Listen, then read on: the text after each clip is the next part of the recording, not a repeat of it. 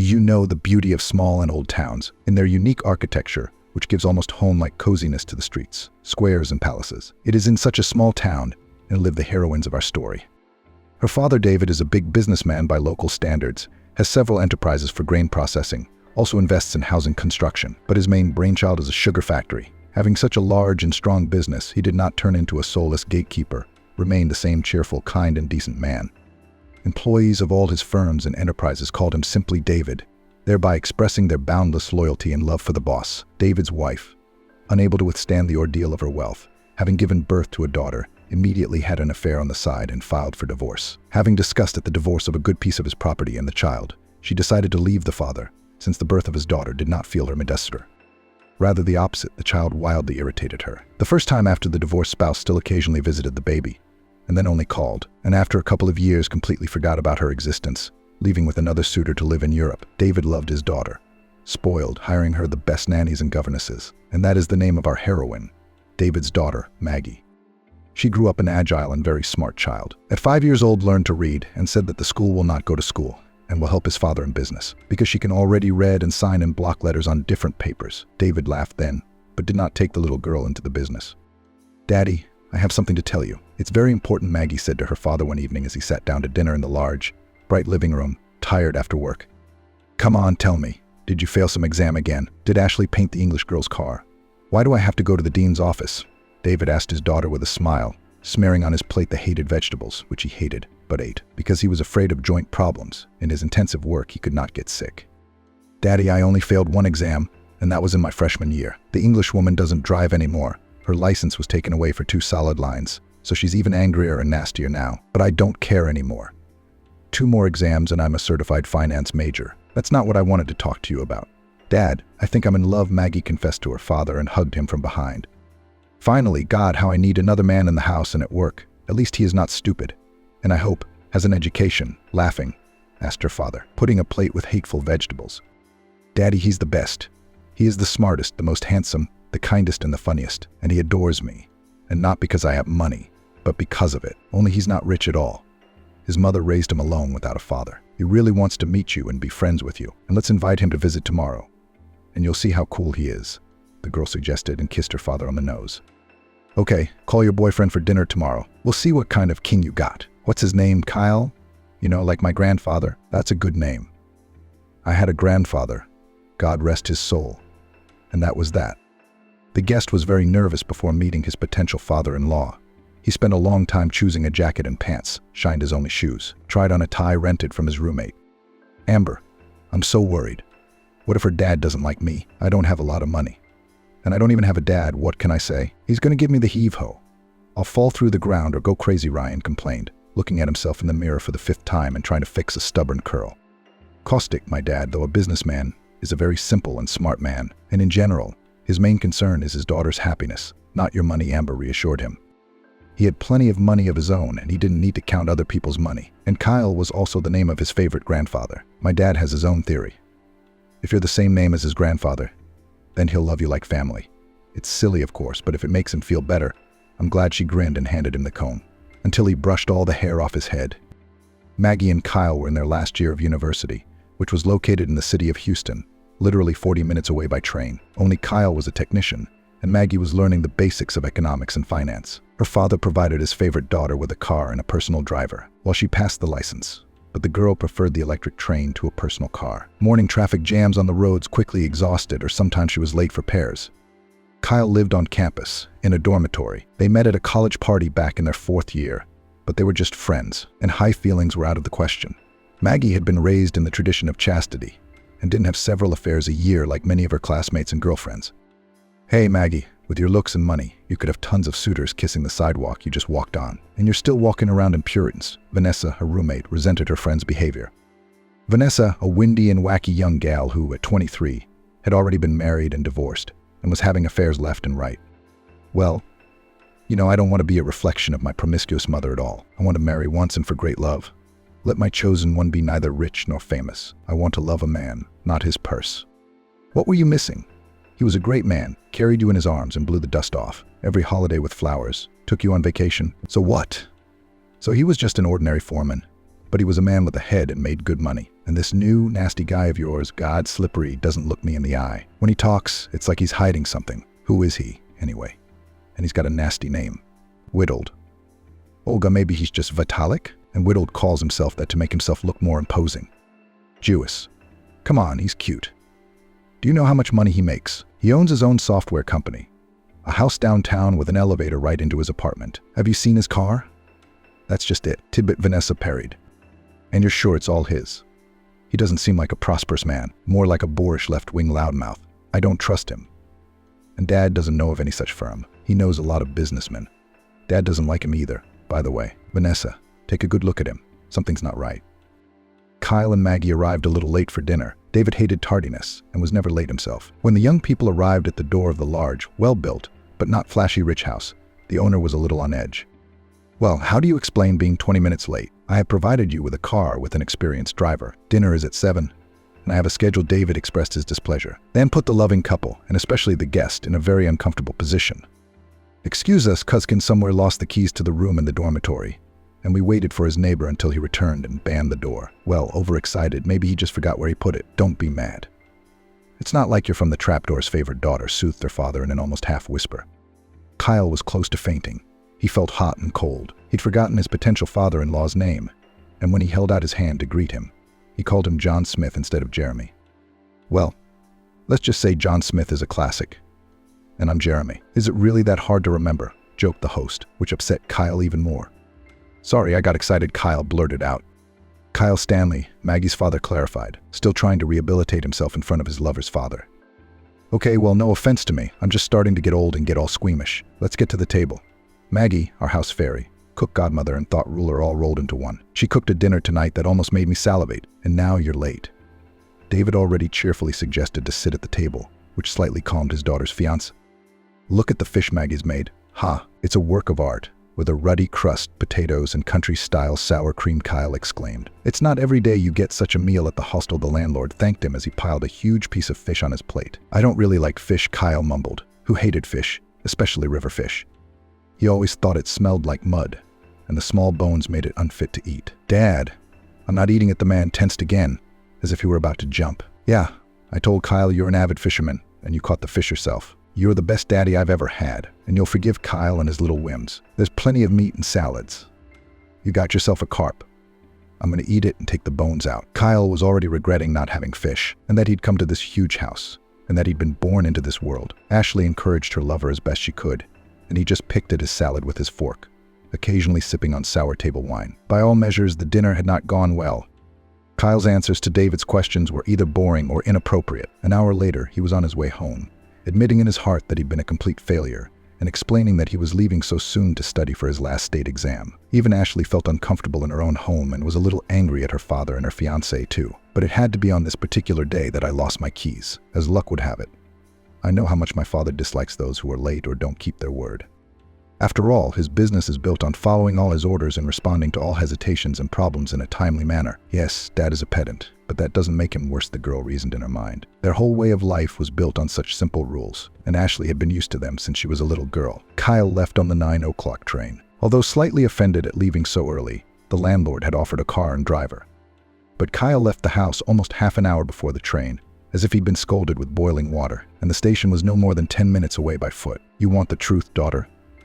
I don't like your boyfriend. If I were him, I wouldn't have searched that big room. And I wasn't late for my first meeting with the bride's father. You know, he prioritizes the smallest, most insignificant problems over the most important ones. What's there to steal from the room of two poor students? Maybe his fate is at stake here. You see, he doesn't want the fish. When I met your mother's parents, I drank moonshine and ate zucchini caviar. The 90s, there was nothing to eat. Moreover, they had 3 children, and I understood everything and could not insult their hospitality. I couldn't stand that vegetable mishmash even then.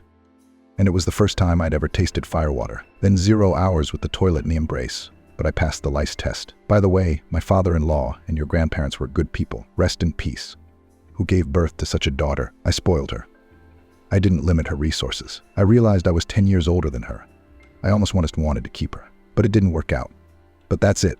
That's it. But don't be sad. It's not for me to live with your husband, it's for you. If you really love him, I will accept any choice you make. David finished his speech and kissed his daughter on the top of her head. You're the best daddy ever. I'm going to call you right now and calm Kyle down. He's probably worried sick, Vanessa said with a smile and ran to her room on the second floor. Okay, well, don't take offense to me. I'm just starting to get old, disgruntled and squeamish. Let's get to the table. Amelia, our house fairy, godmother, cook, and thought ruler in one person, has prepared such a dinner tonight that I almost salivated. And now you're late. David has already cheerfully offered to sit at the table, which slightly calmed his daughter's fiancé. Look at the carp Amelia has cooked. Not carp, but a work of art with a ruddy crust, with potatoes and country-style sour cream. Come on, Kyle, it's not every day you get such a meal at the hostel, the landlord thanked him as he piled a huge piece of fish right on top of his head. I don't really like fish, mumbled Kyle, who hated fish of any kind, and especially hated carp. He always thought it smelled like mud, and the small bones made it unfit to eat. Papa, don't eat it, man. Maggie tensed up again, like she was about to jump. Yeah, I told Kyle you're an avid fisherman, and you caught that gorgeous carp yourself. You're the best daddy I've ever had. You'll forgive Kyle and his little whims. There's plenty of meat and salads. What the hell do you care about carp? I'll eat it, and put the bones in the roast. Kyle regretted not having fish, and in general, that he had come to this huge house, and in general, that he was born into the world. Maggie encouraged his lover as best she could, and he just picked at his salad with his fork, occasionally sipping on sour table wine. By all measures, the dinner had not gone well. Kyle's answers to David's questions were either boring or inappropriate. An hour later, he was going home, hiding in his heart his complete fiasco in leaving so soon, arguing that he was preparing for his last state exam. Even Maggie felt uncomfortable in her own house and was a little angry with her father and her fiancé too, but it had to be on this particular day that she had lost her keys. As luck would have it, she knew how her father disliked those who were late or didn't keep their word. After all, his business is built on following all his orders and responding to all hesitations and problems in a timely manner. Yes, Dad is a pedant, but that doesn't make him worse, the girl reasoned in her mind. Their whole way of life was built on such simple rules, and Maggie had been used to them since she was a little girl. Kyle left on the 9 o'clock train. Although slightly offended at leaving so early, the landlord had offered a car and driver. But Kyle left the house almost half an hour before the train, as if he'd been scalded with boiling water, and the station was no more than 10 minutes away by foot. You want the truth, daughter? I don't like your boyfriend. If I were him, I'd apologize. I wouldn't be late for my first meeting with the bride's father. You know, he prioritizes the smallest, most insignificant issues over the most important ones. What's stealing from the room of 2 poor students? And this is his fate being decided. You see, he doesn't want to eat carp. When I met your mother's parents, I drank moonshine and ate zucchini and caviar. The 90s, there was nothing to eat. Moreover, they had 3 children, and I understood everything and could not insult their hospitality. Even then, I couldn't stand this vegetable mishmash, and I tried this firewater for the first time. Then I spent half a night with the toilet in my arms, but I passed the lice test. By the way, my father-in-law and your grandparents were good people. Rest in peace. Who gave birth to such a daughter? I spoiled her. I didn't limit her resources. I realized I was 10 years older than her. I wanted to keep her, but it didn't work out. But that's it. I don't be sad. I don't have to live with your Kyle, you do. If you really love him, I'll accept any choice you make. David finished his speech and kissed his daughter on the top of her head. You're the best daddy ever. I'm going to call you now and calm Kyle down. He's probably worried sick, Emily said with a smile and ran to her room on the second floor. A couple weeks later, David, having passed his last exam at the university and celebrated his graduation, was thinking about getting married and making plans for the rest of his life. Things were looking up between him and Kyle. Kyle was no longer late, and even once ate a soup made from fish his host had caught. So, Kyle, you didn't like it? Go away. See how it's flying away. It's big. Will you look at that? Chuckled a satisfied David. In early July, Kyle's mother, Pamela, a quiet and modest woman who took a great liking to the bride's father, came to visit them. Kyle's mom is nice, just unhappy. And it's like Kyle's embarrassed of her. It's not okay. You can't shy away from a good mother, no matter what social status she has. I mean, she's a technician at the bakery. We should lure her from the back corner to our little town. I'll give her a good position in my bakery, and we'll reconsider her housing. I've got a small apartment nearby, a service apartment. You'll get married, and 50 meters with all amenities will be enough for her alone. You give her a hint. I can see that she's alone in her hinterland, but she's raised a son and taught him. Kyle and his mother lived in a small village. There was an oak park, an old medical instrument factory, and a bakery where his mother worked first as a baker and then as a production technologist. Upon graduation, Kyle was immediately employed by his future father-in-law at his grain processing company as a lead engineer. Kyle didn't like the job, but he didn't show any dissatisfaction, realizing that after marrying the businessman's daughter, he would be able to climb the social ladder much faster than his fellow students. In August, David had a heart attack, and the wedding was postponed until next spring or summer. What's the hurry? Will you test your feelings for strength once again? It was a pity, of course, that Pamela so affectionately and respectfully called her businessman did not agree to move. Kyle can stay in the office apartment for a while. It's not reasonable for him to live with us at the wedding. It's a sin to meet in an apartment. I can't forbid it, you're not little. And I'm not a dictator, I understand everything. I'm young, my hormones are running wild. Maggie, do you hear what I'm saying? You'll realize later that I was right. David was lying in an ordinary hospital room. And from there he taught everyone about life, even the housekeeper Emily, who smiled at his teachings, for she had been a housekeeper for more than 20 years. In early October, when her father recovered, Maggie went to work in the financial and economic department of her father's sugar factory. The girl was smart, and her older co-workers were excited about the new employee. They met every day after work in the office apartment, and weekends were spent at a cottage 30 kilometers away from the town. David bought this house about 5 years ago. Driving by the village one day, he immediately noticed this beautiful house with a well-kept garden, fragrant with unprecedented flowers. He stopped the car to enjoy the view. It was summer, the windows were open, and from the back of the house could be heard a baby crying and a quiet woman's voice singing a lullaby to the baby. Seeing an expensive foreign car near the house, an old man stepped out to meet David. And it wasn't that he was very old. It was just that his once handsome face was so riddled with deep wrinkles that it looked like he was well into his 70s. His body was still young, trim, and even handsome. "What dear man are you looking for in our neighborhood? Or maybe someone?" the man asked. David briefly lit a cigarette. "I'm admiring your house. How tastefully done everything is here. The garden and the fields. A well-tended garden. You can see that everything is done with love, not by orders. The builders built a house for me. They were professionals. I developed the project myself and had the means. But there is no that warmth and love that in your house. I feel envy. And you buy it." "I have money," I asked inexpensively, sadly, but confidently offered the old man. David hid the remaining cigarette butt in the palm of his hand and choked. "Grandfather, are you in your right mind to sell a house like this? I can hear the children with their mother. A child needs a good home. The child needs a living mother." The old man abruptly cut him off and pretentiously wiped a tear from his eye. "We're in trouble, dear man.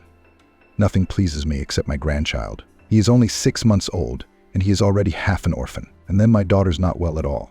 Trouble after trouble. She married a good, decent, and hard-working man. He and I replaced the roof on the house, paved the yard with paving stones, and built an annex. My son-in-law was a hard worker. He never said a word against me. My wife and I were over the moon with happiness. The young lived with us. The house was large, good. There was enough room for everyone. My daughter got pregnant, and then the first blow. She was diagnosed with a tumor. They say we have to abort her, or we don't know what will happen to the child. But she wouldn't have it. She wanted to have the baby. How do you kill a living child? It's inhuman.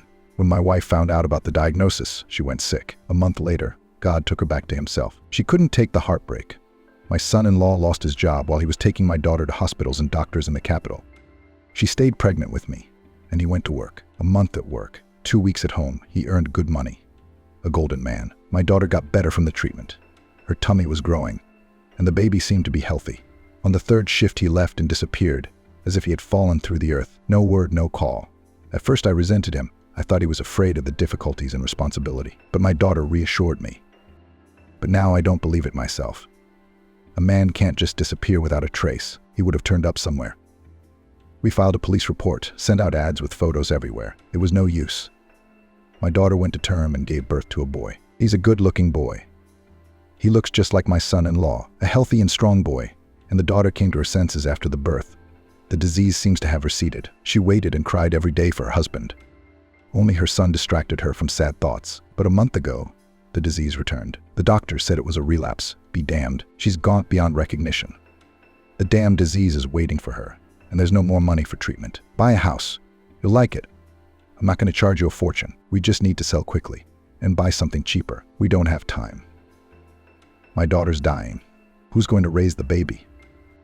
The old man couldn't hide his tears anymore. He just leaned with both hands on the carved fence and cried quietly. As much as you want.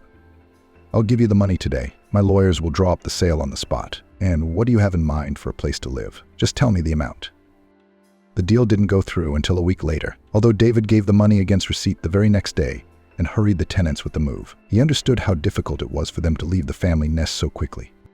They found a place not far away, a couple of kilometers from the old house. It was a small house with a small plot of land and an old well inside. When the tenants moved out, David looked around the house and realized that everything was well thought out and organic, and that there was no point in changing or building anything. He himself was rarely at the cottage, but his daughter simply fell in love with this beautiful place and tried to spend all weekends there.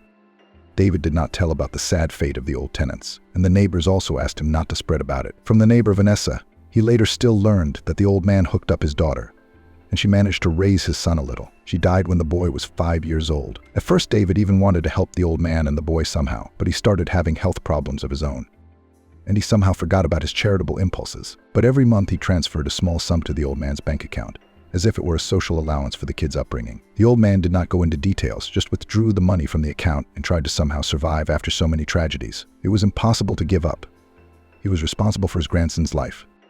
Maggie, tell your father I'm tired of being a simple engineer. The wedding was in a few days. Maybe David could hire Kyle to run one of his firms. How much longer would he be checking in? Or wouldn't he want his right-hand man to be his son-in-law, not a complete stranger? After all, they'll get everything later anyway. Kyle said grudgingly of his position. I've talked to my father more than once. He's in the middle of completing some new project, and he's dismissing any conversation. He cares about his old team at this point, but bear with me a little longer. The site's due in a month. I'm just sure that before the wedding you'll be sitting in the director's chair of one of his branches, Maggie assured her future husband. God willing. By the way, how would you like to go on a wedding trip to Malta? They say it's paradise. I've already saved up some money. And your daddy's going to chip in. He loves you. Kyle changed the subject. No, he won't. Here's a nice paycheck for you. I have a good salary too. We don't both pay rent, so a wedding and a trip on our dime is on my dad's dime. How much do you have in your account? You've been working for him for almost a year, so it must be a lot of money. I didn't start work until much later, but I'm sure I've saved up for Malta. So you owe me a wedding. I owe you Malta, Amber said sarcastically and started to get dressed to go home. Wait a minute. That wasn't the deal. I thought David was organizing it. What wedding on my dime? A month and a half from now, and my account is almost empty. What's your daddy's new whims? The groom was indignant and even smoked, which he rarely did, and only in moments of great excitement. I don't quite understand. Where's all the money my father paid you? I work in finance and I know what your salary is. It's 1.5 times my salary. But you haven't even bought a car. You just drive around in your company car. I don't demand gifts from you, housing, free lunches at work, free for the staff. We almost always have dinner at our place. Maybe you're invested somewhere and you're waiting for funds. So you tell me where and when to expect dividends. No, but then I don't know how to help you. But the fact that you're empty doesn't mean that all the wedding expenses will fall on your shoulders, not Soul's. Yeah, that's another one of my father's slightly ridiculous stipulations. It won't be a crowded wedding. So you'll be fine, I'm sure. With these words, Maggie jumped out the door of the service apartment, leaving her fiancé with a lot of unresolved problems and sad thoughts. But a call to the closest person on earth solved everything. Mom, hi. I'm sorry I don't call you often enough. Everything somehow all at once, and the wedding, and the opening of David's new branch, and his new checking actions on my soul. Can you believe he won't help us with the wedding at all? I don't understand him at all. Maggie is his only daughter, and he's shutting us out. The wedding so soon, and I'm broke. Mommy, I know you've been saving for my apartment. Can't you at least help me out when you can't help me anymore? Yeah, I don't know how to save money yet, but I didn't realize the banquet would be all on us. David surprises me more and more. Mom, I know him better than you do. He seems like a great guy on the surface. He's got more bugs in his head than all his employees combined. Help me out. At least $10,000. I'll give it to him as soon as I take over one of his businesses as his son-in-law. Mommy, I love you. Thank you. You're the best. I love you. What's up, Kyle? I made a big decision for me today. You've been in engineering long enough. It's time to take it to the next level. Starting tomorrow, you'll be acting director of my new brainchild, the cattle feed mill. Here's a packet of documents for you to review. You can handle the position. I'll sign the mill over to my daughter, and then it's up to her. This will be the beginning of your family business. I've already calculated the risks and concluded that the profitability of the enterprise is 100%. There are already the first clients, large livestock holdings and several large stable farms. To my duties, I am always there. I will help with advice and can give a nudge to swing. Already more friendly, David finished, handing Kyle a package of documents, by the way. When's the wedding? Are you guys procrastinating or haven't you saved up yet? Summer's gone by, and the dates keep getting pushed back and back. Maggie's not talking either. Are you trying to leave me without grandchildren? Kyle spent his first week as director of the company living on the job. Maggie tried not to bother him, working and spending her weekends at the cottage. She even learned how to knit. Her neighbor Vanessa was strangely avoiding her, as if she were offended by something. And even when Maggie said hello to her not through the fence, she answered dryly and ran straight into the house to her suitor Walter. Maggie paid no attention at all. Dumped him. That's probably why the broad is pushing. Maggie thought and didn't bother with questions. If she wanted to, she'd tell her herself. At the end of August, having arrived for another weekend at the cottage, Maggie decided to do a general cleaning of the house. She collected dusty curtains from the windows, washed the windows and doors, and when she shoveled dust from under the big bed in the bedroom, she found a small gold pendant with a small scorpion in circles in the shape of the letter O. I've seen a pendant like that somewhere, but where? She sank into the rocking chair and thought, remembering where and under what circumstances she might have seen such a piece of jewelry. But of course it was her neighbor Vanessa's pendant, hence the letter O at the base of the pendant. And her birthday is in early November, hence the scorpion. She grabbed the find and without a second thought, ran to make her neighbor happy. "Vanessa, look what I found in my house," Maggie shouted from the doorway. Vanessa was home. She was talking to someone on the phone, but she pulled her hand away from her ear and stopped talking abruptly. "Didn't they teach you to knock?" she asked in a hostile manner. Her whole look said that Maggie appeared in her house at a very inopportune moment. "Olga, what are you doing?" "It's me. You always knocked on my door, too. What secrets could there possibly be between us? We grew up together, and you taught me how to use makeup. You told me about all your affairs first, and when I fell in love with Kyle, I was the first one to tell you what was wrong with us. Are you in some kind of trouble? And why don't I see Walter? Did you two break up? Don't be upset. He didn't inspire confidence in me right away. I found your necklace under the bed. You must have dropped it last summer when you and I were drinking wine at my cottage, and you fell asleep drunk. But it was a good time. And I'm getting married to Kyle. It's been a month since we finally saved up the money. Daddy said he gave us a chance to earn it ourselves. But you know my old man and his tests of self-sufficiency. By the way, you're invited to the wedding and the bachelorette party, which is also at the cottage. Here's your necklace and don't worry. I still love you like a big sister." With these words, Maggie somehow childishly turned around and left the house. Preparations for the wedding reception took up a lot of time. After work, Maggie ran to stores, bridal salons, restaurants, pastry stores. She'd come home late at night and fall into bed. She tried not to involve Kyle in all the hustle and bustle. He's the director now. He's got his hands full, she thought. So she took on all the burdens herself. Together they only bought wedding rings, a suit, and ordered a wedding cake. 2 days before the wedding was scheduled bachelorette party at the dacha. It was the middle of September. Indian summer is in full swing. The weather is sunny and warm. In the garden still on the apple trees hung late apples began to fall boyara. The closest friends were invited to the bachelorette party. 2 classmates, 1 classmate, a cousin on my dad's side, twin neighbors in the townhouse, and Vanessa, a neighbor in the dacha. Vanessa called at the last minute, and citing a bad feeling and apologizing, warned that she couldn't make it. Maggie didn't like her mood or their relationship at all lately. Maggie didn't want to spoil her mood before the wedding, and took it easy that Vanessa wouldn't be at the bachelorette party. The event was fun. It came to dancing and songs under the guitar, and about 20 friends began to go home. Maggie drove into town. The twin neighbors who came in their own car offered to go with us. "No, I'll probably stay the night at the cottage. I have to clean up and close the cottage for the winter," Maggie declined. "After the wedding, we're going on a trip and won't be back until mid-October. We won't have time for the cottage. So thank you for coming." Maggie thanked everyone, and after seeing the guests off, started cleaning. She cleaned almost until 22:00. She was tired and fell asleep right in the hall on the soft sofa, covered with a warm blanket. She was awakened by some strange commotion at the front door. She quickly jumped up and looked out the window. There was no one at the door. Probably cats or birds, she thought, and decided to move to the bedroom to sleep. But there was a key in the keyhole. Maggie went cold with horror. From fright, she could not even scream, but only remembered, who else has a key to the dacha? Daddy did, and Kyle no one else. Dad called around 6:00 today. He wasn't going to the cabin. Kyle's bachelor party is tonight, and he was already drunk around 9:00. No, he's not. He's always sleepy after these events. Maggie instinctively grabbed the phone and started dialing her father's number. Daddy, someone's trying to open the front door with their key. Is it you? Daddy, come over. Hurry up, I'm really scared. The door was opened, and behind the bedroom door Maggie saw the silhouette of a gnome, a dwarf, or a child. He walked into the room with a confident stride, as if he had been here often before. First, without turning on the light, he walked into the kitchen and peered into the refrigerator. In the light of the open refrigerator, Maggie saw a boy about 7 or 8 years old. He took a couple of slices of sausage from the leftover slices from the banquet, 1 brownie, and poured a glass of juice. Then he went into the hall, picked up the TV remote on the table, and turned it on to the channel that played cartoons all day, and even at night. He sat down on the same couch where Maggie had just slept and began to eat the food he had taken from the refrigerator, drinking juice. The girl, realizing she was in no danger, came out of her hiding place behind the bedroom door. "You filthy thief," she said loudly. The boy was so frightened that he dropped the juice glass, which hit the floor and shattered. The juice spilled out onto the dark floor, and the cream from the cake the boy was holding in his hand also fell out onto the floor. The boy cried loudly. either from fright or from the fact that his humble dinner had been so treacherously disrupted. "Daddy, don't come. It's all right. I'm not in any danger." A baby got into the house, Maggie reassured her father over the phone. "You're asking me how I know whose it is?" "Yeah, he had a key to the house, and he's obviously a regular visitor."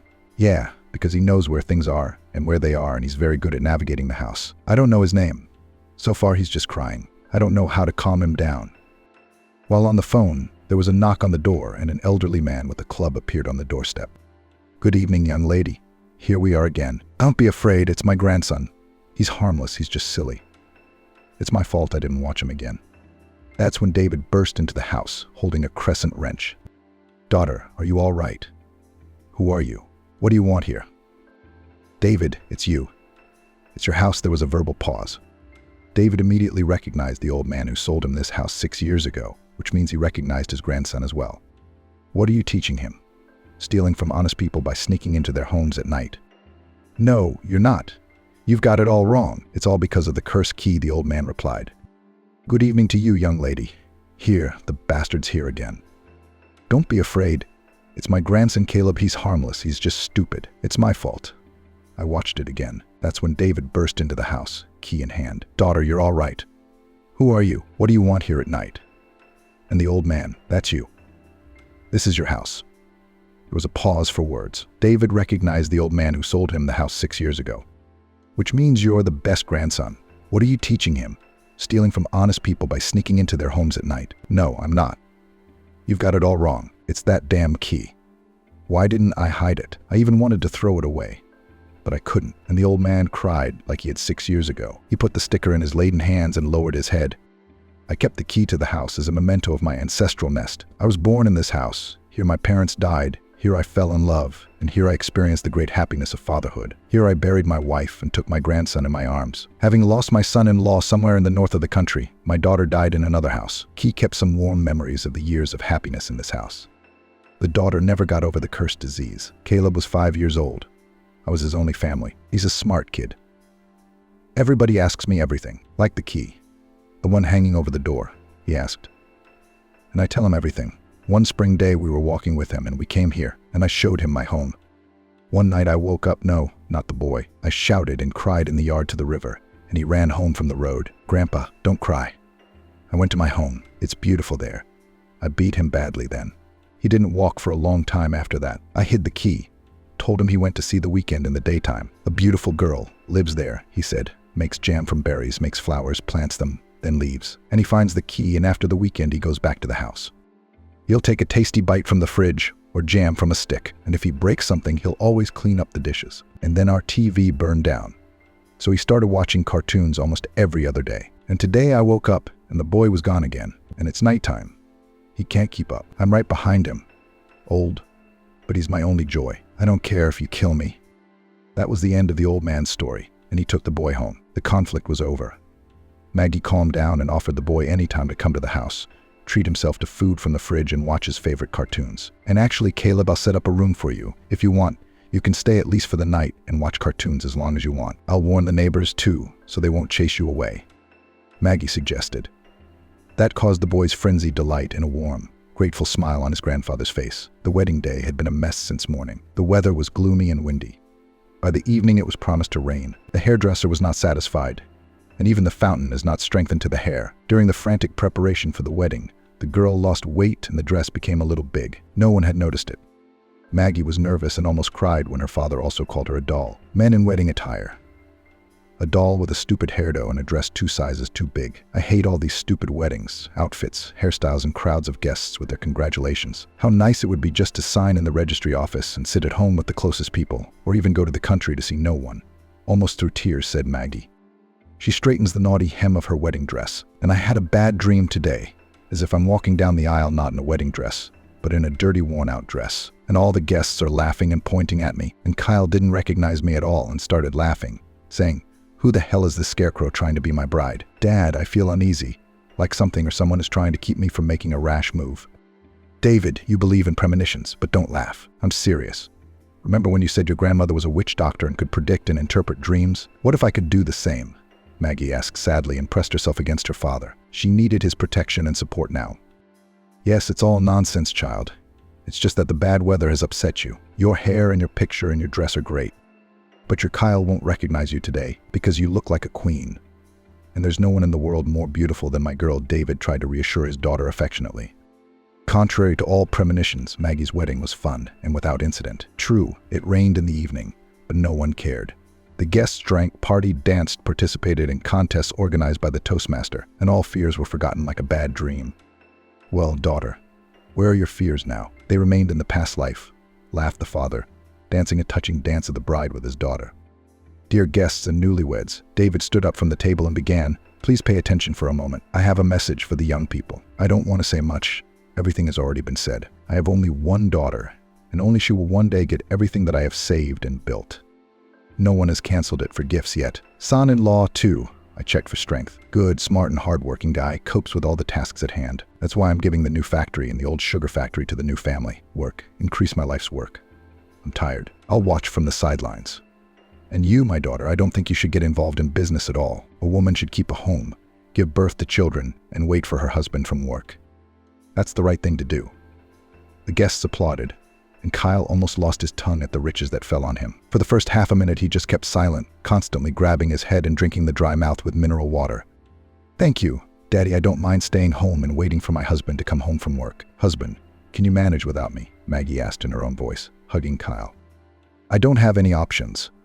I'll work with the one I love. I have such trust.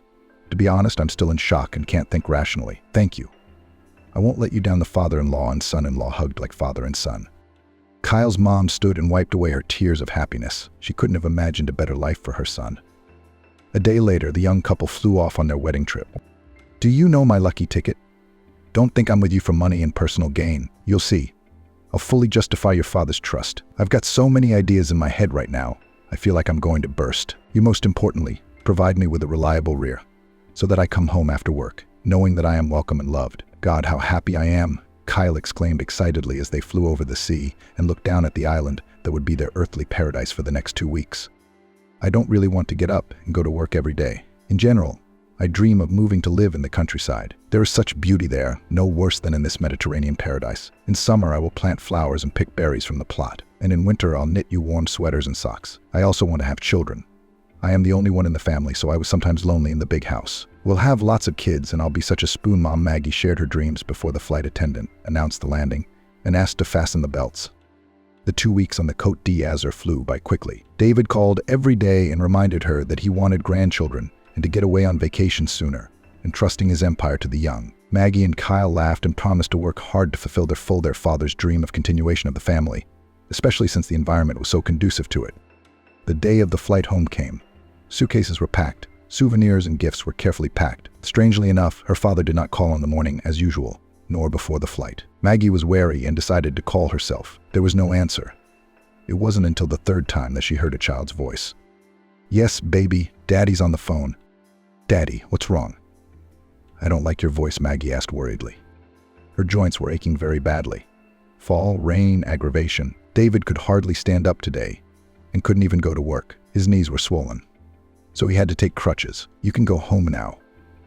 I need to rest. Now let your Kyle work, and I guess I've done my time. David talked on the phone some more and then disconnected. Maggie felt uneasy.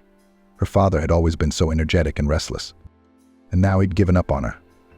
He's getting old, and the years are taking their toll. So, how are you feeling? All illnesses are always worse in the fall. He'll be cured and he'll take the reins from me again. You know your father. He's still a fighter, but Maggie was seriously concerned about the health problems of the person closest to her. When we get home, I'll take him to the cottage. It's fresh air, no negative environment, and complete peace and quiet. But first, you and I will go there and clean up the place, while Daddy goes to the doctor's. Maybe he'll get some treatment and calm down a little, Maggie said, and zipped up the last suitcase. Daddy, we're home, shouted the girl as she entered the house and threw her purse on the shelf in the hallway. Kyle was outside, paying off the cab driver and bringing the suitcases onto the porch. There was no answer. His father wasn't home, but where was he? Only yesterday he couldn't get out of bed. Today he's probably running around again on business, handing out orders left and right. Dad, I'm calling my dad, Kyle said. Yeah, kitten. No, not at work. I'm at the hospital. I got so twisted I had to call an ambulance. And now I'm in the hospital. I don't need anything. Everything you need is here. You'll rest after your flight. You can come see me tomorrow. Don't worry, this off-season always throws me off my game a little bit. Kyle, tell him to bring the files on all the facilities to my hospital. I'll give it to him in a more positive mood, David asked. Let's get some rest now and go to the cottage. Dad asked me to bring all the documents to the hospital tomorrow. You'll take care of the cases, and I'll tidy up the cottage. We need to check the heating. It'll be cold soon. Daddy needs warmth. Oh, it's a lot to do, the girl fussed, putting things in the closets. After the trip to the cottage, they arrived just as it was beginning to get dark. Maggie, did your father leave the lights on at the cottage, or did he turn them off when he left? Kyle was wary, and even parked the car behind the fence so as not to scare away any uninvited guests. No, Dad would never leave the lights on. You know how thrifty and meticulous he is about that. We'll figure it out, she said confidently, and went into the house first. Jesus, Tyler, how did you scare us? I'd forgotten that you came here sometimes now. My husband and I thought the thieves had gotten in, Maggie said with relief, and put her arm around the boy's shoulders. Maggie, would you please explain who this boy is and what he's doing here when the owners aren't here? Kyle asked concernedly. Aunt Maggie, I know this uncle. I've seen him here a couple times, but not with you, but with another woman. I think it was your neighbor Vanessa. I saw them go in the house and then come out about 2 hours later. I sat out on the porch the whole time and watched. They were laughing as if they knew each other very well, Tyler confidently recounted his observations. I'm not lying. This uncle even slept here once and brought a lot of food with him. There was music playing in the house, and I heard a woman's voice, he added. Maggie was just confused. She didn't know what to say. She didn't want to confront her husband in front of the boy, but something in her heart snapped. She remembered the pendant she'd found under her bed, Vanessa's reluctance to come to the bachelorette party and wedding, her cold and suspicious attitude toward Maggie lately. Baby couldn't be wrong. Maybe it wasn't this uncle, but someone else tried to figure out the girl while Kyle, all red after the revelation, searched for words of justification. I have good eyesight. And your neighbor Vanessa came by the house to clean up after your uncle left again, Tyler added.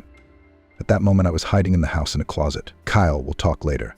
Don't try to distract and make excuses right now, Maggie said sternly. Why are you trusting some kid you've only known for a short time? And who is this Tyler anyway? Did you harbor him? And why am I the last to know about this? In turn, Kyle was outraged and even tried to push the boy out of the room. Don't you dare. This is not a homeless man, but the grandson of the former owner of this house. An honorable and respected man, and I don't have to answer to you for my decisions about my property. For now, Dad and I are the owners of this cottage, and what have you done here in our absence? That's an open question. Tyler, can you go home for now? Uncle Kyle and I need to clean up the cabin. My dad is sick, and I want him to stay here for a while, until he's better, the girl asked affectionately. Yeah, sure. I have to go to the store anyway. Grandpa asked me to buy bread and milk. Goodbye. I'll see you again. With these words, the boy, grabbing the bag at the doorstep, ran outside and headed for a small store by the railroad. Just don't jump to conclusions, Kyle began to explain the situation. Yeah, I've been to the cottage a couple times without you. Vanessa had nothing to do with it. It was just that Walter had dumped her that day, and she'd been a little out of sorts, and then I came by to get the window sizes on the porch. But remember, you asked me to do this, right? I had some free time on my hands. So Vanessa came by, and when she saw the car, she thought you were here to complain about her hard life and Walter's betrayal. She was a little tipsy, and there was no way I could walk her home since she was around. While I was taking care of business, she was saying how lucky you are to have me, that I'm a real man and not like her Walter. Well, what was I supposed to do? Kick her out? All right. Who was that lady the second time? She wanted to complain to you about life again. But with appetizers and music, Maggie asked, checking every room in the house for the presence of another girlfriend. There was no lady. I came to the cottage alone when you told me I was paying for the wedding, and I didn't have any money at the time. I was upset. Bought some wine, bought some food, came here, had a drink, turned on the TV loudly, where some musical was on. That's where the music and the women's laughter came from. I probably fell asleep myself and slept through the night. Remember, you called me many times and I didn't answer. In the morning, when I saw the missed calls, I hurried into town, and Vanessa I instructed to clean the house and even gave her money and left the key to the cottage with her. I guess she still had it. I'd have to get it back. Kyle's excuses sounded so plausible that Maggie couldn't refute them. Okay, I'm not going to dig into this whole Vanessa, keys, and women laughing thing. I'm not going to get divorced over a boy's story and hunches either. Besides, he's too young. And you've given me no reason to be jealous.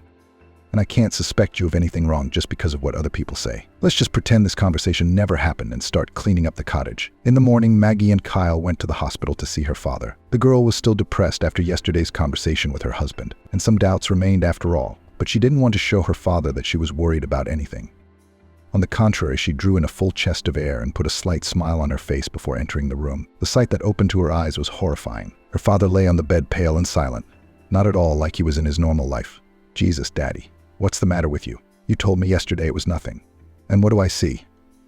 The girl was indignant, not trusting Jeffrey's assessment of her condition. Don't be a naked girl. Yes, I lied a little, but everything is solvable. I've made a friend. I haven't quite figured out what it is yet, but it's not fatal. It's just a special diet and medication. Already with a smile, the sick man decided and tried to sit up on the bed. He failed miserably. And even Kyle, who tried to help him sit up, rejected his attempts.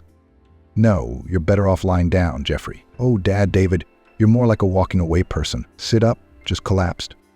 Ineptly tried to make a joke to his son-in-law, but about sex. Seeing the judgmental looks of his wife, well, make another joke for me here. I'll see how you will cope with all my work. And in how many days will give up and come running for help? Jeffrey replied resentfully to his son-in-law's ridiculous joke. They won't. Let's make a bet. I'll start work tomorrow, and you heal here. Then I'll go to the cottage, see if Maggie can look after you. I'll bring you a full report in a couple months. We'll see then, by the way, here's all the paperwork for the transfer of all the firm's businesses and assets. Kyle handed Jeffrey 3 folders of documents. Keep them. I'll sign it later. I can't even bend my fingers without a shot. Now my sister's gonna give me a dose of some stuff, and I'm jumping like an antelope. You don't believe me? Well, don't believe me, Jeffrey said with feigned resentment and put the files on the nightstand. Come back tomorrow. Everything will be signed and notarized. In the meantime, go. I'm tired of your chatter and jokes, Jeffrey grumbled, closing his eyes. I don't like Dad's condition. Let's go talk to the doctor. Should I give him some money or medicine? What kind of expensive drugs can I get? Maggie suggested and ran to the coordinator. What can I tell you? It's a serious situation. I diagnosed your father 5 years ago and just tearfully begged him at least a couple times a year to be treated in a hospital. And what did he do? He's only been to see me twice in all these years. And that's because I prescribe him a lot of painkillers. He's dieting. I can see that in his labs. He doesn't exercise, doesn't sleep much, works a lot. Doesn't go to therapy at all. But at least you're making an impact.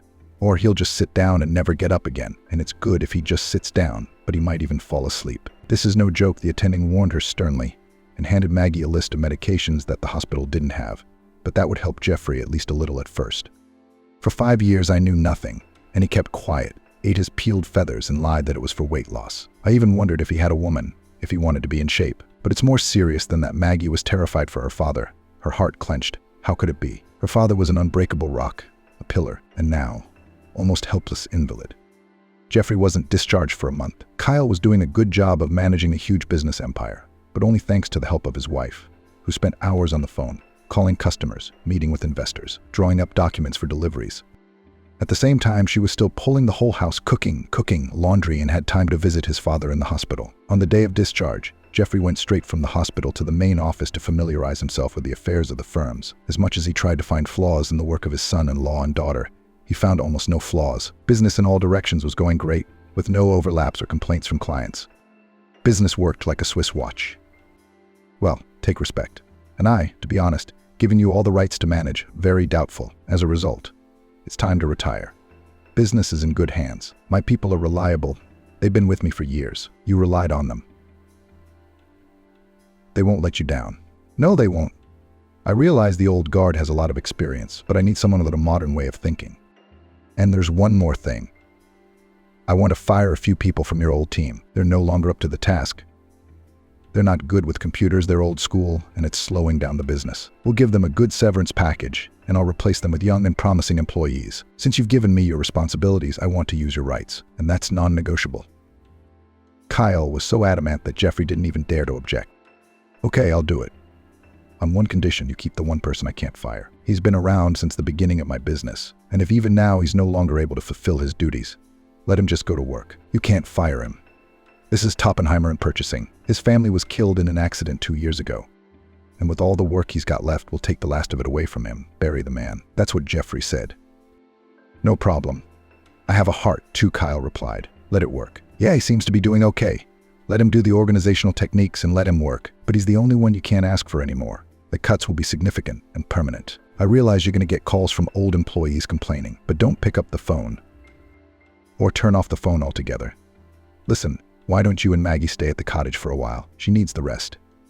And you need the fresh air. I'll come and see you every week and report back. You see, Jeffrey, you've got to take your business to the next level. Without new trends, it's just going to become obsolete. Kyle tried to convince his father-in-law with new arguments that would justify his unpopular moves. Do what you think is right. I'm a little rusty. I'm sitting here, and I'm not making any sense. It's probably the medication. And age is taking its toll. I'll take my daughter to the country house. It doesn't matter. I'm not in good health. I don't tell Maggie anything anymore. I don't want to upset her. Maybe some fresh air and rest will get me back on my feet, although I don't have much faith in that anymore. Well, I've got procedures. Get to work. We'll go to the country tomorrow. Today is the last treatment the doctor ordered. Make sure you come back every weekend to report on your work. And you can't leave your wife alone for too long, Jeffrey said, and walked out of the office, limping, heading for the exit. Dad, I understand. Your health is very important, but let's hire a nurse for you. Amelia resented her father's decision to move to the cottage with her. You're my only daughter, and I want you to take care of me on my worst days. Can Jason handle it? And it won't be for long. I'll definitely let you go for a couple months at New Year's. I need your support right now. I'm also against a woman getting involved in business. She's supposed to be having babies, looking after the house and baking pies. If you both go to work, it'll be the ruin of the strongest family. That's my decision. And don't cross it, Jeffrey said. Snow fell in early November, hiding all the dirt and unsettledness of the city and its surroundings. At the first snow, Maggie and Jeffrey went to their quiet, cozy corner on the shore of the lake. For the first few days, Maggie missed her city apartment, her husband, and her job. But on the weekend, Jason arrived, bringing a lot of gifts and things to organize the country life. John wasn't feeling well. He grumbled a lot, ate poorly, and complained of joint and back pain. The medication wasn't helping much, but Jason had brought some foreign remedy that made John sleep better and complain less. Well, thank goodness Daddy's sleeping well at night. I used to get so tired and sleepless with him. Thank you, Maggie thanked her husband when they were alone in their room. I'm sorry you have to bear all his complaints and grievances alone, but you know I have a job to do. I can't let your father down. I made a promise. It's hard for me too. There's a total turnover on the farms. People are dissatisfied, writing complaints to various authorities. I'm plagued with inspections. I can't do otherwise. I pay severance pay to all those who were fired. It's a huge expense. Do you make sure your father doesn't turn on his cell phone? He doesn't need all this upheaval right now, does he? He doesn't even go near it. He's left it somewhere. It's gotten really bad. I can't get him outside. Everything's aching, Maggie said. Maggie hugged her husband tightly. In November, Kyle regularly visited his wife and father-in-law at the cottage, spoiling them with goodies. Maggie brought materials for needlework. Her life became more interesting and intense. On the first weekend in December, her husband did not come to the cottage, saying he was busy. Maggie was very upset. She missed her husband, with him briefly distracted from her father's constant grumbling. Kyle, I'm asking you a little. Drive no more than an hour and a half to the village. I understand you're tired at work, but you can get a full rest here. I don't burden you with housework. You don't even talk to your father much. If you don't come next weekend, I'll come myself. At the same time, I'll go to the office and see what kind of things do not let you go to your family, the woman told her husband on the phone and hung up. On Sunday evening, there was a knock at the lake house. Who's there? Maggie answered cautiously. You don't be in a hurry to open the door. No one has come at this late hour. Maggie, open up, it's Walter. She heard the voice of a family friend who had lost his 2 years ago. Walter, what a surprise. How did you find us? The girl asked with obvious joy, letting her guest in. Hello, daughter. He always called Maggie by that name. She was the same age as his dead daughter. Great need has brought me here. You and Jeffrey are holed up in here, and there's a hell of a lot going on at the firm. At least leave an address or call me when Jeffrey's phone is off and you've changed your number. Or is he not getting through? I can't get through. I asked your husband for his phone and he won't give it to me, the bastard, Walter said indignantly, taking off his jacket and shoes. Why did you call my husband that unkindly? The woman inquired. Jeffrey is Jeffrey. What's not to call him? And that's just me being gentle, replied the father's friend loudly and with resentment in his voice, and sat down at the table. Jeffrey, where's the conversation he's having? I have a serious one for him. What's wrong? He's been sleeping since 8:00 p.m. Once he takes the sleeping pills Kyle brought, he sleeps through the night. Let him not wake up, Maggie replied, and put the kettle on. Kyle brought pills, you say? Well, that makes a lot of sense now. What's the matter anyway? About the downsizing. He's recruiting a new team. He's coordinated it with his father. But Walter, all the people who raised the firm with my father in the early 2000s are old and don't understand a lot of things. This firm needs to be taken to the next level. That's what your hubby told you.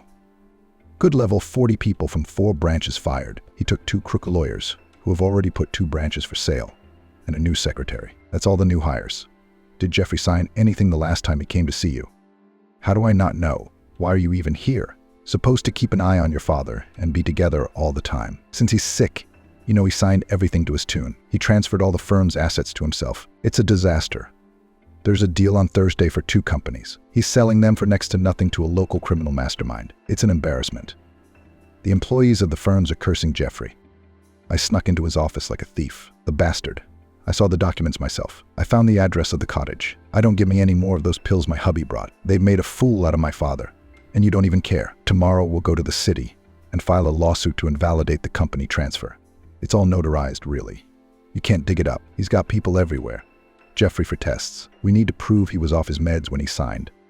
We can still prove that. Then bring the pills with you, we'll get them to forensics. Your house is a mess. This one is not shy with his new secretary. Flirting, he took all the company cars from the management.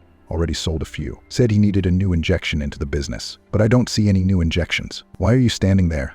Pack your things. We're all going into town tomorrow morning. Maggie almost fainted from Toporkov's words, began to rush around the house and frantically gather her father's things in her own. Tears choked her. One thought was beating in her head.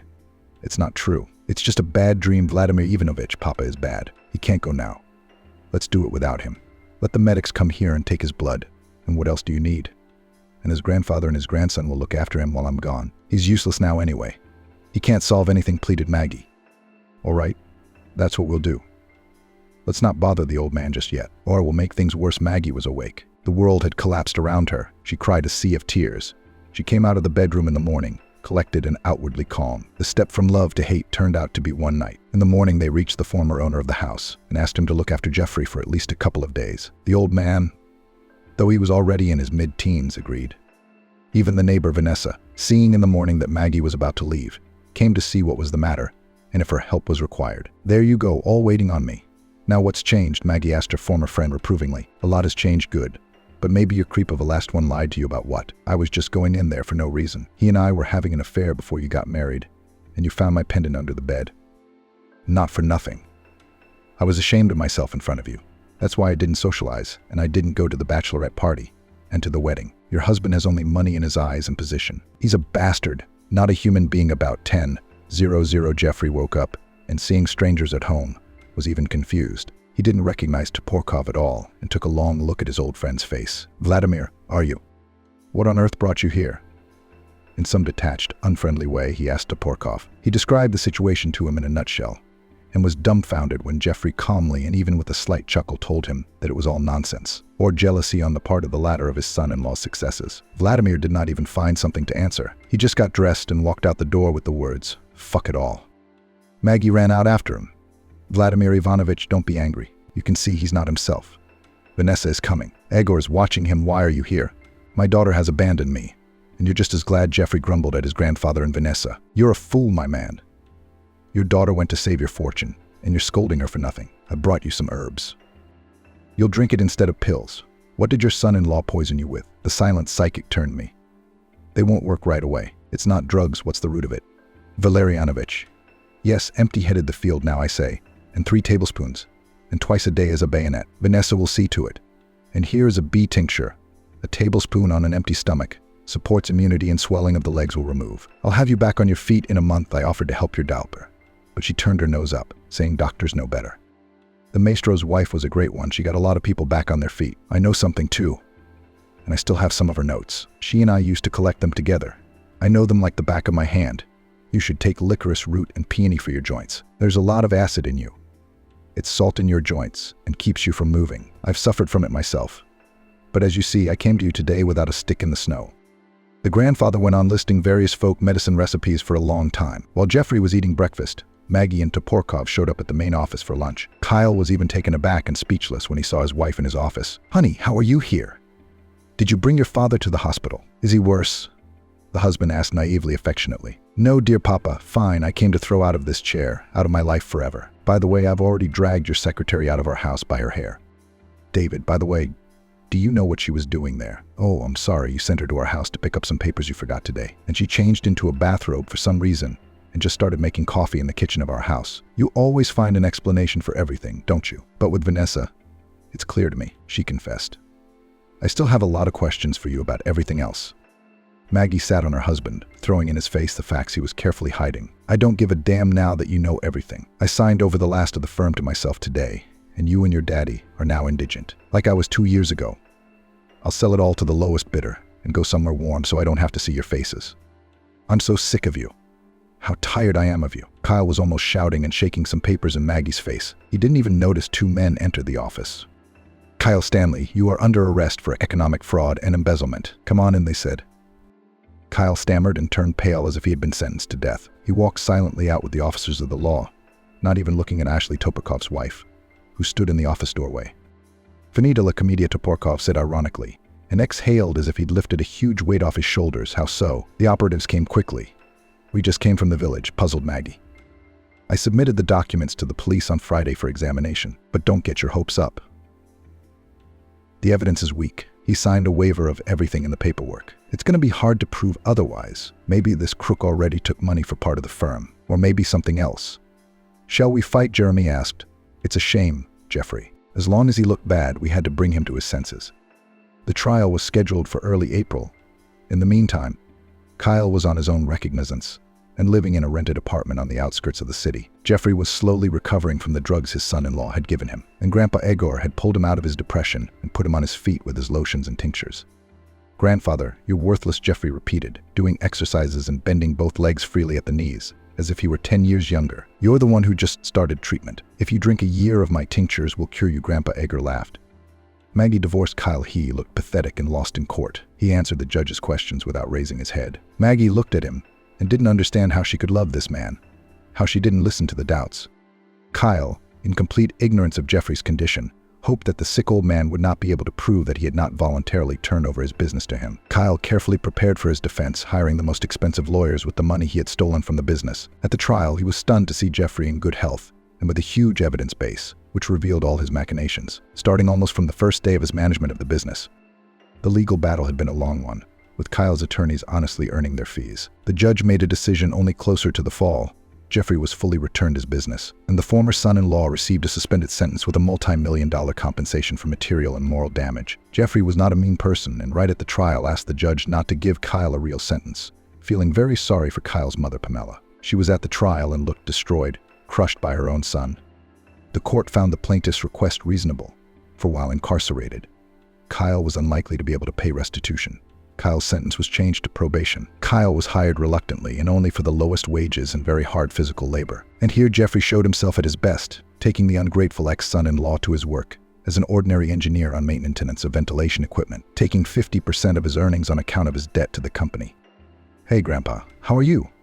I see your grandson has become quite big, and he rarely comes to us," said hello to Grandpa Egor. His savior, Jeffrey, once again came to the cottage to visit his daughter, who now lived there permanently, so as not to meet in a small town with her ex-husband. "So we have a television now. What's he doing here?" "Smoking another cigarette," Grandpa Egor replied with a smile. David hadn't been seen for a long time. "Is there anything I can do to help? I have connections in the police, and I have money." Jeffrey offered his help. "Well, connections and money. And if a man disappeared off the ground like that, I don't think he's alive. Otherwise, he wouldn't have abandoned his family, his sick wife and unborn child. He wasn't the right man, believe me." "Well, what do you want to do?" "I'll give it a try. I got a guy in a big volunteer organization. We served together. I was a corporal. He was a conscript. I saved him from being bullied by the old-timers back then. He's still grateful to me. He used to send me postcards, and now he writes on the internet. Lives right next door in a neighboring state. He once told me that there are people who can't remember their loved ones because of memory loss. They're put in hospices and given jobs. If they're religious, they're sent to monasteries. They stay there. Some of them remember their relatives and return to their families, but some of them have nowhere to go.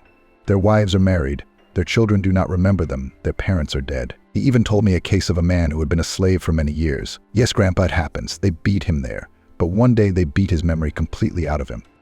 Then the police caught the traffickers and sent the slaves home. This one doesn't know who he is or where he came from. So they put him in that hospice. And 3 years later, he went from the hospice with the head cook to another city. And a passerby recognized him there. "Victor, are you there or is it your wife going crazy?" And when he entered his house, he immediately remembered everything. "So I'll write to my acquaintance, at least give him a photo of my son-in-law, maybe some documents." He had all the documents with him. "Here's a photo. He's still quite young. How can you recognize him? It's been 8 years now." "Why don't you try it, Jeffrey? What the hell?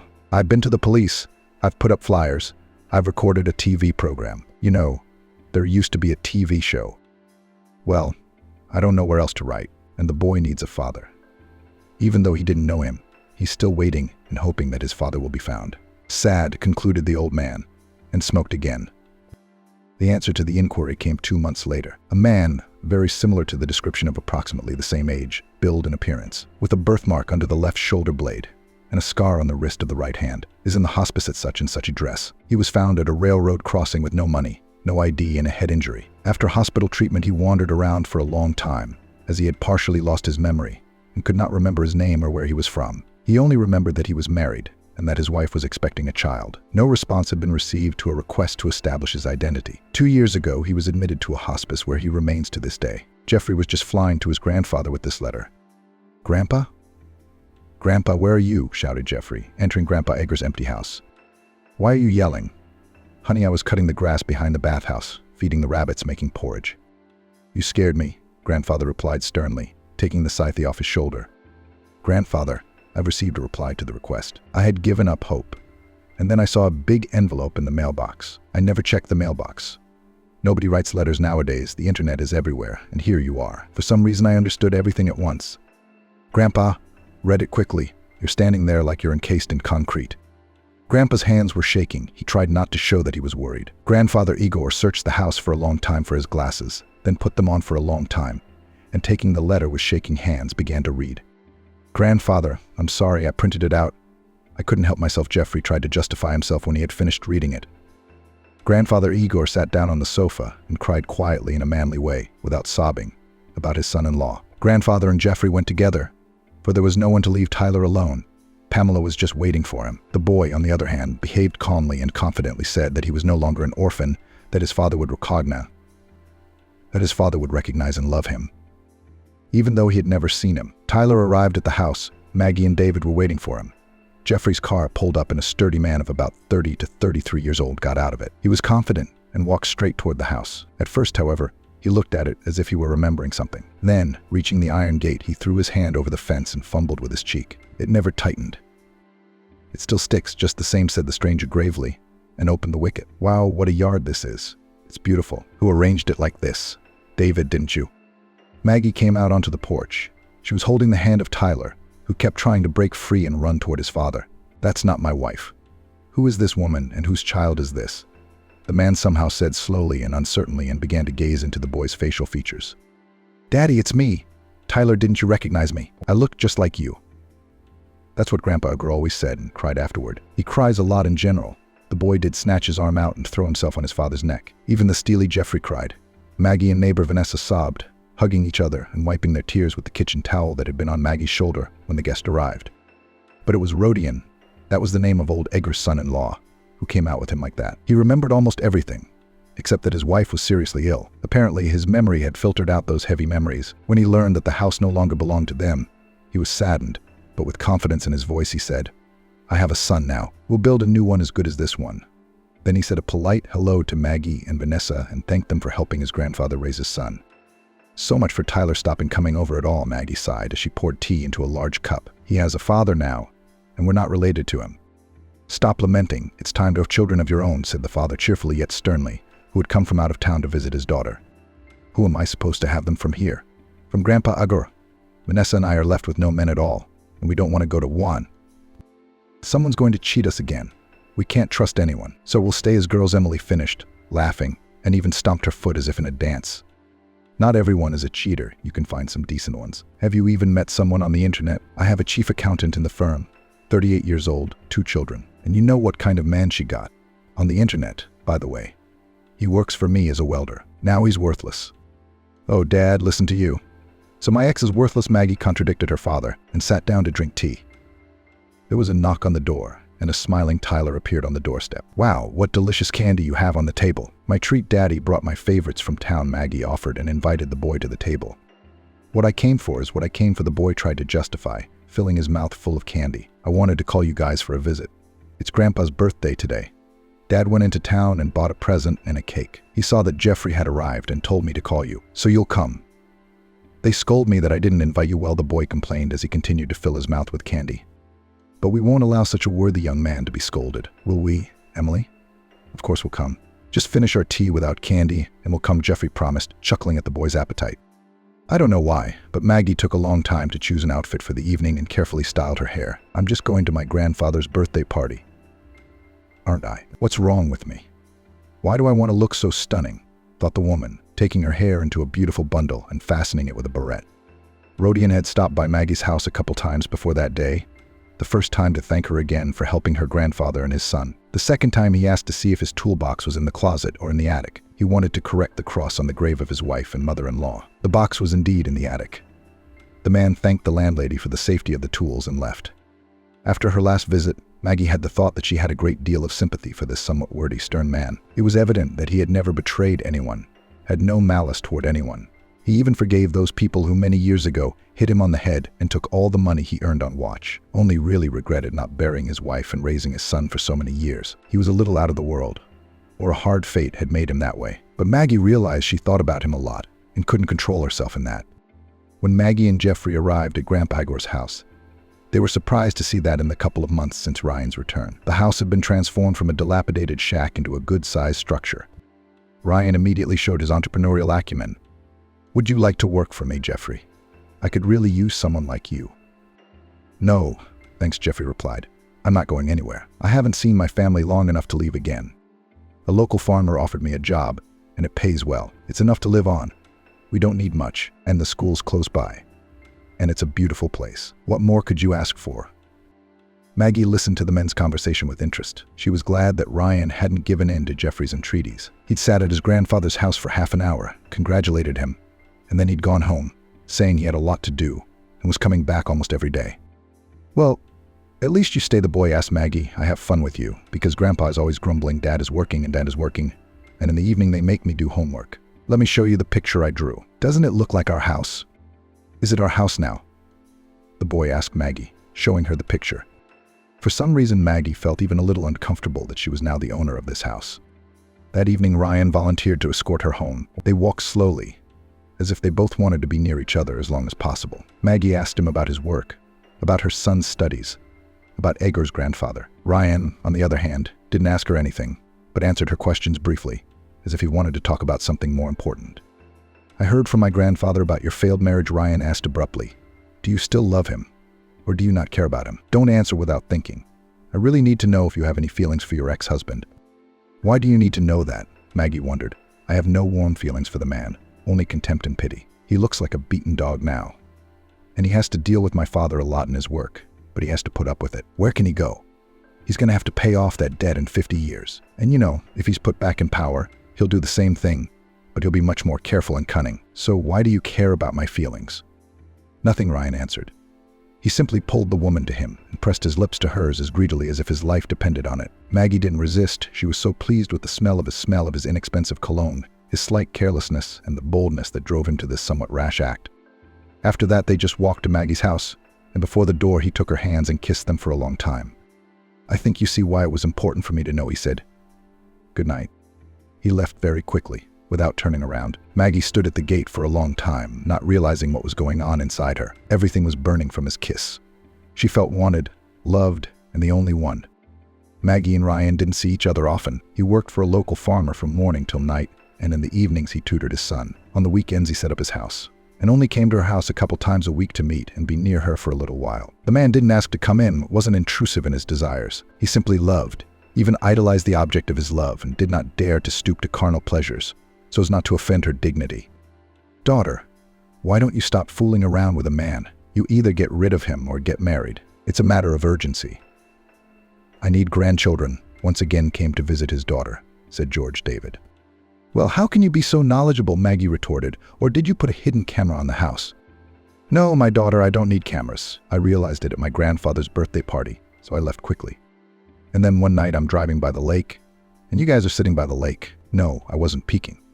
I stayed back a bit and didn't get there till an hour after you got home. Yeah, I'm an old schemer. Yeah, I missed my first choice, didn't recognize the bad guy. But I'm pretty sure of this one. And the man's got good hands. Grandpa was telling the truth." Maggie and Ryan dated for about 6 months. The whole neighborhood knew about their relationship, but they still didn't flaunt their feelings as if it were something very precious that others shouldn't see. The wedding was modest. It was a purely family affair. The only people invited besides family were Tyler and Vanessa, and they were the witnesses. And today they go together to the counseling center to find out the sex of the future baby. David's happy.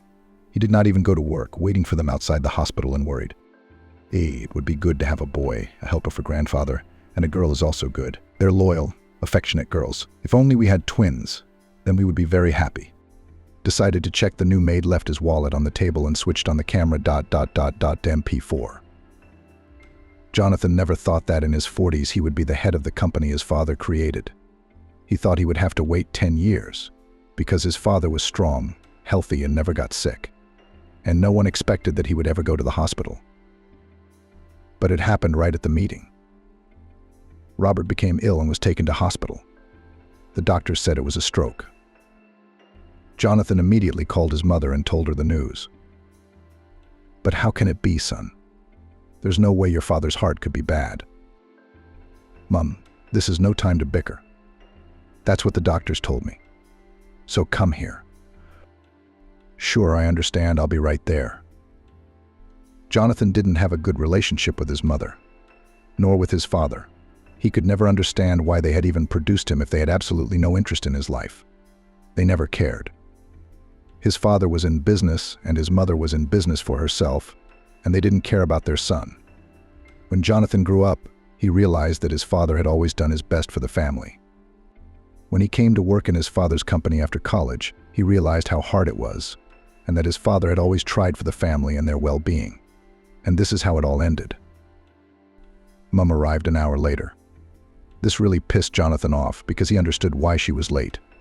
Apparently she couldn't decide what to wear to the hospital. She was always like that. "Here, son, I'm finally here," she declared, standing up in front of him, apparently expecting him to appreciate her appearance. "You could have done it sooner. After all, Dad's in a serious condition right now and you've been traveling to the hospital for over an hour." "Well, what can I do to help him now? He doesn't have time for us anyway. And anyway, son, why are you so serious? It was bound to happen sooner or later. After all, your father worked day and night, and he didn't care about his family. And if he didn't work so hard, Mum, you'd hardly have such a wonderful life. You have everything. You don't need anything, as you realize. Money doesn't just fall from the sky. So I understand my father." "That's fine, you understand now. You're likely to take over his business. That's great, of course. I can't imagine how he and I are going to get on, though." "I don't know what you mean." "Or else he'll stay at home all day. I'm sure he'll pull through. You've got him very strong." "That's only good if he's normal. What if he's paralyzed?" "Mum, it feels like you're afraid of what you'll have to do to look after him. But don't worry, I'll get him the best doctors and carers, because knowing you, you won't even go near him. And that's not right. Do you love him even a little?" "It's none of your business." "How is it none of my business?" "I'll answer that question for you. No, I don't anymore. And believe me, your father doesn't feel anything for me anymore either. We're just used to each other, that's all. Although I don't think things are going well with your Jennifer either." "How long have you two been together?" Jonathan hesitated. "With Jennifer? Yes, they've been together for 20 years. They got married when they were still in college. Then, after 4 years of their life together, they had a son. He loved Jennifer, but the feelings faded a bit. Although it was not his fault, but she herself for some reason began to distance herself from him, although he did everything to make her feel good with him. He thought he was doing a good job. Jennifer then told him that she would not work, that she would take care of her son. And he agreed with her. He was pleased that she was waiting for him at home, that he had support, and that he could work in peace, knowing that his wife was waiting for him at home. At first everything was fine. The son was growing up, becoming somehow closer to his father. But Jennifer, on the contrary, began to distance herself from both of them. What was going on, he could not understand, although he repeatedly asked her about it. But she either kept silent or said that everything was fine. He decided to find out what was wrong. But then his father got into trouble, and he decided to put it on the back burner. Remembering Jennifer, he took out his mobile phone and dialed his wife's number. It was ringing, but there was no answer. He noticed that she had started to ignore his calls a lot, and he didn't like it. "Where's your Jennifer? Hasn't she arrived yet? All you guys do is talk about me. Your wife is taking her time too, I see." "I called you first, Mom, not Jennifer. It's not her problem. It's you and me." "What do you mean it's not her problem? She's part of our family too. Or am I missing something?" so living in luxury is just fine with her. And when her father-in-law got into trouble, so her house is on the edge. Mom, what's Jennifer got to do with it? And what does it have to do with living in luxury? Besides, you know very well that I've been on my own for a long time, and that my father has never helped me with money. Everything I have, I've earned on my own. So don't blame her for money. She's my wife and I do everything for my family. You'd better watch yourself. She's just arrived and she's already trying to make a scene. Because I'm sick of you seeing me all the time and no one else. I'm tired of it. Do you understand? You and your father are both unhappy with me all the time. What I can't understand is, what have I done to you? You haven't done anything, except ignore us. As soon as you gave birth to me, you put me in the care of a nanny. Because you couldn't look after me yourself, you see. You had things to do. But what business, Mum? You've never worked a day in your life. What could you have more important than a child? I thought that when I went to school and started doing well, my mum would finally notice me, realize what kind of son she had and be proud of him. But no, my mum, as always, is busy with herself, and she doesn't need anyone else. How dare you reproach me for that? I gave birth to you, so be happy. I did everything for you. You just don't remember it.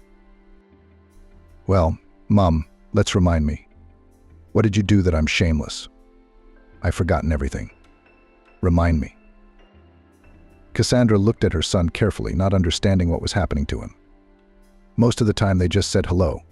Well, sometimes they could say a few words. But today was just a benefit.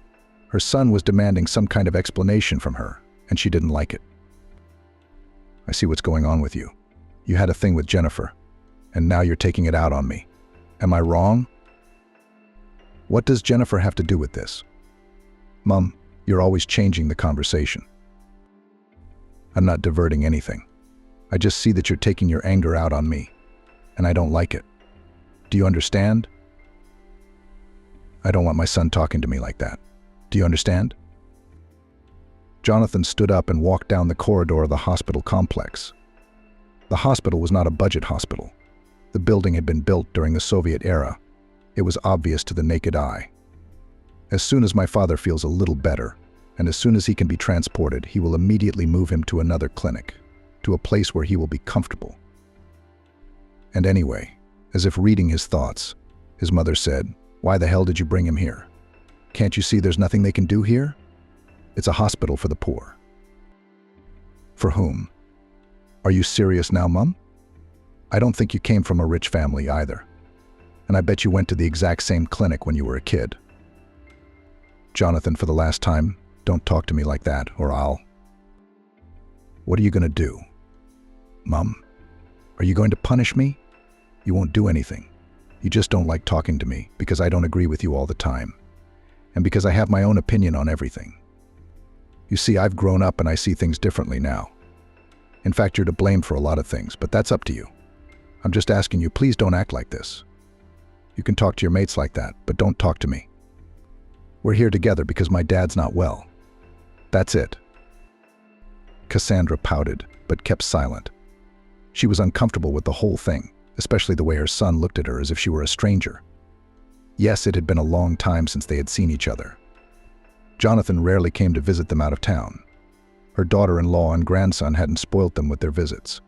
She'd forgotten what her grandson Richard looked like. He must be grown up now, though she wasn't interested. Her son was right, of course, but what could she do if she couldn't stand children from childhood? She'd never had any friends, because she'd always thought everyone her age was stupid, and she was the only smartest girl on earth. Jonathan was beginning to lose patience, and when finally the doctor came out of the intensive care unit and approached him.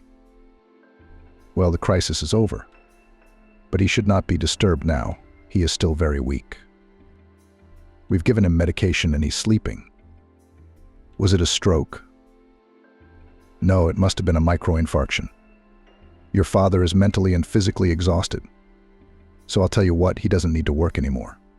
As far as I can see, he's always at your work, letting all his problems pass through him. And this is the result. It's a good thing it ended this time. Next time it could be fatal. Do you understand? I understand. When can I pick him up? Tomorrow morning you can come and take him home. but he'll need care for now. And then, of course, he needs to go to the seaside. Not just for a few weeks, but preferably longer. I see that you are well-to-do people, so I don't think you'll have any problems with that.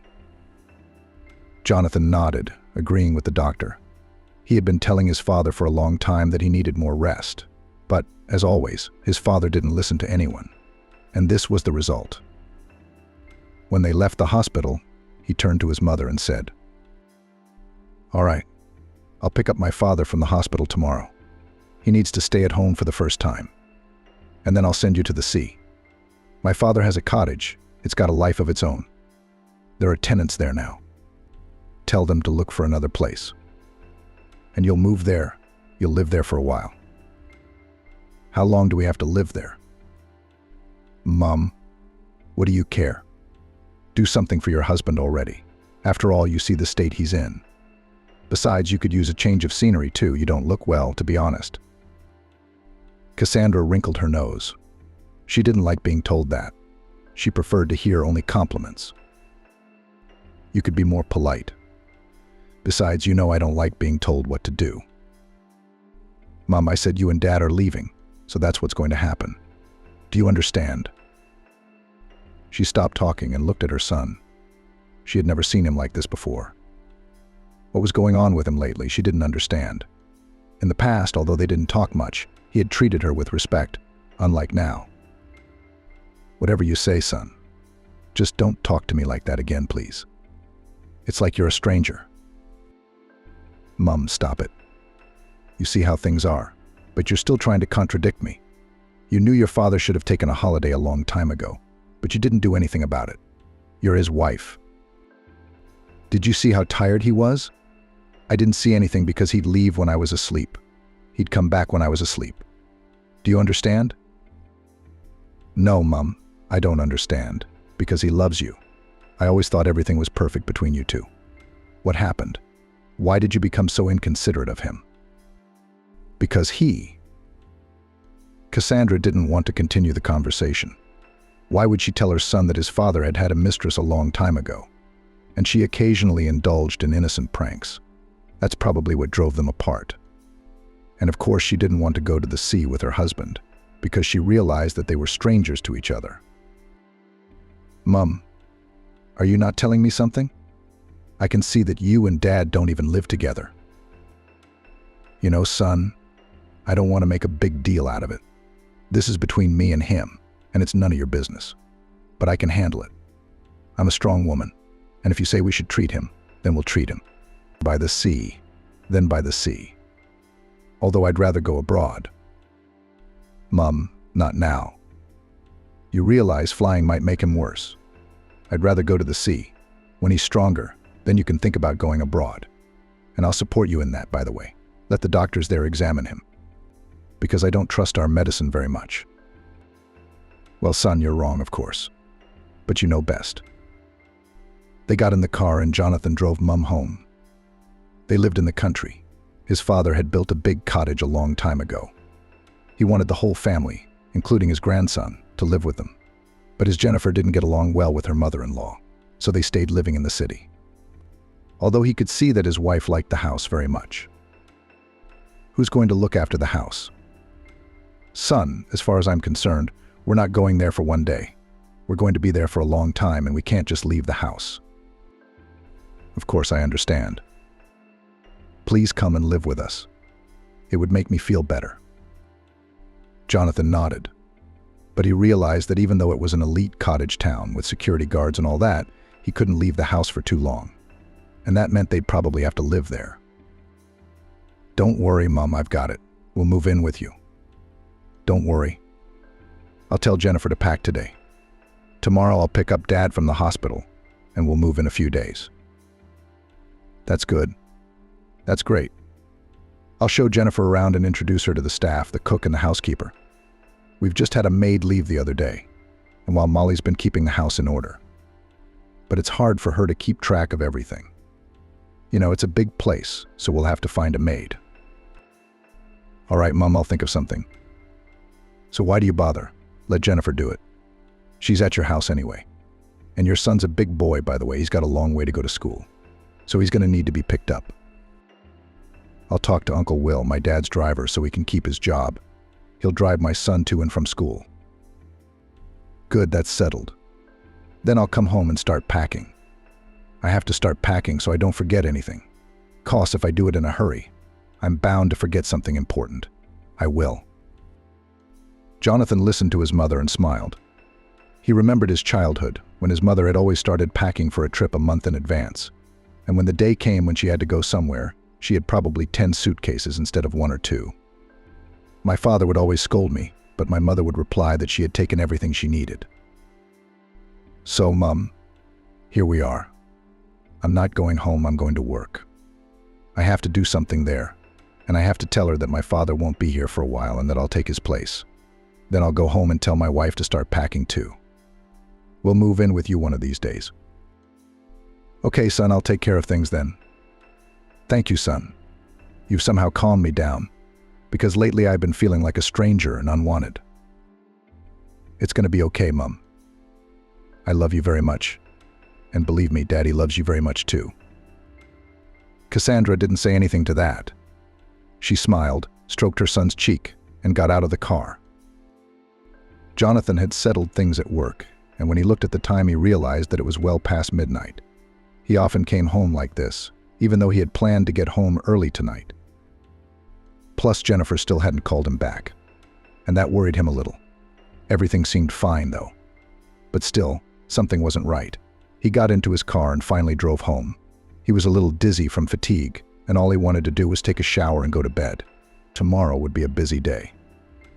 Now, he not only had to do his father's job, which was to run the company, but he also had to do his own job. Until someone else was hired to take his place. Jennifer, what are you doing up? I'm watching a film. What are you doing up so late? If you picked up the phone when I called you, you'd know why I'm late tonight. So what's wrong? You can explain it to me instead of blaming me like you always do. Where's Richard? Where is he? In his room, of course, asleep for ages. He and the boys went to a basketball game today, cheering for someone. And then he did his homework and went to bed.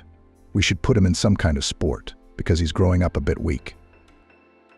I've always told you that. But you were too lazy to pick him up and take him there.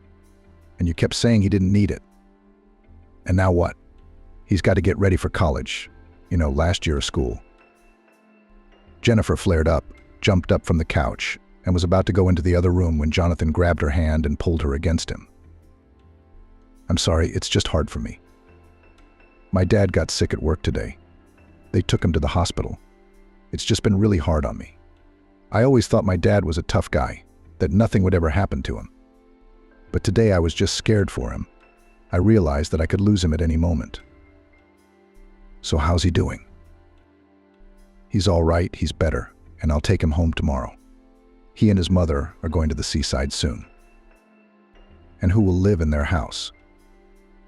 Interrupted his wife. We will, Jennifer, of course. Who else? I'm not going to live there.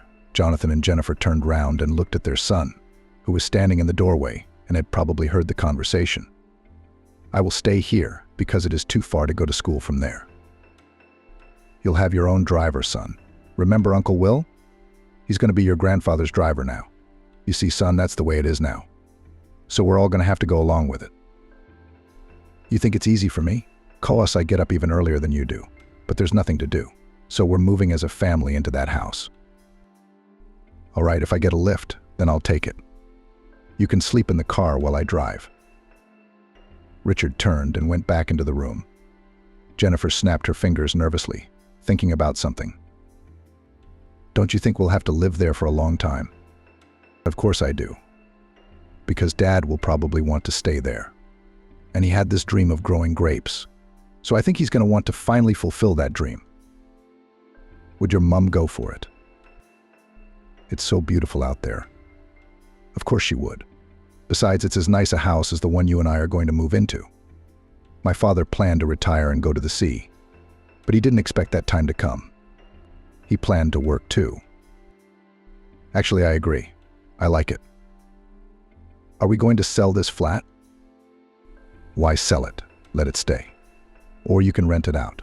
I wouldn't mind. Keep the money. You need it more because you're always complaining to me that you have nothing to wear. So go ahead. I don't want to rent this flat. We've got all this renovation, all this furniture, and strangers are just going to ruin it. Let's just sell it. I said, no, it's my flat. My parents gave it to me, so I'm not selling it. If you don't want to sell it, you don't have to. Besides, it's not bad. I'll probably stay here a lot. Costs, it's all on me now. I'll have to work day and night, and it won't always be convenient for me to come home. By the way, Mum said their maid quit, and she asked you to find someone to do it. Can you manage? What's there to handle? I'll call the agency tomorrow, and they'll send us maids, and I'll interview them and choose the right one. By the way, when are we arriving? How much time do you need to pack? I think I can do it in a couple of days. That's fine then. We'd better do it when we get there. There might be some delays. It'll be awkward. You'll have people coming around for interviews and we won't have time for them. Mom's going too, so she won't have time to talk. I get it. Are you going to have dinner? It's so late. I wouldn't advise you to eat at night. It's not good for you. You should eat in the morning. Now let's go to bed. You're right. I can barely stand on my feet, so I'll take a quick shower and go to bed. I've got a lot to do tomorrow. And I have to pick up my dad from the hospital. Aren't you picking him up early? Maybe he needs to stay there for a couple of days. Knowing my dad, I know it's not too early. If I don't take him out, he'll leave. He hates doctors. Jennifer didn't say anything. She went silently into the bedroom.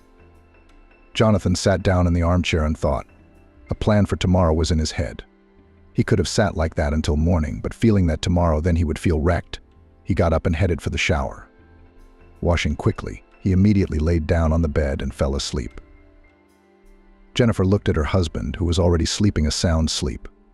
She was glad that they would finally be living in the house she had dreamed of, and also without her mother-in-law laughing. She had fallen in love with that house the moment she saw it. Only Jonathan didn't want to move in. And she understood why. He had a strained relationship with his mother and his father. Not with Robert the way he had with his mother, though. It felt like they were not mother and son, but two strangers. Jennifer was also disliked by her mother-in-law. At least that's what it seemed to her. And she realized that living together in this house would not work out. So she had to forget about it. But now she would be the mistress. She would be there now. Jennifer dreamily closed her eyes and blushed at her thoughts. She was glad that her husband had said he would be staying in town a lot. What? That was good for her. She'd replace everyone there, both the cooks and the housekeeper. She'd have her people working there, who she'd hire and who'd idolize her. And of course to keep quiet, because they would have to keep quiet. She would not be able to go to town often now, so they would come to her. And she wouldn't want her husband to know about it. Naive fool. He probably thought he was doing it for his family, for Jennifer. And that she should be grateful to him. She was just tired of sitting around waiting for him all day. She was bored, so she decided to take a lover. It's corny, but Oliver was a terrific man. He wasn't working yet, though, because, as he'd told her at the time, his mum was very ill, and he needed to look after her. He couldn't hire a carer, and his mum couldn't stand strangers in the flat. So he had to work part-time, sitting at home and looking after his mother. But he was desperately short of money. Jennifer took pity on him and started giving him money. And then they had a stormy affair, and she realized that at last she was truly in love. Oliver then asked her why she wouldn't leave her husband, because he was tired of sharing her with someone else. Or do you love him very much? He asked then. Don't be silly. I only married him because I knew he was the son of rich parents. He already had a cool car and money. That's all. I never loved him. As soon as I saw you in the cafe, I lost my head. When I saw you, I fell in love with you too. You were sitting there so sad, thinking about something, so I decided to approach you. I see you waited for your friend Molly for a reason. She didn't turn up, rang me and said she was going to Turkey with her boyfriend. I was so sad. My husband and I have been together for so long. We've never been away. And he can afford it. It doesn't cost him anything. But he's got a job, you see. He doesn't care about me and my son. That's what made me sad, that some people are lucky and some people aren't. It's okay. As soon as my mom gets back on her feet, we'll go somewhere with you. You're helping me a lot. She'll get better in a little while. You're helping me with the medicine. I couldn't afford to buy her such expensive ones myself. You remember, I didn't earn anything. But once you came along, life took on new colors. I tell my mother about you all the time. She's happy that I finally met the one I've always dreamed of. Why didn't you introduce us? I want to see her so badly. It's not time yet, love. Not yet. Besides, Mom doesn't want you to see her like this yet. As soon as she's well enough, I'll bring you to the house. Jennifer remembered those words and blushed again. She remembered what they had done after that conversation. She had felt very good. She had never felt so good with her husband. And apparently that had driven her into the arms of another man. Though to give him credit, Jonathan was good in bed too, except he didn't have time all the time. More often than not, he came home from work tired and exhausted. And he wasn't in the mood for lovemaking. She couldn't wait. She wanted to date, love, and be loved. Finally, Jennifer felt sleepy too. She turned on her other side and immediately fell asleep. Jonathan arrived at work and immediately got down to business. He called a meeting to discuss the issues that had accumulated recently. Apparently, his father had not been feeling well for a long time because he had been putting them off. Apparently, his strength was no longer the same. After everyone had dispersed, he decided to go to the hospital and find out how Dad was doing. Dad was lying on the bed, apparently watching the news on the phone. He turned to his son and smiled. Well, did I scare you yesterday? To be honest, I was a little scared myself. Apparently, son, it's time for me to retire. You bring me the documents, I'll sign everything. Because you can't sign the documents yet. So that's the first thing we need to do. I got it. Dad's talking to the doctor, and he's already preparing the discharge. So we'll go home now, and the lawyer will be waiting for you there. He knows what happened, and he knows exactly what to do. The water's beautiful. So Bridget and I are going to the sea. She called me this morning, asking how I was feeling, and I could even hear the joy in her voice. I guess she wants to go too. Yes, it's about time. I mean, it's been so long since we've been away together. As far as I'm concerned, it's the same in your family, Dad said. It's all work. But if you want a decent life, you have to make sacrifices. Well, I've been sending Jennifer and Richard on holiday. I don't think they need to resent me. No, son, you don't understand. Family is family. They'd like to go with you. They're on their own. They don't see you all the time cause we're always at work. Don't be sorry you chose to go this way. We just don't know how to balance work and rest. We're obsessed with our business, and that's not good. You have to pay attention to your family too. I'm glad this happened to me. At least now I'll be with my wife, and most importantly, my son. I'm finally fulfilling my long-held dream of growing grapes. I'm glad you're doing well, Dad. I was really scared for you yesterday. To be honest, I didn't expect this to happen to you. Yes, son, I realized it myself, that life can be cut short in an instant. Anyway, what's the sad part? Let me get ready and you hurry them up with the discharge, cause I don't want to be here anymore. I'm just having sad thoughts. Jonathan was driving his father home. He didn't realize he still had to get to work and get some things done. But he'd lost a lot of time today, and he hadn't made any progress on the things he'd planned for himself. Most likely he would have to postpone them a little bit, because he still had to move. So he won't have time to work now. Besides, it will be necessary to talk to a lawyer, to plan everything, and then to see how to act. But that's all later. The important thing is that Dad's okay, and he'll be fine. Cassandra's spirits brightened after her conversation with her son yesterday. She no longer resented her husband. She decided to forget everything, and now, when they go to the sea, she would try to make up for lost time, that is, to get closer to her husband. After all, she had always loved and admired him, because they had started everything from scratch. And now that they seemed to have everything, they had grown very distant from each other. She packed her things and thought that their life at sea would be like a fairy tale. After all, life is very short, and one should take everything one needs now, and not regret later that one didn't. She heard a car drive up to the house. She looked out of the window and saw that her son had arrived, which meant that he had brought her husband too. She dropped everything and went to meet them. "You scared me so much. Please, next time you'll tell me immediately if you feel ill. And not just tolerate it, like you did this time." Jonathan and his father stood dumbfounded on the doorstep.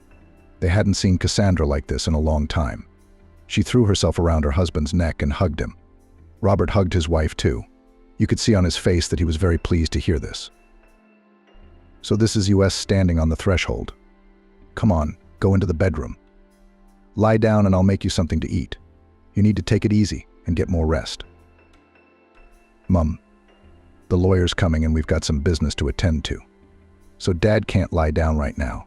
So let's go into the living room and he can sit on the couch. I think he'll be comfortable there."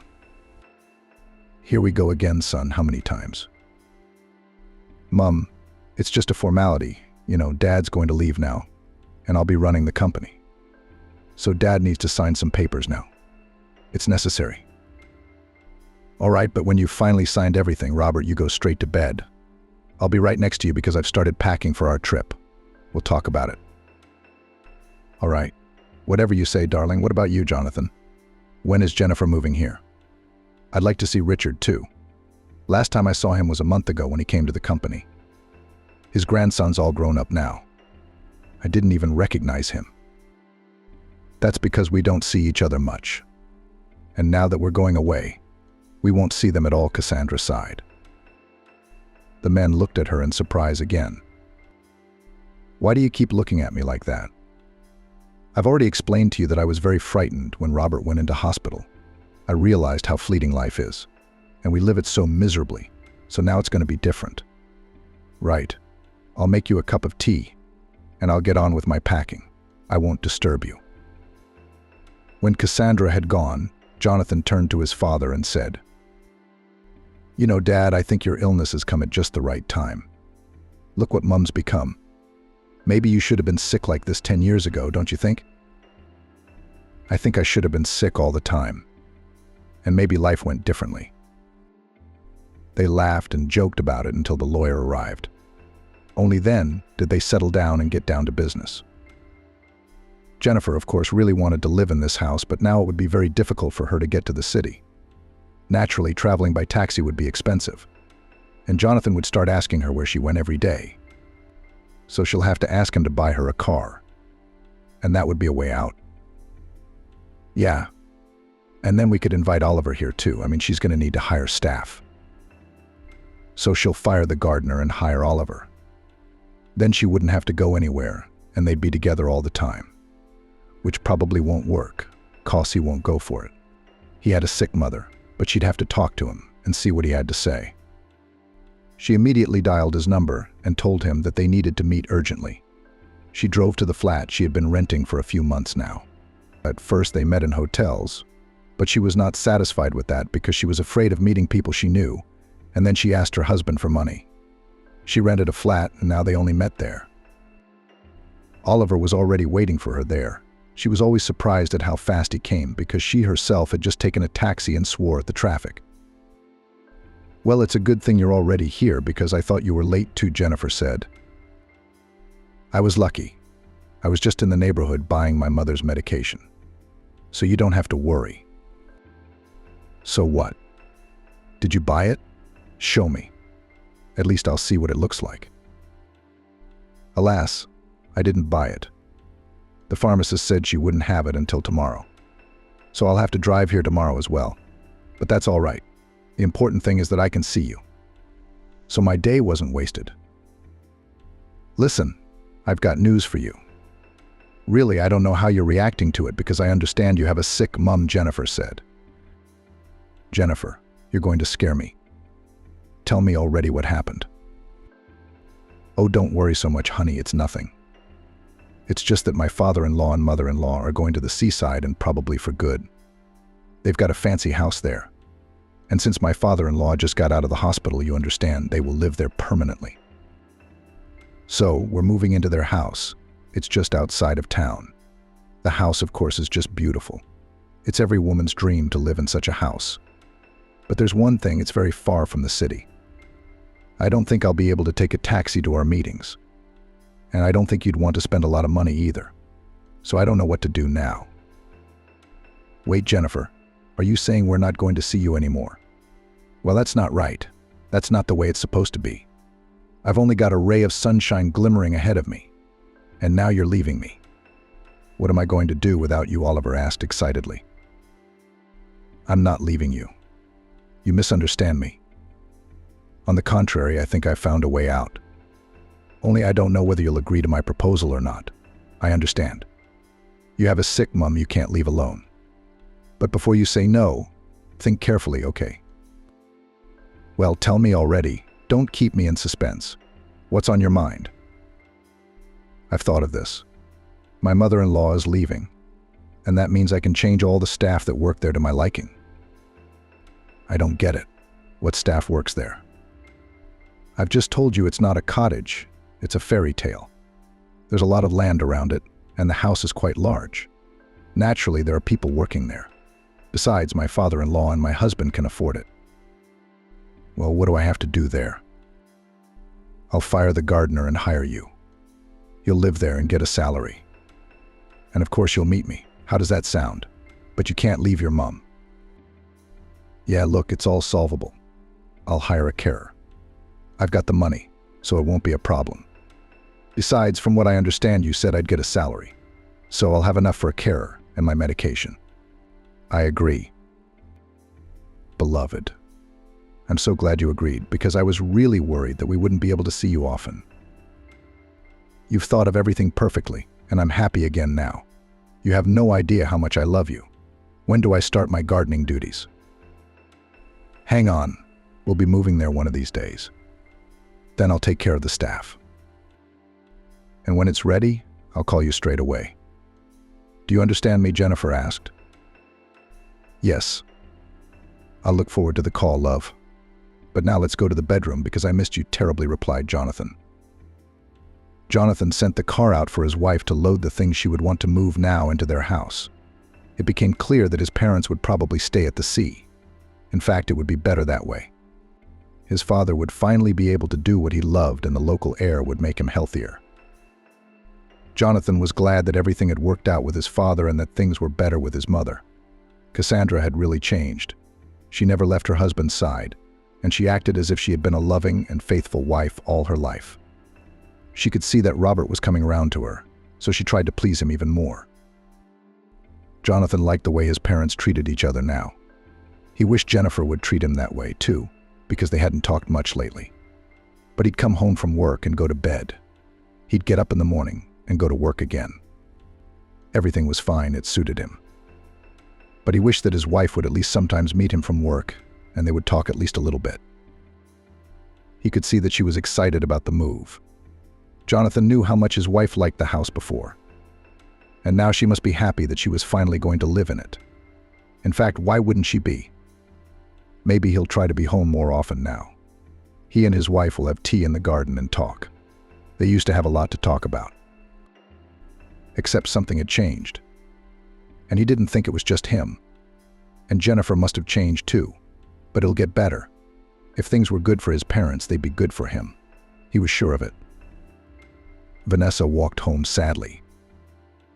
I don't know what to do now, Vanessa thought. She had always thought that she would dedicate her life to sports. She had been going to karate since she was a kid, and she even had medals. But an injury ruined everything, and the coach told her that she had nothing to do in sports. At first, she was very upset, but her friend Sharon offered her a job. And when she told her how much she would get, Vanessa accepted. Besides, she wanted to enter the institute with constant training and traveling to competitions. That was out of the question. And now, when she was thrown out, she could think about studying. But things didn't work out the way she thought they would. Sharon herself worked as a maid in a wealthy house. She heard that her friend, her landlady, needed a maid and recommended her friend. Vanessa was hired, but she only worked there for a week, and then she was fired. Actually, it hurt her. Probably fired because you have to keep your cool and keep your emotions in check. I should have just turned round and walked away. But no, she just couldn't help herself. And here's the thing. The landlord waited for his wife to leave for the beauty parlor. I guess he decided to hit on Vanessa. She was just cleaning the master bedroom. When he approached, he grabbed her and threw her on the bed. Naturally, Vanessa didn't expect such a thing, but her reaction was lightning fast, and in the end the master was left lying on the bed with a broken nose. He should thank her after that, because she had hit him lightly, not as she had been taught. And if she had done it with her full strength, he wouldn't have got off so easily. Naturally, when the wife arrived and saw her husband like that, she immediately screamed and demanded an explanation. Vanessa told everything honestly, but the wife chose to believe her husband rather than her. And in the end, she was just out of a job. "Don't be so upset," Sharon said. "We'll find you another job. Why don't you?" "I'm not going to be a maid anymore," Vanessa said. "It's not a job. It's a madhouse." "Don't talk rubbish. There's only so much money you can make somewhere else, and you still want to go to school. Although I don't understand why you want to do that. You're already 23 years old. I think it's too late." "No, it's not. Besides, are you going to be a maid your whole life?" "No, I don't want to spend my life cleaning up other people's messes. I need a profession." "You don't understand anything about life. Do you think I want to work like that?" "No, I want to get married and have my house cleaned." "Now I get it. Where can I meet a man like that?" "Only by hanging out with rich people. And the only way is to get a job with them." "You think a rich man would look at a cleaning lady?" "I'm begging you, Sharon, just get your head back on straight. This isn't a fairy tale, this is life. Nowadays, rich men are trying to marry girls who are more simple. Do you understand? Because these girls who go to salons and make themselves beautiful, they only ask for money and nothing else. And you don't want to marry a man like that? You want to marry a man like that? Don't you understand? He doesn't know that. He'll take pity on me and marry me. And I won't be impudent. I won't ask him for anything at first, but I'll start slowly over time. That's how it is. It's like going fishing. You feed the fish first, and then you take the bait. And when the fish swallows it, you don't just pull it, you cut it off and then you pull it out. You've got a whole strategy worked out. I didn't expect that from you, Sharon. Or do you want to get married so badly already?" "Of course I do. Don't you think I'm tired of going round all day with a rag, scrubbing everything shiny and listening to my missus' voice? No, I'm sick of it. But I put up with it, because I'm going after what I want. And I'm on my way to my goal. But first I have to get in. I've learned everything, and I need money. The time is passing. The time for admission is approaching. And I still don't have any money," Vanessa said. "That's all. Don't worry, I'll find you another job," Sharon said. "You see, I've already made some connections, so just wait a little while. And soon you'll be back in a well-paid job. But please, next time, just walk away and don't hit anyone. Remember, you're there to save money. Got it?" "Yeah, I get it. But I didn't expect him to attack me like that. It was a reaction. He looks like a decent bloke." And he tiptoes around his wife. As soon as she walks out the door, he starts groping the girls who work there. I guess it was my turn. Only he attacked the wrong one. So I hit him back. So much so that I lost my job. Vanessa, I'm warning you not to do that next time. No matter how much you want to hit, keep your temper in check and think that it won't last long and that you'll soon get out of this and go to school. Do you understand? Why are you treating me like a little girl? I said I understood you. I won't do it again. And I'll try to avoid men so I don't get into trouble again. Good girl.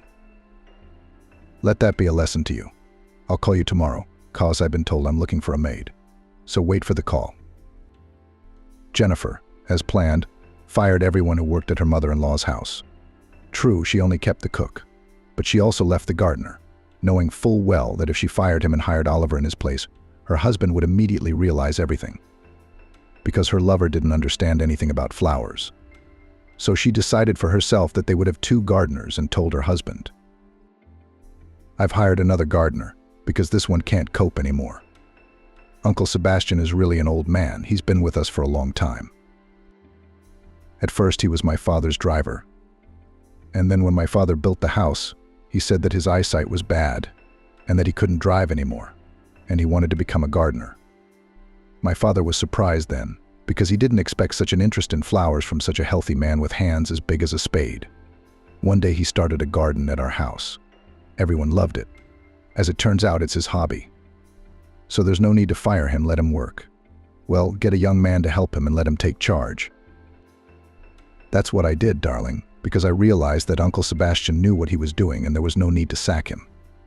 I kept the cook because Aunt Bridget cooks so well, but I sacked the housekeeper because she's not needed. I'll be doing the house myself from now on. So I've got a couple of maids. They're all coming in for interviews tomorrow. Will you be there? You're the man of the house. Well, you're the lady of the house. So I think you'll be fine on your own. I have enough to do at work. Jonathan liked to see his wife like this lately. She was very happy and talked to him all the time. But it was about nothing, but he liked it. He had already decided that things would finally get better for them too, and they would be happy. Vanessa looked at herself meticulously in the mirror and was pleased. She fixed a stray strand of hair, tucked it behind her ear, and put some lipstick on her lips. She took her bag and went to the meeting. The journey, as it turned out, was quite far. She had to change buses to get to the cottage village, and she had to walk another half-kilometer or so. Yes, getting here wasn't going to be easy. But as Sharon said, they take staff with accommodation. That was good too, by the way, because tomorrow the landlady of the flat she was renting would start calling her and demanding payment. And she didn't have any money. If she got the job, it would be a lot easier. But what if they don't? The house was very fancy. Vanessa turned her head round and sighed in delight. Finally, the owner herself, an attractive woman, came out and beckoned her to follow her. They entered the study and she motioned for Vanessa to sit in the chair opposite her. My name is Mrs. Catherine. I've had a look at your CV. I understand you've worked as a maid before, but only for a little while. And it says here that you were fired. And you're not embarrassed to show me this? No, because it wasn't my fault. And why were you fired, may I ask? Don't get me wrong. It's not idle curiosity. I need to know who I'm hiring. I'll tell you. It's just that the landlord's a bit of a loose cannon. All the girls were silent, but I couldn't take it anymore, and I fought back. As you've read on my CV, I'm an athlete and I can stand up for myself. That's why they kicked me out. Oh, I see. And you know you're accepted. I like your candor and how you feel about how married men behave. Come on, I'll show you your room where you'll live. You'll get your salary here twice a month, an advance in the middle and your salary at the end of the month. Does that suit you? Yes, very much so. Because when I was traveling here and I thought that most likely all my salary will be spent only on taxes, I understand everything. We do live a bit far from the city. Here's a room, but you won't be living here alone. There'll be another maid living with you. If I'll have her, of course. In the meantime, make yourselves comfortable. Since you came first, you get to choose. I'll go because the gardener's coming too. So I must have a word with him too, said Mrs. Catherine. There's your uniform in the wardrobe. So get dressed and you can start your duties today. I don't have time to explain everything to you, so Aunt Bridget will tell you and show you. She's a cook and she's been working in this house for quite some time. Well, I'm off, and good luck to you. Vanessa opened the cupboard and looked at the uniform that hung there. Trying it on, she realized that the size was a little off, but it was tolerable. After examining herself once more, she sighed, left the room and went looking for the kitchen to finally meet Aunt Bridget. Soon the kitchen was found, and the ruddy Aunt Bridget, recognizing Vanessa as the new maid, sat her down to tea. I'll show you round in a moment. First, let's have tea and get to know each other, she said. I've been working here a long time. Cassandra hired me. And this Mrs. Catherine, who's the landlady now, is their daughter-in-law. The owners are away at sea. The landlord got ill, went into hospital, and was advised to change the climate. So they left. Now their son lives with his wife and son. As soon as she came, she started to set her own rules, to fire everyone. She left only me and the gardener.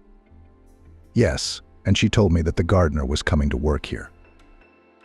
She's right, Sebastian can't cope anymore and needs a helper. Although I think Sebastian knows his job very well. But as they say, the boss is the boss. It's a shame she sacked Lucy. She used to be the housekeeper, and everything was top-notch when she was here. And now I don't know what's going to happen. Don't worry, it'll be fine. Their son, Richard, lives here too. He's not a bad kid. He's 16 years old, but he's showing character. You should hear the way he talks to his mum. Aunt Bridget continued. But what do I care? I'm on my own here and they're on their own there. But I think you'll get along with everyone here. You're a bright girl, I can see that. What's it to me? It's my job to keep the house clean, that's all. How they live there and what they do is none of my business, said Vanessa.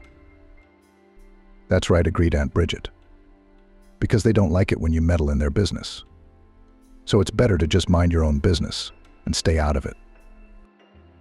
That's what I think, Vanessa nodded. My landlady told me you'd show me around and tell me everything, so I came to you. What a clever girl, the cook grumbled.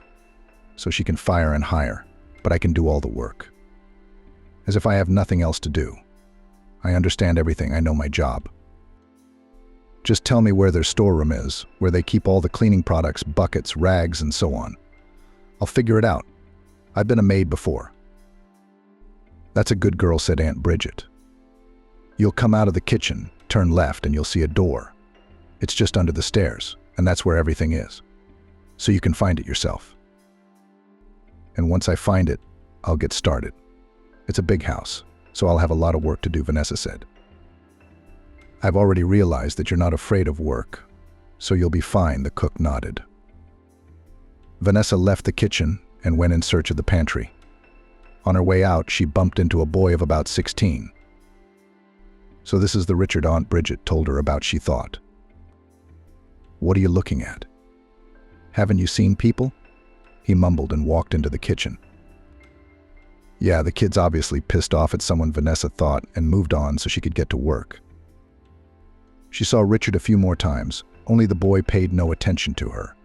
He was busy with his thoughts. In fact, Vanessa didn't care about him either. The only thing that caught her eye was that he was very much preoccupied with something, like he had some problem he couldn't solve. Jennifer led Oliver out into the garden and looked round and threw herself at him with a kiss. Are you out of your mind? Oliver pushed her away, looking around cowardly. What if someone sees us? Who's going to see us?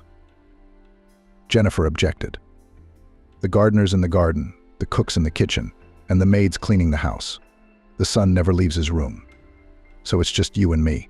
I checked, we can't be seen from the window of the house. You see how the climbing rose is blocking everything. So it's like we're behind a screen. Anyway, Jennifer, please, just control yourself, Oliver said. Listen, this house is really great. Were you telling me the truth? I didn't believe it at first, to be honest. I thought you were exaggerating. But now I see that your husband is very rich. That's wonderful. Darling, what do you mean? Jennifer asked. That I'm going to work here and be near you. And where am I going to live? Come on, I'll show you a room. But you won't be living in the house. There's an outhouse in the backyard. That's where you'll live. You know, but it's very cozy. I think you'll like it. I won't be able to visit you there, but I promise I'll think of something. You believe me, don't you? Of course I do, love, Oliver assured me. I think you'll think of something and we'll be together. You don't know how much I'd like to be with you always, to have a home like this, to be happy. Have you never thought about it? I have, Jennifer answered. Only we won't have a home like that with you if I divorce my husband. Sure, he'll give me money in the divorce, but that's a drop in the ocean compared to all this. So I'm not going to get divorced yet, Jennifer said. Besides, you and I are good enough, aren't we? Of course we are, Oliver said. But you have no idea how hard it is for me to share you with another man. If you say so. If there's nothing we can do, then we'll just keep seeing each other like this. Don't worry, I'll think of something. You know me.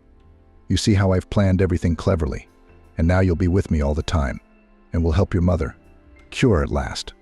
And I think it's going to get even better from here. Shall we go to my place? There's no one in the house. The maid's in the kitchen, Bridget's helping, and you and I can go to my bedroom in peace. And I've missed you so much all these days. Well, what are you standing there for? Are we going or not? I'm sorry, darling, but I feel kind of awkward, Oliver replied. Come on, I'll get used to it, because you see, I'll be twitching all the time, thinking that your husband could come home at any moment. And I don't want to hide from him in the wardrobe. Okay, you're right. We'll wait a little while to get used to the situation, and then we'll see, Jennifer agreed with a sigh. Of course, she was now the owner of such a huge house, and if her husband suddenly realized or noticed anything, she could lose it all. She wouldn't want that. Jonathan came home from work early. He walked into the kitchen and saw a young girl and a young boy there. They were already eating dinner.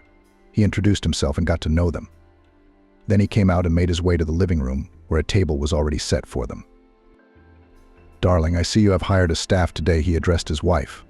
What do you think of Vanessa? She seems to be a quick girl. She managed to do everything. So I don't think I'm going to hire a second maid. She's doing just fine on her own. And the gardener seems to be doing a good job. So it's all right, Jonathan answered. How about you? How are you doing at work? Since when did you become interested in my work? Jennifer was surprised. It doesn't sound like you. Well, I was just asking, and I thought you were going to tell me. I was just curious. Besides, what else are we going to talk about? Not my soap operas. Where's our son? Why didn't he come out for dinner? He's in a bad mood again. I guess he had a fight with the kids at school. He's been walking around all day puffed up like a turkey. I asked him to come to the table, but he said he didn't want to eat and that he'd go to bed early. I should go round and see what his problem is. I haven't seen him in a while. And you don't tell me anything about him. Do you even ask him how he's doing at school? Do you look at his diary? I think we've neglected our son. What is it with you today, Jonathan? I don't recognize you. You're acting strange. Is something wrong? No, it's just that I see a family coming today, a wife, a husband, and a son. And they're so happy together. You could just see it in their happy faces. And we're all living on our own, as if we were strangers instead of relatives. I decided to get closer today. We can't even sit at the table together. Jennifer sighed, and she didn't like this kind of talk. And she was even beginning to regret that her husband had started coming home early lately. How nice it used to be when he stayed late at his job and didn't care what was going on at home. And now what? Why was he suddenly so interested? Maybe he's found out something. She had to be very careful not to contact Oliver just yet. God forbid he suspects something, and then they'll just kick her out of this house. Jennifer didn't want to leave. She really realized that she wasn't going to get married that well again. So she had to try to hold on to what she had. You're thinking about something, Jonathan said. Jennifer shuddered and looked at her husband. No, it was nothing. Richard has been really withdrawn lately, and I think you should talk to him more than I should. He's a guy, and I think there are some things he's not comfortable telling me. What do you think? Jonathan nodded, getting up from the table and apparently heading toward his son. Jennifer sighed. Indeed, it was not human. It was not right. They're all strangers to each other, and even her son tries to avoid them. Vanessa had been working in this fancy house for a week now, and she was fine with it. And yet she had already drawn conclusions about the lady of the house and her husband. Jonathan came home late. Lately, he did not talk to his wife much, but went to his study and worked there. Vanessa didn't know how late he sat there, because she went to bed, knowing that she had to get up early tomorrow morning. But Mrs. Catherine was an interesting woman. Although she seemed to think no one noticed anything, Vanessa realized that she and their new gardener, Oliver, were lovers, because you could see the eyes she was looking at him with. Everything Vanessa saw, she didn't tell anyone, not even Aunt Bridget, but the one she really felt sorry for was Richard.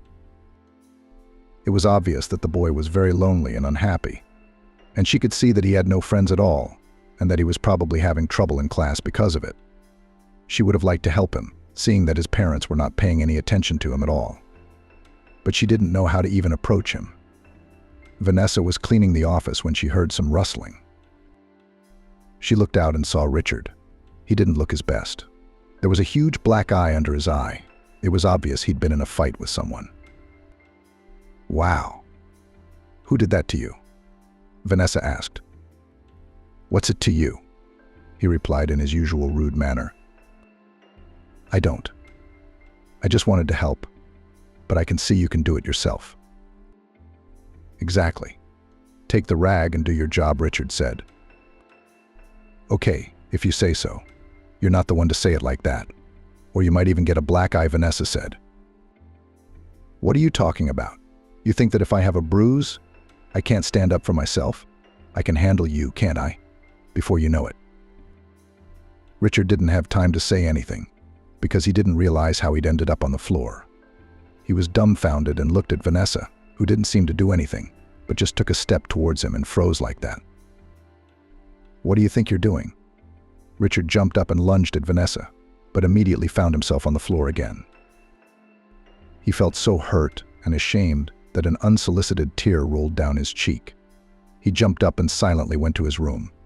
Vanessa looked after him and felt sorry for the guy. He was so lonely and lost that she couldn't stand it and followed him. She knocked on the room, but no one answered her. Then she slowly opened the door and peeked in. Richard was lying down on the bed with a pillow over his head. "Let's have a chat. I can see you're in trouble. Well, don't take it out on me." "I didn't mean it. I just wanted to teach you a little lesson so you'd talk to me normally," Vanessa said.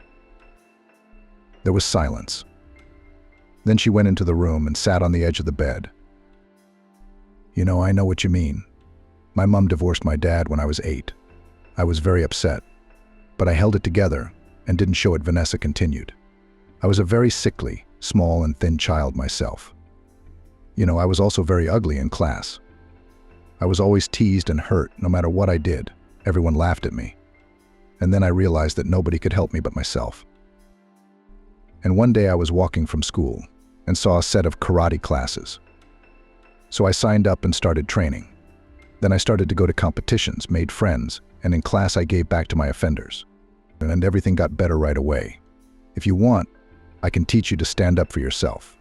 But it's not easy, and it takes practice. But if you have a goal, I think you can do it." Richard sat down on the bed and looked at Vanessa carefully. "You're right, you're going to teach me how to fight. I told you that if you have the desire, I'll teach you how to fight. But we'll train in the evenings. During the day, you know, I have a lot of work," Vanessa replied. "So, peace?" She extended her hand to the guy. He smiled and shook her palm. "Peace. And you know, you're really cool. I'm sorry for being rude. It's just that I'm already used to communicating like this because everyone treats me very badly. At school, nobody talks to me like that. There's this girl I like. She told me I was a coward and that I couldn't even stand up for myself. And then Norman hit me. I wasn't expecting it. I fell down, and the whole class laughed at me, the whole class. Do you know how hurtful that was?" "I know exactly. I told you I had the same thing happen in my class. There's one thing I can't understand. Your parents are rich, they have money. Why didn't they enroll you in something so you could learn how to fight? And to be honest, sport never hurt anybody." "My parents just don't care about me," Richard continued. "My dad's all about work. He's just like my granddad, only his illness stopped him. It was only then that he realized that there was more to life than work. I guess my father's the only thing that can stop him is the hospital. And my mother is a short-sighted woman. She thinks that if she brings home a lover, no one can see it. But I realized it all at once. Dad's the only one who can't see it." "You guessed that Oliver didn't just turn up here, didn't you?" Richard asked. "It's none of my business, Richard. Because I just work here, and I can't pry," Vanessa said. "I understand, I'm just telling you. It's a shame for my father, though he doesn't pay much attention to us, but he does his best for us, to make us live well. And she brought another man here, and she's going to pay his salary too. I'm disgusted by it. It makes me even more stressed out, and I don't want to see my parents. You know, Richard, I think the first thing you need to think about right now is yourself, and your parents will figure it out without you. You'll see, if you and I have noticed it, your father will realize it soon enough. It's none of our business how they deal with it." It was a delightful morning. Birds were singing in the garden, and the scent of flowers was wafting through the air. Oliver sat in the pergola and drank his morning coffee. How good he felt. Life was wonderful, except for the fact that Jennifer had gone off the rails. She followed him everywhere, and he was getting tired of it. Besides, he really liked that girl, the new maid. She was so beautiful, and her figure was driving him crazy. He tried to get close to her a couple of times, but Jennifer appeared out of nowhere, as if she were watching him. But for now, he was fine with it. As he settled into the house, he began to notice that this family didn't keep track of things at all. They could just leave a watch on the table. Or, for example, Jennifer had taken off her gold earrings and left them in the hallway by the mirror. And Oliver didn't like things lying around like that. So naturally, he took them for himself. Well, if people treated them that way, why couldn't he take advantage of it? Besides, he didn't think he was doing anything wrong. This was his compensation. After all, sleeping with a woman he didn't love was a punishment. He turned round and saw Vanessa, who got up very early and did gymnastics in the garden every day. It was only later, though, that he realized it was something else. She was doing some kind of exercise. He had seen it in a film once and realized she was doing some kind of martial arts. Yes, the girl is certainly very attractive. He's just crazy about her. Well, nothing. Now he will save up a little money and offer her to go away with him. To be honest, he'd had enough of Jennifer. She was stupid and naive. He didn't like that kind of woman. He told her all kinds of nonsense, and she always believed him, felt sorry for him, and gave him money. In fact, everything suited him, but he'd long ago grown cold to her. And he never liked her. It was just entertainment. Vanessa, on the other hand, really got him, but nothing, he'll be able to buy a flat and then a car. And then he'd get Vanessa out of here and they'd live together. He couldn't stand it any longer. He stood up, looked around to make sure no one was around, and walked towards her. "Good morning, it's a beautiful day, isn't it?" Vanessa nodded silently, not interrupting her exercise. "And I'm amazed at people like you, because I've never had the fortitude to exercise in the morning. But I go to the health club once a week, and I think I'm good enough." Vanessa didn't react in any way to his words. She continued to work out, and he wanted to talk to her, but once again nothing happened. As usual, Jennifer appeared out of nowhere. She grabbed Oliver's arm and whispered, "What are you doing here? I've been looking all over the garden for you. My husband's gone to work. Come on, let's go to my place, before anyone sees you. What are you looking at her for anyway? Do you like her?" At that moment, Vanessa finished her exercises, said a polite hello, wished her a good day, turned and left. Oliver glanced at her, then turned to Jennifer and asked angrily, "Are you out of your mind? Do you want everyone to realize what we have going on? You think that you just walked up to me like that and no one would notice? We weren't the only ones here, so stop acting like this." "You mean the girl? She's stupid, she didn't realize. Besides, you saw her practicing with concentration. I've never understood people who exercise in the morning. It's rubbish." Oliver looked at Jennifer squeamishly, then said, "You know, I need to help Uncle Sebastian today. He asked me to. So I'm sorry, I can't go with you because I promised." "Okay, I'll see you later. Now I gotta go." "What the hell are you doing?" "Uncle Sebastian who? I told you I miss you and I want you to come with me." "I'm sorry, Jennifer. I just feel like you're holding me up as your servant. Don't you think so? Except you forget that I'm a man, and I have an opinion about everything. So don't give me orders, understand? If I said not now, then you should understand me the first time. Do you understand?" Jennifer was stunned. She'd never seen her lover like this before, but she actually liked it. "Okay, honey, what do you say? I just want you to understand me too. I miss you. You're always around and yet you're so far away from me. I can't stand it. So try to control yourself because your behavior will ruin not only me, but yourself as well. Believe me, if your husband finds out about your antics, he won't forgive you for it." Oliver turned and walked away. Jennifer went to the gazebo, sat down and thought. She had really lost her head. What had been going on with her lately, she didn't understand. She couldn't imagine herself without Oliver. The sight of her husband made her sick. Apparently, she'd never loved Jonathan. Just yesterday, he'd hinted to her that he'd missed her and that he'd like to spend the evening with her. But she said she had a headache, that she didn't feel well, and immediately went to her room and quickly got into bed. She felt sick just at the thought of her husband touching her. Oliver, on the other hand, was different. She melted at the mere sight of him. And when he touched her, she almost fainted. He's right, of course. We have to be careful. She'd lose her mind if she saw him looking at anyone else but her. Besides, Vanessa's always here.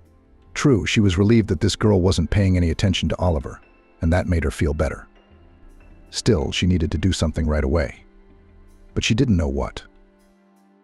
Sooner or later, Jonathan would realize that Jennifer didn't love him and would naturally demand a divorce. Because he's a man of character and nature demands its own. But she can't give him anything because she loves someone else. It's a vicious circle. Well, she would sort it all out, and she would definitely think of something. Jonathan arrived at the office and went to his office. The mood of the morning was worse than ever. Not only was something wrong with his wife, but he had noticed that things were disappearing.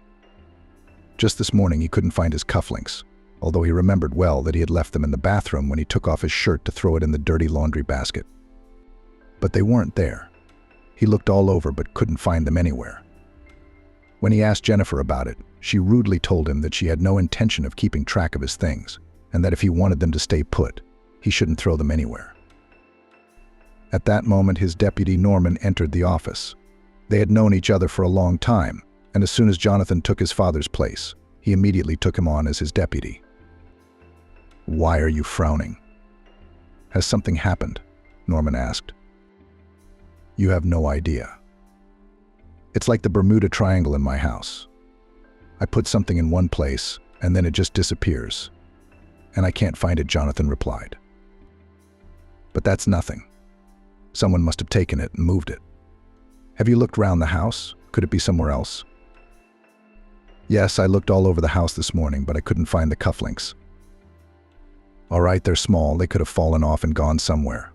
But I've started missing watches. I'll leave it somewhere, but the next morning it's gone. But I'm not senile, and I don't have sclerosis yet. So I remember perfectly well where I leave my things." "That's absurd," said Norman. "Of course it's not you. There's probably a thief in your house. You should check the people who work there. As I recall, your wife hired someone, and it's likely that the thief is among them." "You're right. And it's probably a maid, a young girl. Only I don't believe it's Vanessa. She's so modest and sweet." "I don't think she's capable of that," Jonathan said. "Well, I don't have to tell you that looks are very deceiving. Is there someone else?" "Yes, a gardener. She's taken in a bloke who helps out. Uncle Sebastian now. But he doesn't come into the house, he only works in the garden. So that rules him out straight away." "I see that leaves the maid. But I can't just accuse her of being a thief. I'll have to think of something." "What's there to think about? Just put cameras in the house. Just don't tell anyone. And then when you see what's going on, you'll have proof, and you'll find the thief," Norman advised. "You're right, I'll do that. Then order me all the equipment and find a man who knows what he's doing. I'll figure out what to say at home. Besides, there's no one to tell. My wife doesn't care about any of this. The son's always in his room and the cook's in the kitchen. You don't have to put them all over the house. Put it in the living room and put your wallet in a conspicuous place. And then you'll see who takes it. That's it." "That's right, you see everything. You're not thinking straight because you're doing something else. You've got something else going on besides that, haven't you?" "Yeah, Jennifer's a problem. I feel like she's avoiding me. I don't know what to think." "Well, it's very serious. But in the meantime, why don't you figure out who's stealing stuff from your house? And when you figure out and punish that person, then we can think about your wife. Maybe she just needs to get away. Send her abroad. Let her get away for a while and everything will fall into place immediately. Or buy her some expensive jewelry.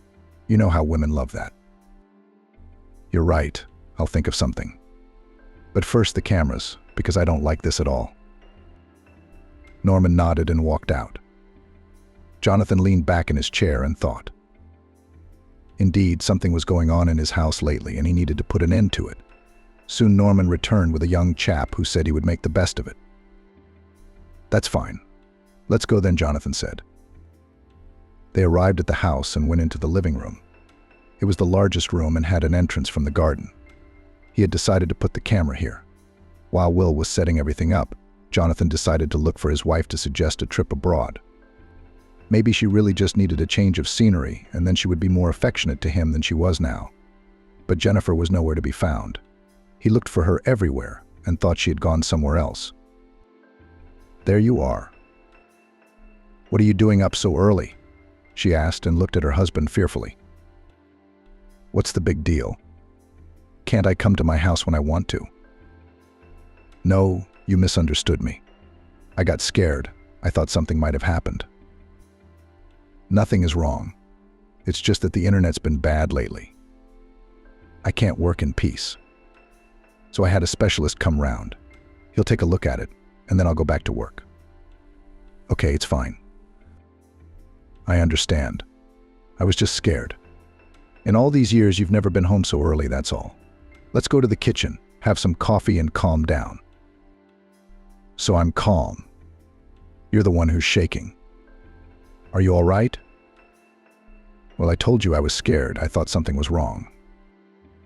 "All right, I'm fine. Let's go get some coffee. And I'd like to get something to eat afterwards. I'm afraid I won't have time." They had coffee and talked for a while. Jonathan thought his wife had come round, and he asked her where she had been for so long that he couldn't find her anywhere. "So I've been in the garden. I've been having headaches lately, and it's only in the garden that I feel better," Jennifer replied. "So I went into the gazebo and I must have dozed off. And only then I heard you calling me. I got scared and came running." "That's it," Jennifer said. "That's good then. I was thinking, since you've been feeling so bad lately, maybe you should go somewhere to get away. Richard's holiday's coming up. We could go away together. How would you feel about that?"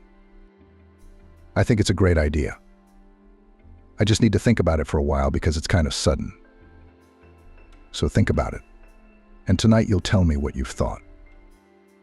"Okay," Jennifer nodded and took a breath. As soon as her husband asked where she had been, she was so afraid that she could hardly control herself. Soon Jonathan left, and she made her way to the bedroom and lay down on the bed. "God, we almost got caught. So engrossed in each other that we didn't even hear my husband arrive. I got so scared I thought he'd realize from the look on my face and just kill me. But it was all right. My heart is still pounding really hard, though. I need to think of something to be ready in case my husband wants to come early again. He won't scare me like that again. I'll be ready for anything now." Now I had to get up and go find Oliver. He was pretty scared too, so she had to calm him down and talk to him about where they should meet. She found Oliver in his room in the outhouse. He was shaking with fear and didn't even answer the door right away. He was afraid she hadn't come alone. "Are you a fool? Do you think I'd bring my husband here?" "What's wrong with you?" Jennifer asked. He didn't understand anything. "I said I dozed off in the garden and he believed me." "Why did he even come here so early? What did he want?" "We've been having internet problems lately. So he brought a specialist," Jennifer replied. "That's all." "Were you that scared?" Jennifer asked. "I would never tell him. Even if he suspected something, I would deny it or make something up. But we'd better not see each other yet. I'm not feeling too good about this whole thing. I hope you don't either." "I've calmed down a little, so I'm fine," Oliver said. "You're right about us seeing each other.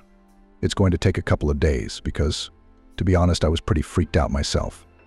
But I'll figure out how to move forward. So don't worry. It's fine.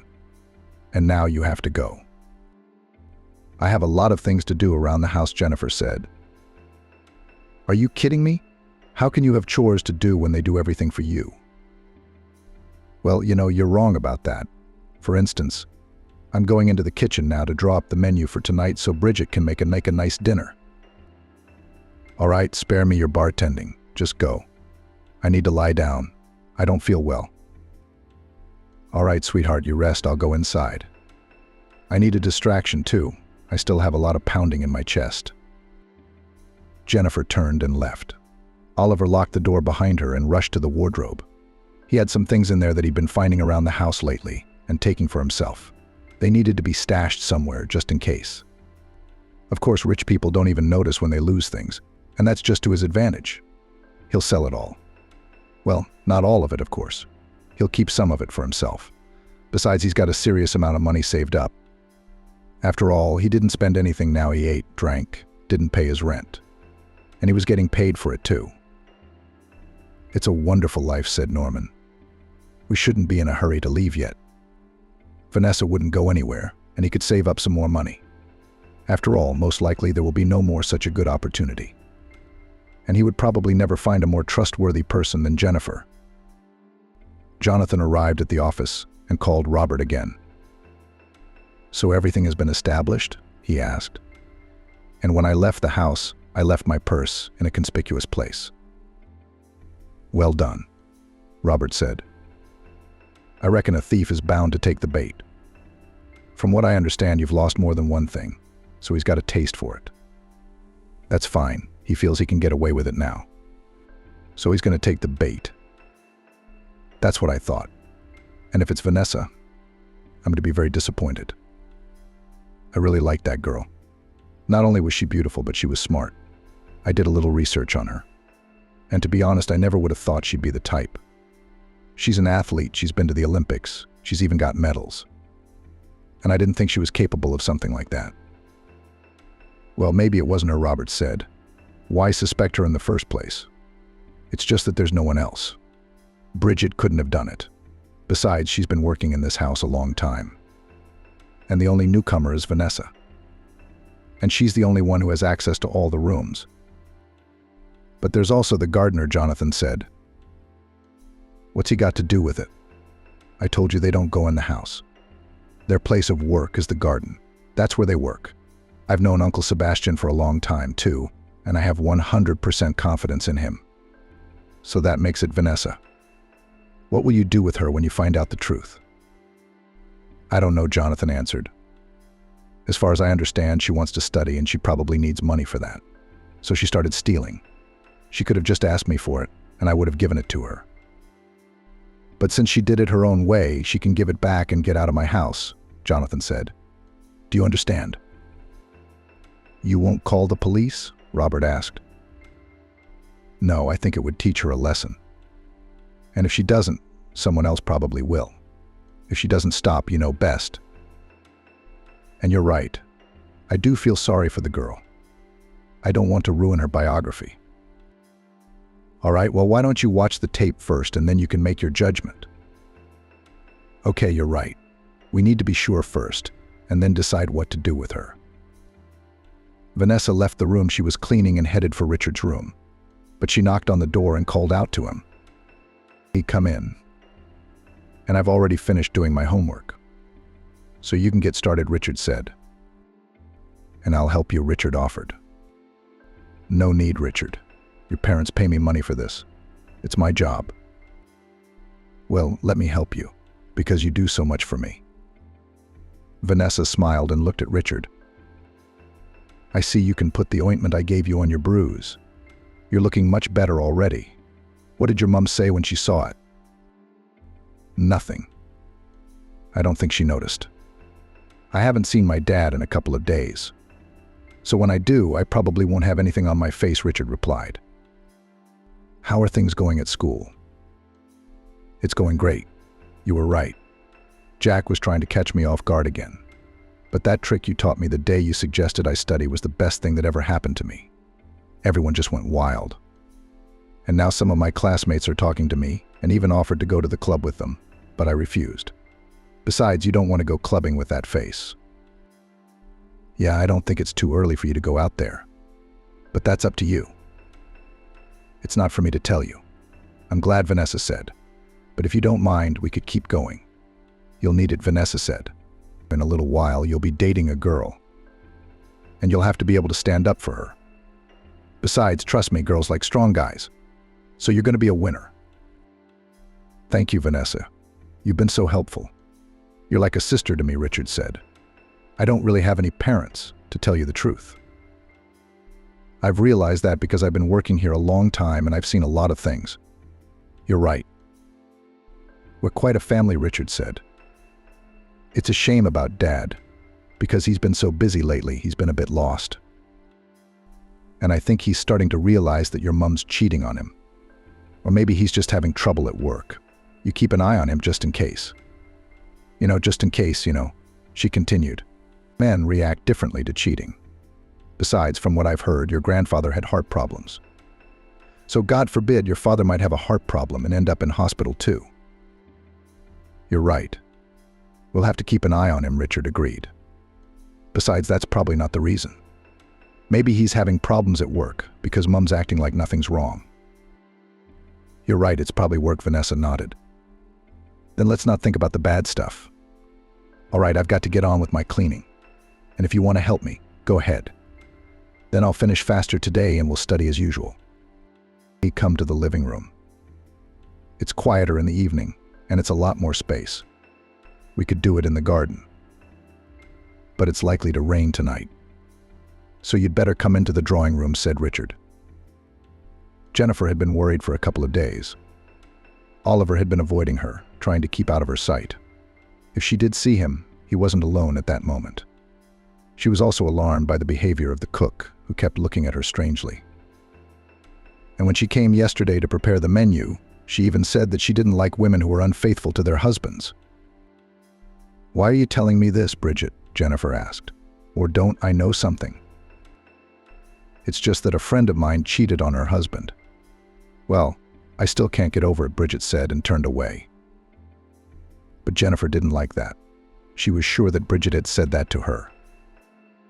Did she somehow find out that she and Oliver were having an affair? How? Where could she have seen them? After all, they kept everything so carefully hidden. She decided not to delay the conversation and went to look for Oliver. She found him in the living room next to Vanessa. The girl was cleaning the room, and he was telling her something. Jennifer stood in the doorway to watch them. So Oliver said, "And when I got out of the car, excuse me, but I'm all cleaned up and I have laundry to do, so I don't have a lot of time. Do you want me to help you?" He offered. "Besides, I have plenty of time, and you'll finish faster. And we could sit in the garden and have a coffee. How would you like that?" Jennifer tensed. She felt uncomfortable, and yet she was anxious to see how Vanessa would respond to the suggestion. "I'm sorry, but I have neither the desire nor the time to have coffee with you," Vanessa said coldly. "Good day to you." It was only then that she saw the landlady at the door. Vanessa grabbed the bucket and mop and silently walked out the door, while Jennifer entered the room. "So you wanted coffee?" she asked wryly. Well, go ahead and drink it." "It's just a game," Oliver said. "Everyone should think that you and I have nothing to do with each other. You don't have to go in the house to think that, because your job is to be in the garden. Do you understand?" Oliver realized that he'd overdone it a bit, and that Jennifer might kick him out. And that wasn't his plan just yet. He walked over to her, looked round and pulled her against him. "What's the matter, love?" "Don't you know me?" Oliver said. "I'm doing all this for us. That's all I'm doing. And besides, I missed you too. So I came here thinking I'd catch you, and there was this Vanessa cleaning. So I started talking to her. That's all." "I think you weren't just talking to her, you were flirting with her," Jennifer objected jealously. "Do you like her?" "She's just a gray mouse compared to you," Oliver assured her. "Stop sulking at me. I don't deserve this."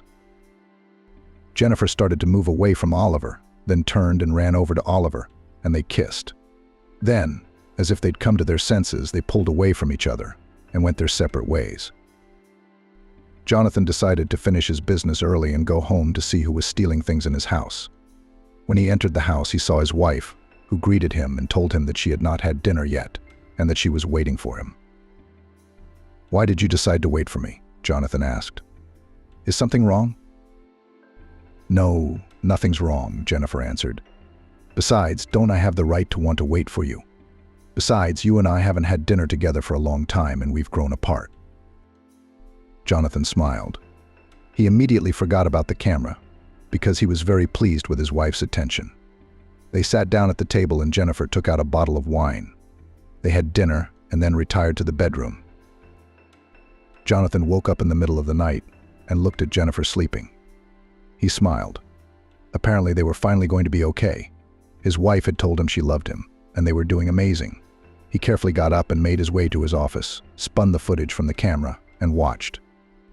At first he didn't realize what was going on, and then he was just stunned when he saw what the maid was doing to his son. She was kicking him and even hitting him with her hands, and Richard was flying away from her like a ball. But then he'd get up and go at her again. He watched the video a couple of times and only then realized that Vanessa was teaching his son karate moves. It showed her showing him a particular move, then demonstrating it on Richard, and then they reinforced what she had shown him. He watched the tape again and made sure Vanessa hadn't touched his wallet, although he had been convinced before that his wallet was missing after all. But then who had? Vanessa was above suspicion. Oh, and on top of that, she was teaching his son techniques so he could stand up for himself. Jonathan smiled as he switched the tape on again and again to watch this fragile and pretty girl teach a boy taller than her how to fight. But then, remembering why he had set up the camera in the first place, he decided to re-watch the whole thing again and find out who was really to blame. After all, he was sure it was Vanessa, and had been scrolling through the film exactly to the moments where she appeared. And now he decided to watch everything in more detail and finally find out who the thief in his house was after watching what the camera had captured. During this time, Jonathan couldn't stand it and went out onto the balcony. He was short of breath because he felt sick after what he had seen. What he didn't expect was to be stabbed in the back. What should he do now? What to do, how to behave, and how to go on with his life. Jennifer woke up early in the morning and realized that Jonathan was no longer there. She was sure that after the night they had had, her husband would not be in such a hurry to go to work and would stay for breakfast with her.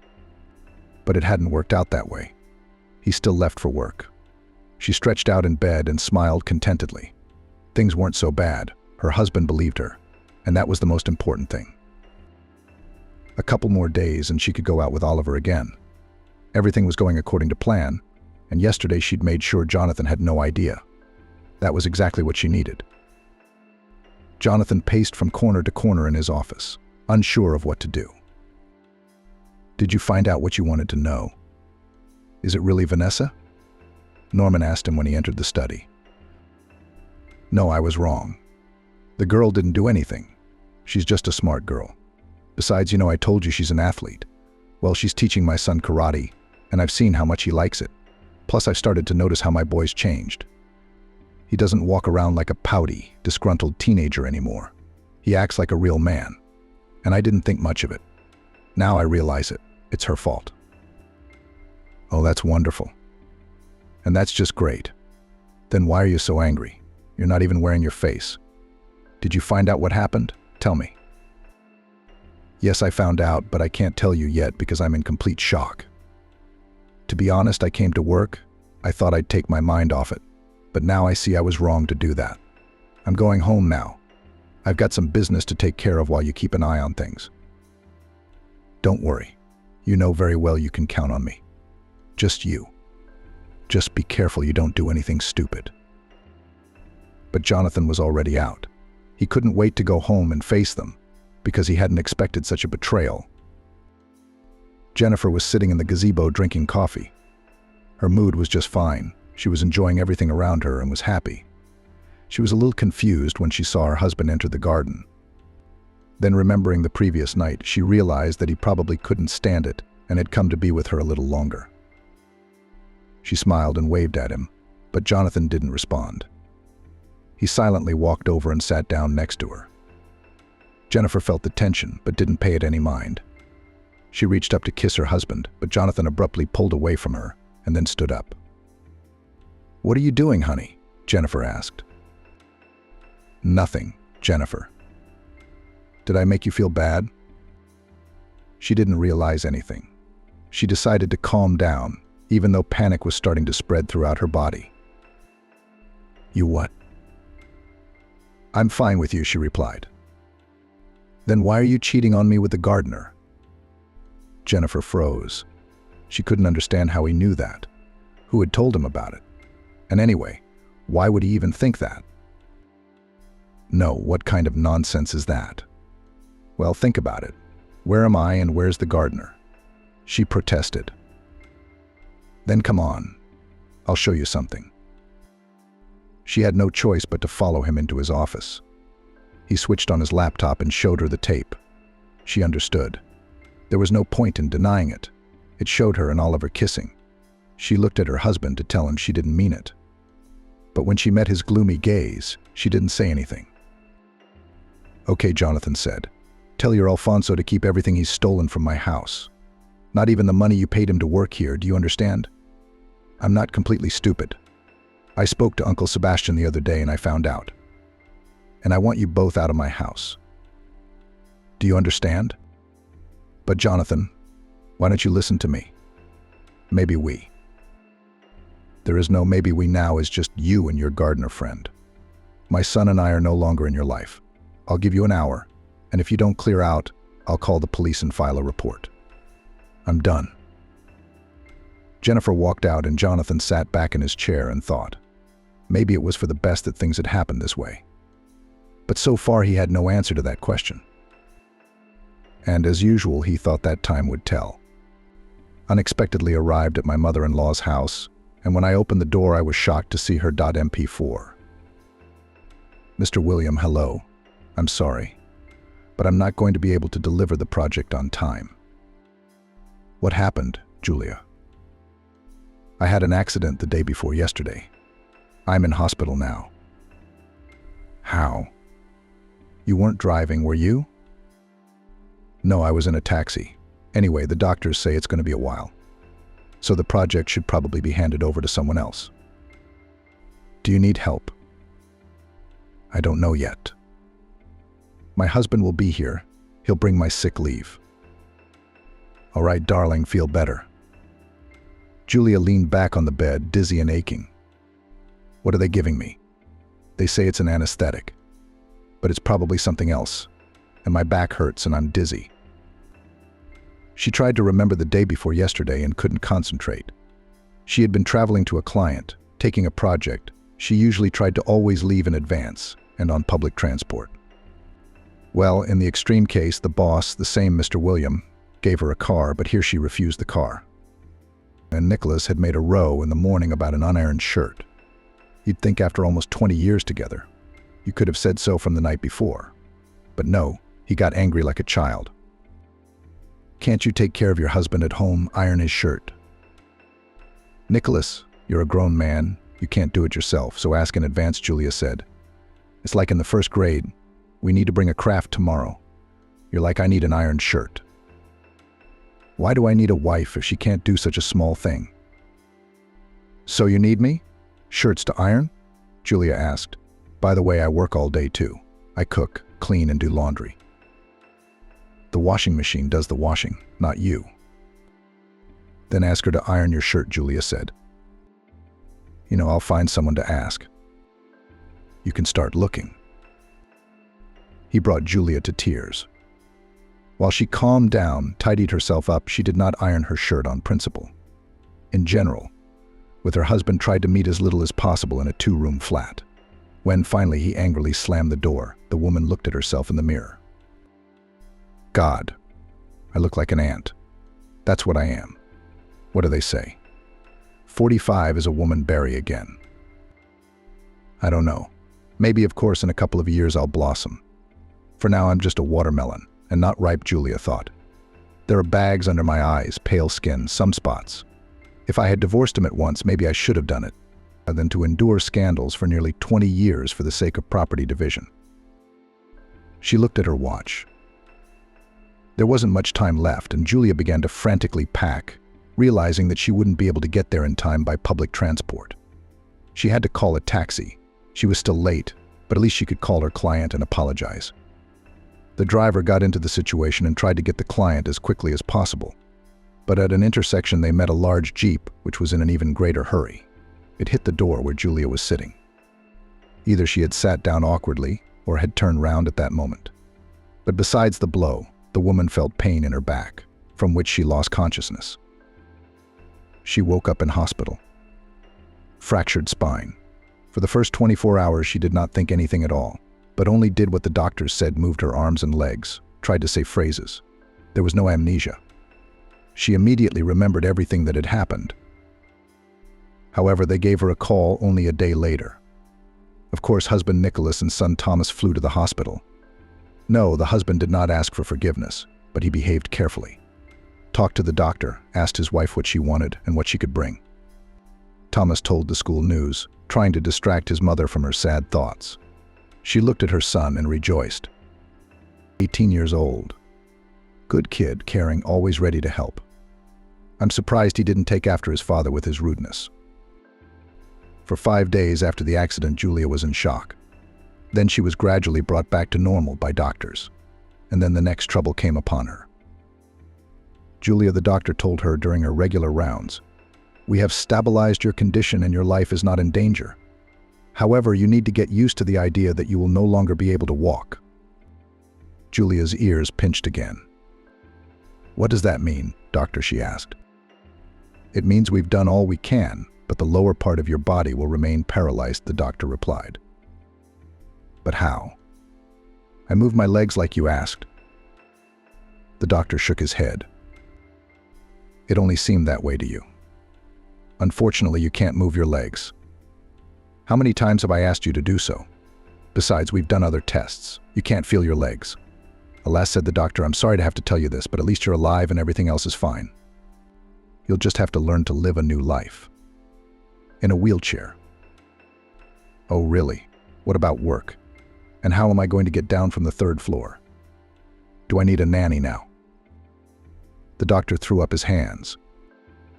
"Well, I'm powerless to do anything about it. Believe me, in time all problems will be solved. And then, you have your husband and son. I'm sure they'll help." "I'm not so sure about that," Julia thought and closed her eyes. She pondered how to break the news to her men and what she was condemning them to. Now they would have to look after her all the time, hire a carer.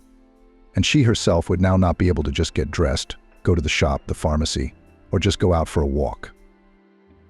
What kind of life is this? Why has it all fallen on me?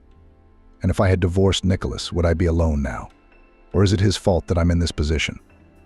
If he hadn't scandalized me, none of this would have happened. Julia indulged in thought and feeling for a long time. She looked for someone to blame, terrified at the thought of what kind of life was ahead of her.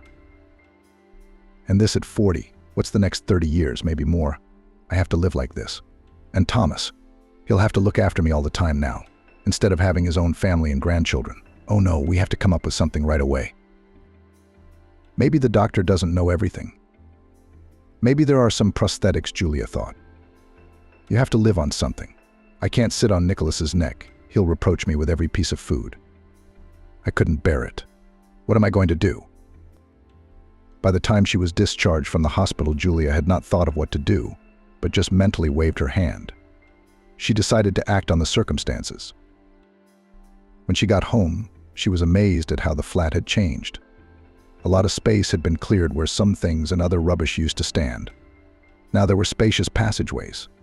The doorways seemed wider. And from the bathtub, the threshold that prevented a wheelchair from getting through was gone.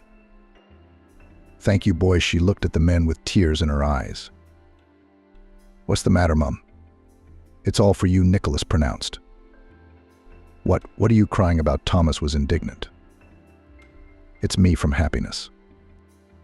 "Then let's see how you'll move around." Just then, Nicholas took Julia's chair by the handles and began to roll it from the room to the kitchen, to the other room, and into the bathroom. Everywhere the pushchair went through without a problem. "It's just a matter of a few things. Learning to drive it myself," my wife smiled. "Everything will come with experience. Well, I'm off to work." Nicholas disappeared out the front door. Julia looked up at her son. "Don't you have somewhere to be?" "No, Mum, I'm going to stay with you, help you settle in. So don't be shy. Ask me if you need anything." Okay, honey." Julia got used to moving around the flat quickly, but the fact that now she had to ask someone in the household to go outside for any reason, whether it was to take out the rubbish or to get her medication, she couldn't get used to for a long time. Over time, of course, she learned to adjust her desires to fit her husband and son's life schedule, but she still felt discomfort when she had to ask for something. It also depressed the woman that she was unemployed. No, of course not. Mr. William had helped her financially at first and even bought her a nice expensive pram. But Mr. William couldn't support Julia for the rest of her life. She realized that very well. All her work in her previous life had involved not only dealing with clients but traveling. And in her present condition it was impossible to do so. At home, scandals were increasingly frequent. "You, by the way, live on my money," this phrase from the lips of her husband was heard more and more often. It got to the point that he began to reproach not only Julia for spending too much on useless, as he put it, medicines, but also his son Thomas that he wanted to continue his studies after school, rather than go to work to provide for his mother and care for her. Julia spent a long time researching training opportunities for people with disabilities and finally decided on a sewing course, which she had always been good at. A special vehicle was sent to her on the day of the course, which traveled around people in wheelchairs like her, bringing them to the course and then taking them home afterwards. Except that the classes were only about 4 hours long, and Julia's journey took all day. She was very upset about the lost time, during which she could have done something around the house to avoid Nicholas's reproaches. But over time, the woman realized that no matter how hard she tried, she still could not avoid scandals. So she began to let her husband's words pass her ears more often. But Thomas always found out in advance from his mother when she was studying, and on that day was at home in the morning and evening to bring his mother down to the yard, and after the study lifted back up to the flat. After completing the course, Julia had clients who came to the flat. She started sewing to order and getting a solid raise on her disability pension. Also, on one of her trips, the woman met a taxi driver, Scott, who was very attentive to his passenger. He knew how to help the woman sit down, how to fold her pram. "I have a younger sister in a wheelchair. Here's her medication and works," he explained to Julia. They exchanged phone numbers. The woman became freer in her movements and means. This again really pissed off Nicholas, who thought the whole world revolved around him. But his wife had managed to break free from his financial dependence. "Dad, where are you going?" Thomas walked into the flat as Nicholas pushed the packed suitcases towards the exit. "That's it. And you, Thomas, I can't take it anymore. I'm going to live apart." "Have you been raised? You're so big and independent. I think my mission as a parent is over. I want to live for myself for a while." "All this time you've been living for who?" "For you, for Mum. And now I want to finally fulfill my own desires, not someone else's whims." "What about Mum?" "We've talked it over with her. She's fine with it. We'll get a divorce, that's all. We have no minor children, so it's easy to do." "Well, wait a minute. She needs help. Go to the shops, go for a walk." "So? Let the social worker do it. I'm not a babysitter." Thomas looked into the kitchen. Mum was sitting at the table, staring at one point. "So as long as life revolved around you and your mum catered to you, you were fine. The minute Mum needs help, you run away." "How do you talk to your father?" "I've been helping your mother settle in for almost 3 years, by the way. She's quite used to it now and can be on her own. She got a job, even though she could have stayed at home. Disability pension. Are you kidding? If she would do the cleaning like before, do the laundry, iron my shirts, after all. All I hear are reproaches, you won't help me." Thomas looked at his father dismissively. "You wanted to live for yourself. That's where you start from. I'm no help to you now. My mum needs help, and I'm not enough for you too. I have arms and legs. Do it yourself." Thomas turned away and went to Julia in the kitchen. "You'll come crawling back. Both of you come crawling back to me," Nicholas shouted angrily and slammed the front door. The sound made Mum feel as if she had woken up. "Thank God he's gone. I can't bear to listen to his reproaches and whims. How are you doing, son? I thought everything was fine this morning, but now." "Don't worry, it's between us." "What do you mean, our thing? He left you helpless, and you've been cleaning up after him for 20-odd years. We just got tired of each other during that time. He thinks he deserves better than me." "Dad, where else is he going to find one? Maybe he already has." "So he's run off to a woman." "Thomas, he's your father and he raised you. Don't talk about him like that." "How are we going to cope?" "The same way we did before." "Have we seen much help from him?" "More talk." I'm in the know, I've done courses. I've got customers. I'll keep sewing at home. They say it's a very sought-after specialty. You didn't answer what's new with you. I'm fine. I closed the session. The day after tomorrow, I'm invited to bowling for my birthday. I'm going with my fellow students to have fun. By the way, do you know what a girl can get for her 20th birthday? Like what? Flowers, of course. No, that goes without saying. What else? Do you like the girl? You misunderstand. She and I are in the same group. She has a boyfriend. That's Marcus, a friend of mine. Remember? Of course. So Molly is getting her girlfriends and his friends together so Marcus won't be bored alone in the girls' group. Then give some handmade chocolates or a soft toy. Something that isn't too obliging. What if she doesn't eat chocolate? Trust me, that's already her problem. She'll just enjoy getting a gift from you. Thanks. I'm on holiday later. Maybe we could go out. So what? Are you going to spend the whole holiday with me, Thomas? I'm asking if you want to go out with your son. And you're just as quick to jump in. Julia nodded at the wheelchair. It's all from that. I take everything as pity and wanting to look after me. Maybe that's why your dad left too. That's not what we're talking about right now. We're not talking about him now, we're talking about you. Where shall we go? Museum, theater. You know, I've been wanting to go to the planetarium for a long time. But I don't feel comfortable asking. What's so inconvenient? It's decided I'll get the tickets and tell you when we're going. It's good that you don't plan anything for that day. What can I plan? I don't know. A client's coming over, or you're going on a date yourself. You're a fast learner. I need to keep an eye on you. That's right. I'll switch on the second speed. I'll fly away on the wings of love, laughed the woman. Bowling. The birthday girl, Molly, suggested we split into male and female teams.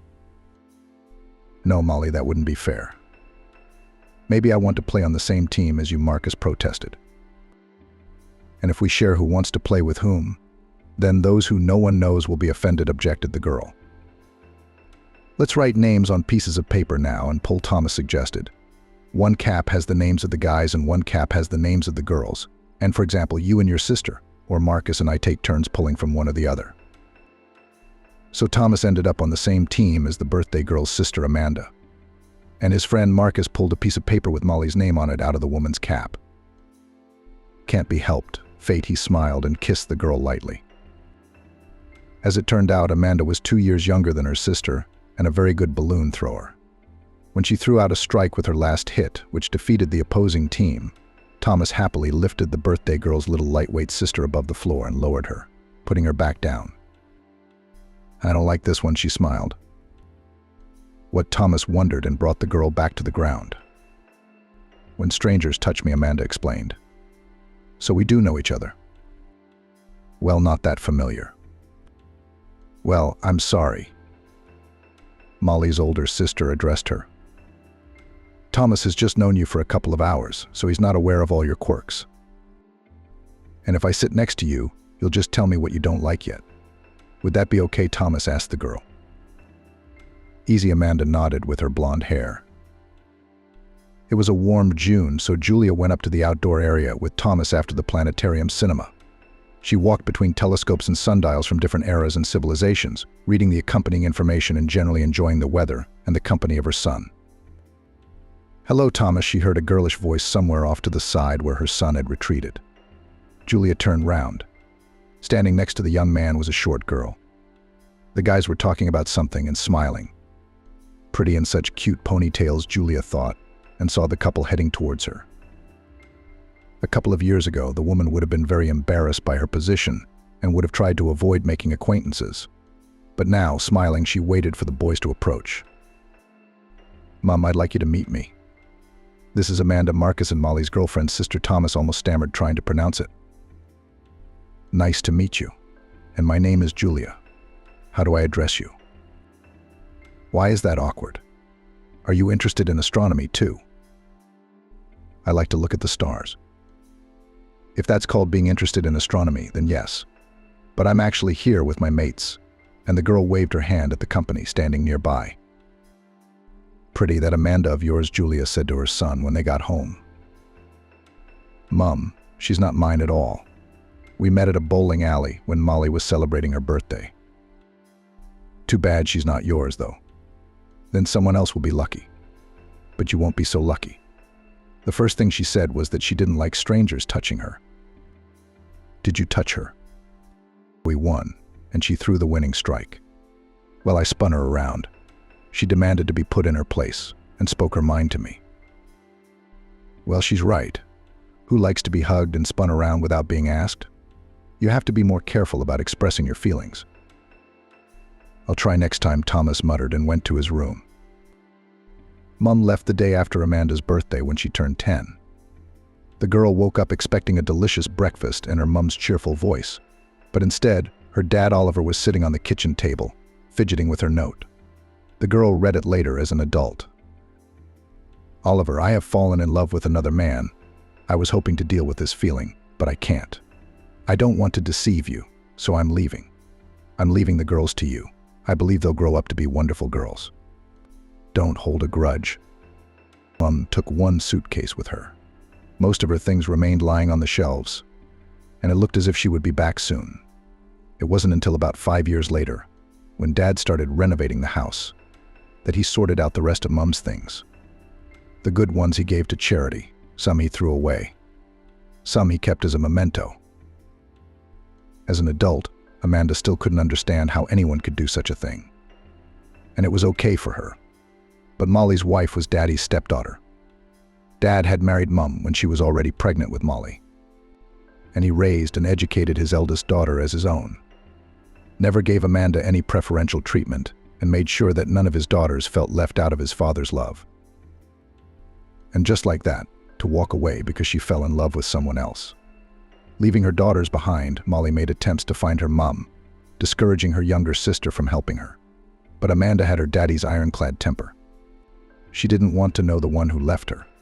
She always took her father's side, and even when she grew up, she never felt the desire to find this woman who was a stranger to her. Dad did everything for his daughters. He collected them for school, helped with lessons, went to parent-teacher conferences. Both girls did well. Only Amanda sometimes received remarks on behavior because of her too sharp, almost boyish character. Dad always signed in his diary that he had seen the teacher's note, and he said, "Everybody's character is different. You got a boyish one. What can I do about it? I'm not going to break you over my knee." "When you grow up, you'll understand," Dad said. It was only for her father's sake that Amanda tried to behave calmly at school. True, once when one of the elders said that she and Molly were orphans, Amanda threw herself at the offender with fists. "We are not orphans. We have a daddy, the best daddy in the world. No mum can replace him. Understand?" screamed the girl. She was barely dragged away from the high school student. The physics teacher took Amanda to her classroom, and only there did she burst into tears. Why? They don't even half have fathers or don't live with them. That's normal. And when we only have one dad, we're orphans right away? We're normal. Understand? Our dad is better than most, Amanda wailed. The teacher stroked her head and nodded in agreement. Then she let her wash up in the back room and let her go to her lessons. Daddy Oliver always gave money for every activity, whether it was a trip to museums or a tour of the city. "I work," he excused himself to his favorites. "I can't go with you all the time. And this way you will grow up not only beautiful but also well-educated." Sometimes Oliver helped with the classroom. If desks needed fixing or cabinets needed hanging, Amanda, the new daddy, was always called. He would come with a suitcase of tools, take a good look at the front of the work, and get to work. By graduation, Oliver himself found an attire and took his eldest daughter Molly there to have the most beautiful dress she had ever dreamed of made. 2 years later, Amanda went to her graduation in a store-bought trouser suit. "I don't need these princess dresses," she said. "I feel like a fish out of water in them. And besides, they're all out of my style. You and your blonde curls would be like a fairy in a film." "I hate those curls and I'm going to dye my hair black," Amanda blurted out. But thank God she did not experiment with her hair. Amanda also chose a male institute physics and technology. I feel good there, she said when asked about studying in a male team. They are all busy doing their own things. They don't pay attention to me. And I don't care about them, to be honest, Amanda thought. But she did go to the bowling alley for a girl's birthday party. There were fellow students, Molly and her boyfriend Marcus, whom she had been dating for 2 years. Amanda loved bowling and she was good at it, so she helped her team win. Everyone congratulated her, and the team captain and his friend Thomas even lifted and spun the girl in the air. It took Amanda's breath away, but she wasn't ashamed of the guy, but rather of her own enthusiastic reaction, which was not her style at all.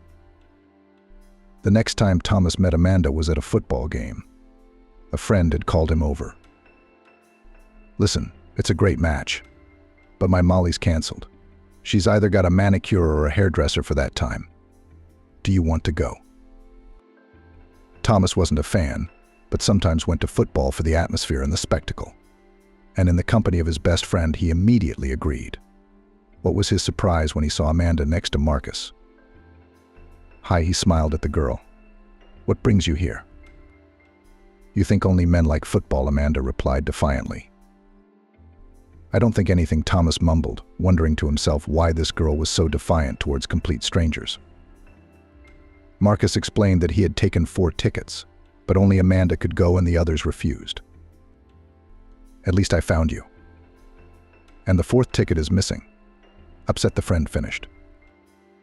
"Next time tell me there are 2 tickets. Maybe I could find someone," Thomas suggested. At halftime, Marcus went out for a smoke while Thomas bought coffee and crisps. When he returned, his friend was still out and Amanda was sitting on a chair with her legs tucked up. The weather was chilly. "Do you want coffee?" Thomas asked. The girl nodded. He handed her a cup and felt how cold her hands were. "Are you completely cold?" "I don't have anything to give you to put on," the boy said. "How about you don't be stubborn like a donkey? I'm hugging you just to keep you warm." "Don't think too much," Thomas said to Amanda. "No, I don't mind," the girl smiled. "Look, I've been out for 10 minutes and you're already sitting here cuddled up. What do you call that?" Marcus stretched out with a chuckle, returning from his smoke break. "It's called cold weather. If you're cold, you can join us," Thomas said. He pointed to the seat next to him. "No, I don't know what Molly will think when she sees you and me cuddling. I'd rather sit on Amandine's side. She's a girl, after all, at first glance."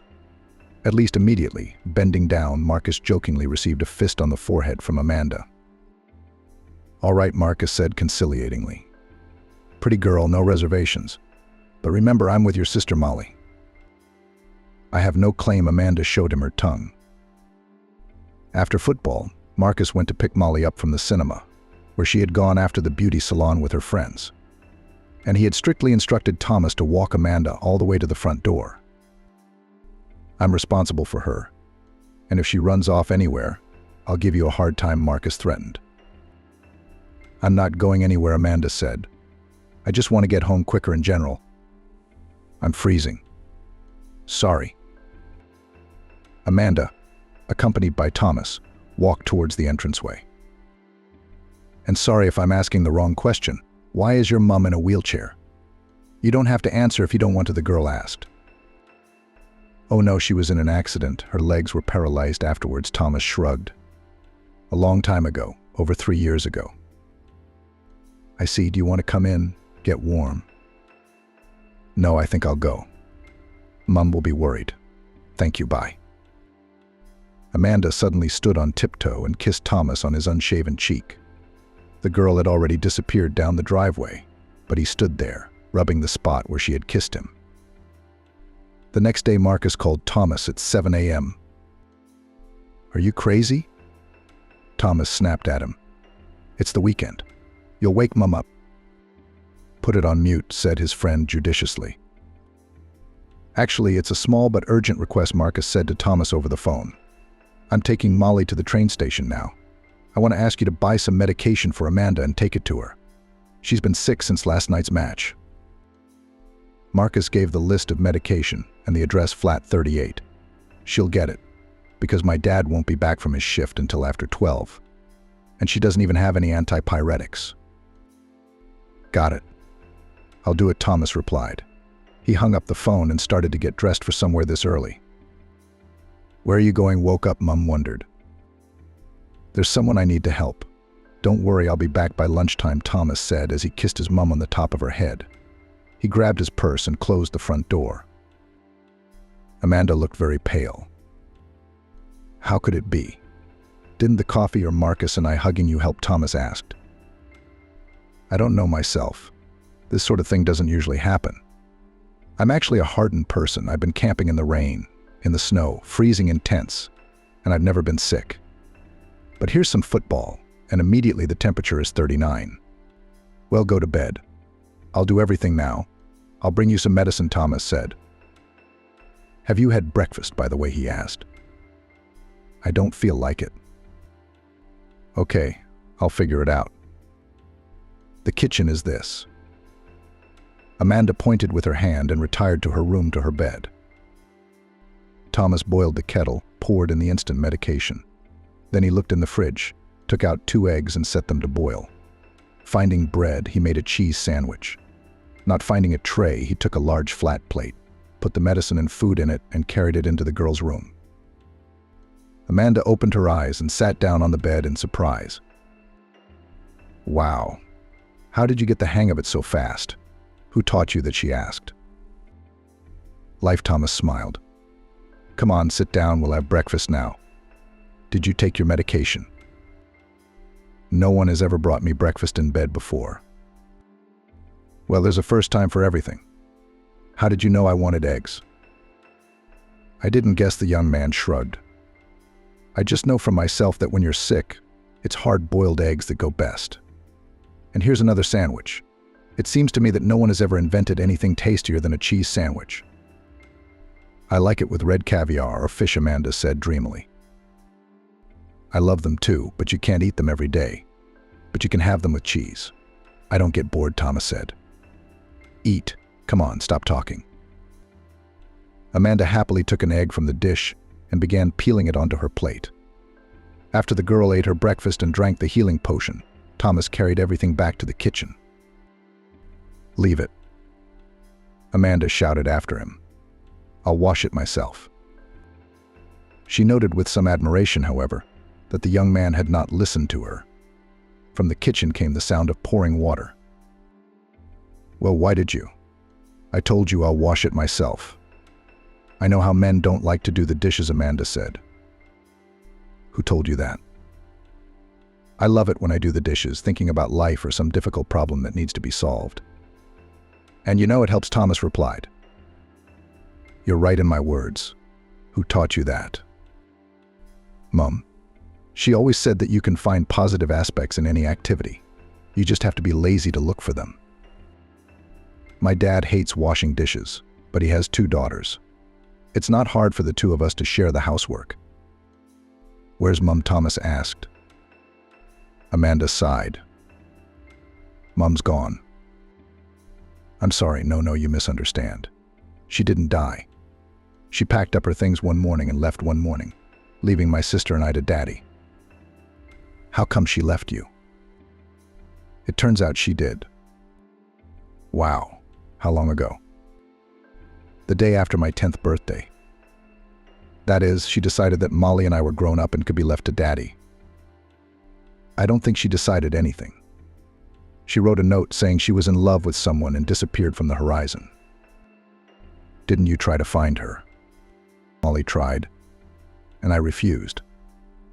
I thought the search was unfair to her father. I mean, kind of a betrayal. He raised us and we're still looking for our mum. Exactly. You're using my words again, aren't you? I can't imagine living without my mum. I have the opposite situation, Thomas said. Well, it's much simpler, really. My dad left when I was almost 20, said I was grown up and he wasn't a babysitter, and left my disabled mum. Amanda ahed after the accident. No, he lived with us for a couple more years. Like he said, waiting for Mum to settle in. And then, I'm sorry, and then it was just the 2 of you and Mum. Yes, but you wouldn't think so. She's very independent. She managed to finish a tailoring course, and now she sews at home. Only sometimes you have to go somewhere with her. To the hairdresser, for example. And after the accident, she's also become easier to get along with people. She even knows a taxi driver now. That's amazing to me. It was a taxi that got her into the accident. She said she had to fight her fears. So she started taking taxis more than she did before the accident. That's where Scott and I met. Now if I can't take her somewhere, she calls him, and voila. He comes and takes her wherever she needs to go, mostly to the shop for thread and fittings. But she can't travel much on her allowance, so she has to work part-time. You've got a heroic mum. Amanda smiled and was alert when she heard the front door lock open. Here comes Daddy. When Oliver entered the flat, he was greeted by Amanda and an unfamiliar young man. Hello, the father looked at his daughter questioningly. Let's get acquainted. This is Thomas. Nice to meet you. Oliver, the man, held out his hand. Thomas brought me some medicine, otherwise I'm sick after the football yesterday. Why didn't you text me? I'd stop by on my way out now and buy everything. Well, it's almost 12 now. Thomas brought me everything from early this morning. Has Molly gone? Yes, Mr. William. Marcus took her to the station. Thomas is a friend of his, by the way. Well, thank you, young man, for your concern for my daughter. Have some tea with us. No thanks, I'll be off. Amanda is in safe hands. I have many more plans for today. See you soon then. Goodbye. Why? As the door closed behind his guest, Oliver looked questioningly at his daughter. A friend of Marcus's, then? Well, yes, we met him back in the holidays. He was captain of my team. Then we met at the planetarium when I went there with my girlfriends. And he was with his mum. With mum, Dad was genuinely surprised. Yes, his mum's legs are paralyzed, so he sometimes goes out with her to places like that. And yesterday there was a ticket missing. So Mr. William called Thomas to come to the football with us. That's all. All right, daughter. It's noticeable that I've asked you practically nothing. Did you tell me everything yourself? Yes, I know. You're generally sensitive and understanding. Amanda didn't bother to kiss her father. Because I'm sick and retired to her room, to her bed. After Scott dropped Julia off at the usual place near Schweik's shop, she rounded the corner to the entrance and was horrified to find that the pavement there had been ripped up. A ditch had been dug in the pavement and bridges had been laid, which she could not climb up on her own. At a loss, she sat next to the decking and looked around, hoping for someone to casually help carry her over the obstacle. But in the middle of the workday, grandmothers with small children walked by. Can I help you? A man's voice sounded to her right. The woman exhaled with relief. Yes, please, if it's not too much trouble.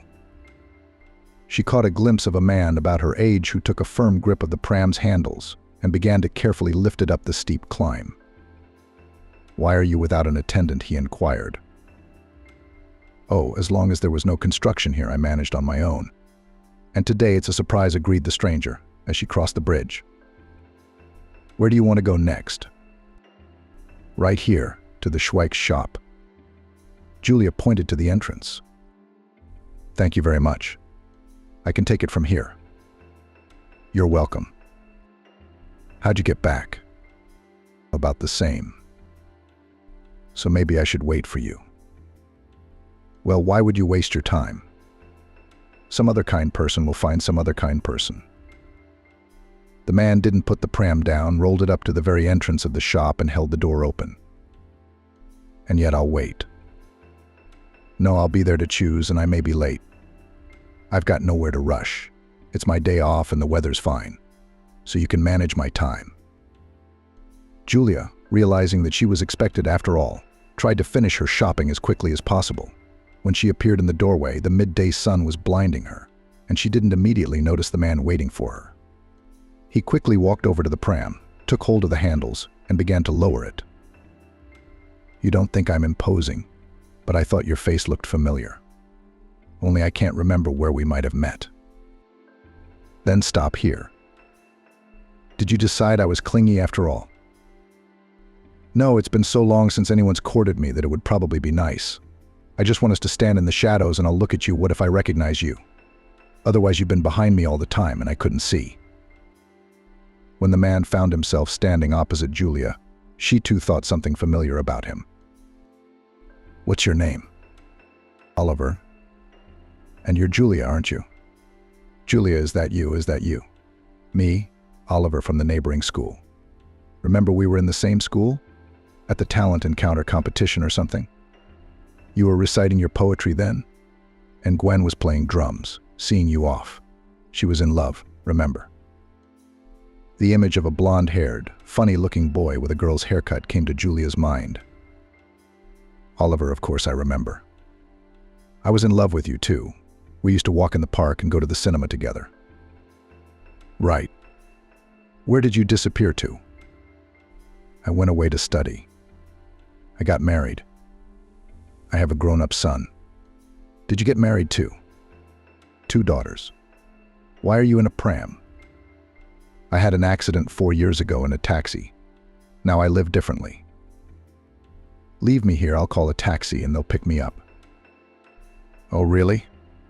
Let me take you home. No, I'm telling you, don't. I've got it all worked out. The cattle will pull up right here. He's been driving me for over 3 years now. Julia, it's not hard for me, really. It's hard for me, Oliver, so thank you. But don't. Well, then maybe we can exchange contacts. Why? You can't ask me out on a date. You're not likely to come to visit either, are you? Let's just leave it at that. There's nothing to rekindle the past. That's a shame. Sometimes I thought we had a lot to say to each other. Believe me, I don't. Just an ordinary life like everyone else's. That's it. Come on, kiss you bye. Julia rolled the pram up to the taxi that had pulled up. Oliver looked sadly after her and went about his business. Dad, why are you looking so pensive? Amanda suddenly interrupted her story about going to the cinema when she saw that her father wasn't listening. Eh? No, I'm fine. Come on, it's not fine. Usually you always listen attentively. Now you're somewhere else. Come on, what happened? Falling in love.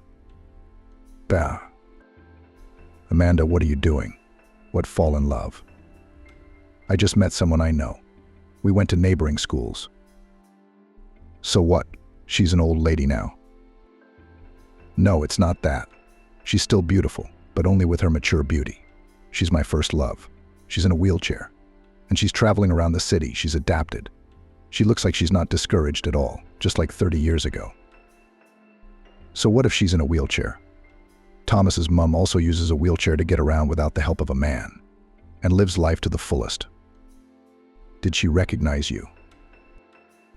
Not right away, of course.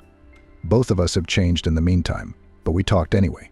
She's married and has a son. I told her I had 2 daughters, that's all. It just made me sad. Now I'm thinking, why didn't I take her coordinates? You didn't. Well, I asked, but I don't think she really wanted to give them. Maybe she has a jealous husband or was afraid I'd start hitting on her. Anyway, it's like this meeting never happened. Would you have? What started hitting on me? I don't know. She's pretty. Maybe I wouldn't have been able to resist. There you go, good for you. She sensed that and decided not to give you a chance. There's no point in reminiscing about your past loves. It's time to look for new ones. You're an optimist. I'm too old for new ones. Even the classics said that love is for all ages. You'll find yourself a young, beautiful woman. Would you like me to introduce you to my mates? So Amanda, stop being sarcastic. We've had our heart-to-heart talk and it's bedtime. I'm going on shift tomorrow. Good night, Dad. The youngest daughter kissed the sitting father on the top of his head. By the way, where's your sister? Suddenly remembered. Amanda shrugged. Who knows her, Molly? Maybe she's staying at Marcus's? Or hanging out in some bar again? I can't wait to get married, or I'm starting to worry about her. And for me. Not for you. Igoza, I know you can handle your problems on your own. And if you need help, you can complain to your daddy. I'm always ready, but I hope you won't need it. Me neither, Amanda said, slamming the bathroom door. Thomas thought for a long time about what excuse he could find to see Julia. Then he just texted her. Hi, what are your plans for today? How are you feeling? Hi, I'm fine. Thought I'd go for a walk to clear my head, but I can't. I can't get my head round nuclear physics. And the day after tomorrow I have to pass my exams. Just don't get snotty, or it'll be like football. You're just like my dad. Can you come with me and supervise? No, if you don't want to, why should I? I'm the one who called you out. Then I don't mind. Well, are you coming? I'll be there in half an hour. Waiting. Thomas began frantically pacing around the room, trying to figure out what he should wear so that if Julia got cold, he could lend it to her, with a wide, masculine gesture. Mum, I'm leaving. Mum, I'm going out, but I'll be back tonight. He glanced over to Julia, who was typing up another order. Okay. She looked up and smiled. Just get some bread. Deal. Thomas sprinted out the door. They walked with Amanda along the river, talking about school, friends, and parents. Dad can't wait for Molly to finally get married, the girl said suddenly. Why, Thomas wondered. He feels that only then will she stop wandering around the bars and sitting with her girlfriends. But I don't think his sister is planning that anytime soon. And if Marcus proposes to her, will she refuse or ask her to wait, but still refuse? She told me herself that married life is not for her. She likes to spend her time as she pleases, not hang up her obligations to her husband and, God forbid, her children, if anything. That's what I'm quoting. That's odd. And I would never say that. Especially when you look at their relationship with my mate. You'll excuse me, but that's not for broadcast. She's got a temper like that. She likes dating for now. She'll be with Marcus. Once she finds something more interesting to do, she'll leave him. I wish I was wrong. Me and Dad like him. It's just Mum's temper, the grimaces. I think you either underestimate your sister or you're just jealous of her. What's there to be jealous of? Well, time will tell. So I'm not going to argue. It's a waste of time. I realize you value your time. So you don't think our walks are a waste? No, of course not. At the moment, I'm taking a break from nuclear physics and getting to know a nice person better at the same time. Double benefit. You know, Amanda, that's what amazes me about you. You say everything directly. No flirtatiousness, no innuendos, no sly looks. Maybe that's what I want to impress you with. Well, you've succeeded. But why? Do I like you?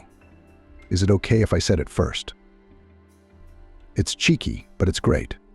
That's why I like you too. Then maybe we'll go out. Not everything has to go to your Molly, does it? I'd love to. Do you know where I live? There's my phone number. I'm always on call and I'm up for any entertainment within reason, of course. I suggest we start the classic way, the cinema. You can't go classic. The first one was football. We have a good chance of getting on the right track, cinema. Why don't we watch an action film? Or a cartoon, depending on what's on. By the time Amanda turned in her session, summer was in full swing. She and Thomas went to the beach, sometimes with Molly and Marcus to grill kebabs, rented boats, and went to the middle of the river to put their faces in the fresh breeze. Thomas was seeing more and more of the girl's father, and the men found many common topics of conversation. I've always been dismissive of these fashionable professions, Oliver told his daughter, but it turns out that marketers can be interesting people too. Like your Thomas, for instance. Why did he suddenly get drawn into such a strange field? The name itself sounds like a swear word. Dad, we can't all be engineers, electricians, mechanics, Amanda objected. If he'd been some kind of sales manager or taxi driver, which would have been better. I can't say about a salesman, but a taxi driver is quite a man's profession. How ancient are you, Amanda, smiling, looked at her father. What's so old and boring? Well, there's a little bit. Okay, Thomas's excuse is that he's pretty good with cars and knows a lot of the history of the world's biggest brands. And did you ask him? Does he need your excuses? Well, I have to be sure who I'm giving my car to, don't I? So the fact that he, Molly, and Marcus are in school is only now becoming a concern to you. But she's already got a temper of her own, twisting everyone around as she pleases. And you're my favorite? And if something goes wrong, will you be upset? What could be wrong? So you don't mind the favorite. Amanda realized that Dad had cleverly lured her into a verbal trap and went on the offensive. I don't get it at all. It's easy for us to discuss either I'm favorite or I'm not. Now, a long time ago, no one measures by such categories. It's nice, it's fun. So I'm really quite old then. I thought love was still necessary. Come on, let's stop being boring. We're just spending time together. Got it. Silence. A. Do you want strawberries? Oliver pulled an ice cream cone out of the freezer, cut some fresh strawberries he'd bought at the market into it, and handed it to his daughter. This one's to keep you in mind. Daddy always knows what you love and who you love too. Amanda laughed as she gorged herself on the treat. Before the new school year, the girl left for a student internship. It was difficult for outsiders and relatives to come there, as the city was closed and it was not easy to get there. Therefore, Thomas only called Amanda and told her the news. However, he did this often every day. You were right, though. Molly told Marcus it was time to break up. I comforted him all night last night. He was worried he'd done something wrong. We're about to start our degree. He was hoping to defend himself and propose to her. But it didn't turn out that way. I'm sorry I was right about Molly. Honestly, I was hoping she wouldn't do that to Marcus. But no, I don't even know what to do to calm him down. It's okay. The kid's a grown-up. He'll get over it. How's your internship going? Very interesting. Too bad I can't tell you anything, but it'll be over soon. I miss my dad and you terribly. Me too. Amanda. Come back soon. A couple of days before she returned, Thomas suddenly stopped calling and only texted back. He said it was inconvenient. He didn't have time. On the one hand, Amanda calmed down, but on the other hand, she thought about the fact that Thomas was nobody and had no right to do as he wanted. Back at the beginning of the summer, she would have called him herself. But now something had subtly changed in their relationship. When she, tired from the train, walked into the flat, she was surprised by some new look in the hallway and the fresh smell. From the kitchen door, a smiling Dad looked out. There she is, he pronounced to someone and went to hug his daughter. Thomas came out of their girls' room carrying a huge bouquet of red roses. He smilingly handed them to the girl. Her heart leaped with happiness. But trying to appear nonchalant, Amanda said, "Hi, everybody. What's going on here?" "Oh, just this. Thomas has come to ask for your hand in marriage. I suggested we wait for you. After all, Dad winked at the groom. And we've been waiting for you for 3 days now." Thomas laughed. "Are you guys serious or something?" "No, I get that he's so serious. Practitioners' senses of humor are atrophying, but not to this extent. It's just that Thomas helped me redecorate the corridor. Here's the wallpaper lighter, the furniture fixed, right?" Amanda agad, looking round at the new interior of the hallway. "But that doesn't defeat the main purpose." Thomas dropped to one knee in front of the girl. "Will you marry me? I'm no engineer, of course, but I can still do something with my hands. See, and then your daddy will always help if I fail." Come to think of it, Amanda squinted. "Because I haven't even had time to wash my hands from the road." "Well, go wash, then. Think about it. If you're so indecisive." "Come on, wash later. I missed you." "Of course, yes, I'll do it." "There you go, you hesitated. I told you so." However, that wasn't all the news on his return. At the table, her father told her that Molly had left home, practically repeating her mother's behavior. A week ago, she came out to breakfast and said, "Dad, I've fallen in love, so I've left Marcus. You have no idea how good it makes me feel. Only now do I realize what true happiness is. That's why I'm leaving with him without even meeting him." I don't think that's possible right now. I'll call you and Amanda, but we're going south, so we won't be able to see each other. Down south where? Miami or something, Dad asked. No, North Caucasus. That's where he's from. I figured that would be a problem, so I didn't want to introduce you. Yes, he's from there. We're going to live with his family. Daughter, are you sure about this man? It's a different culture, different customs. And there will be no such liberty for you there. Dad, that's out of the question. The suitcase is already packed by 11. It'll be waiting for me at the driveway. What about your diploma? All you have to do is defend it. To finish my education, I'll deal with that. That's all. Then she took her suitcase and left, leaving Dad alone. I think I'm missing something, but there's no way I can figure out what exactly they're going through. She's 22. She's a grown woman. Let her live her life as she knows how. But she's my daughter, just like you. And now I'll be thinking about how she can settle down among strangers. It was her choice, wasn't it? If you had forbidden her. If you could, what then? Amanda asked. Oliver shrugged. I don't know. I don't know. I do. She would then blame you for all her failures. Now, God forbid she does well. But if anything happens, she can always come back here. I calmed your father down as best I could. Thomas excused himself as the two of them walked alone into the room. Don't make a drama out of it. Haven't you had enough trouble with your mom? So now you're also acting as a shoulder to cry on for my dad. I love you, Amanda. But sometimes I can't understand why you're so callous at times. Must be a tough man's upbringing. It's just a shame she won't be at my wedding. Or me at hers, apparently. It's become. Shall we go and break the news to my mum? I'm not tired at all. And now I can roll mountains at all. Now I'll get changed and let's go.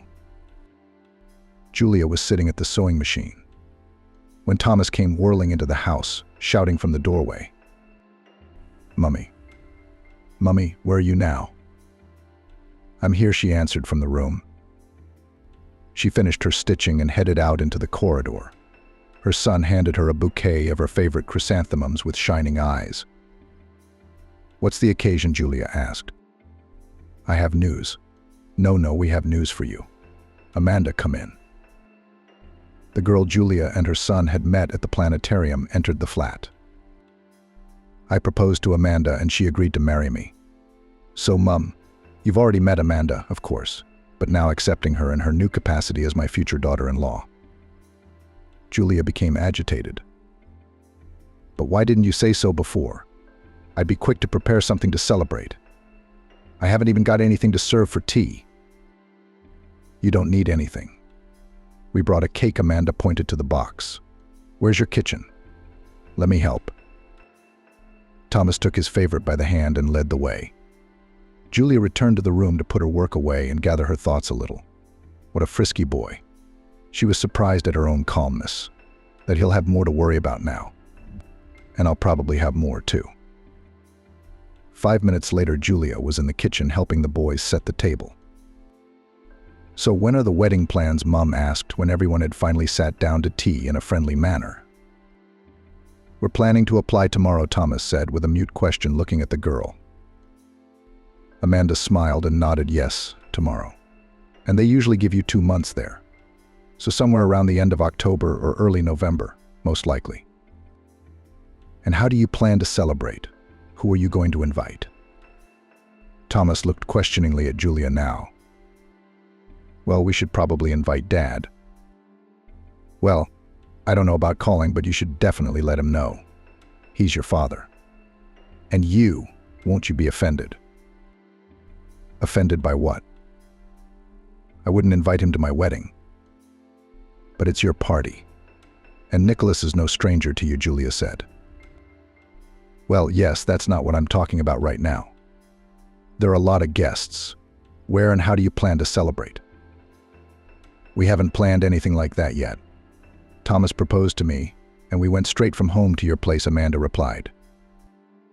Julia smiled. It's my pleasure. It's just that I think you need to think about how you're going to celebrate your holiday. How about we just sign and call it a day?" Thomas asked his favorite girl. Amanda nodded confidently. Julia, seeing her confusion, decided to help a little.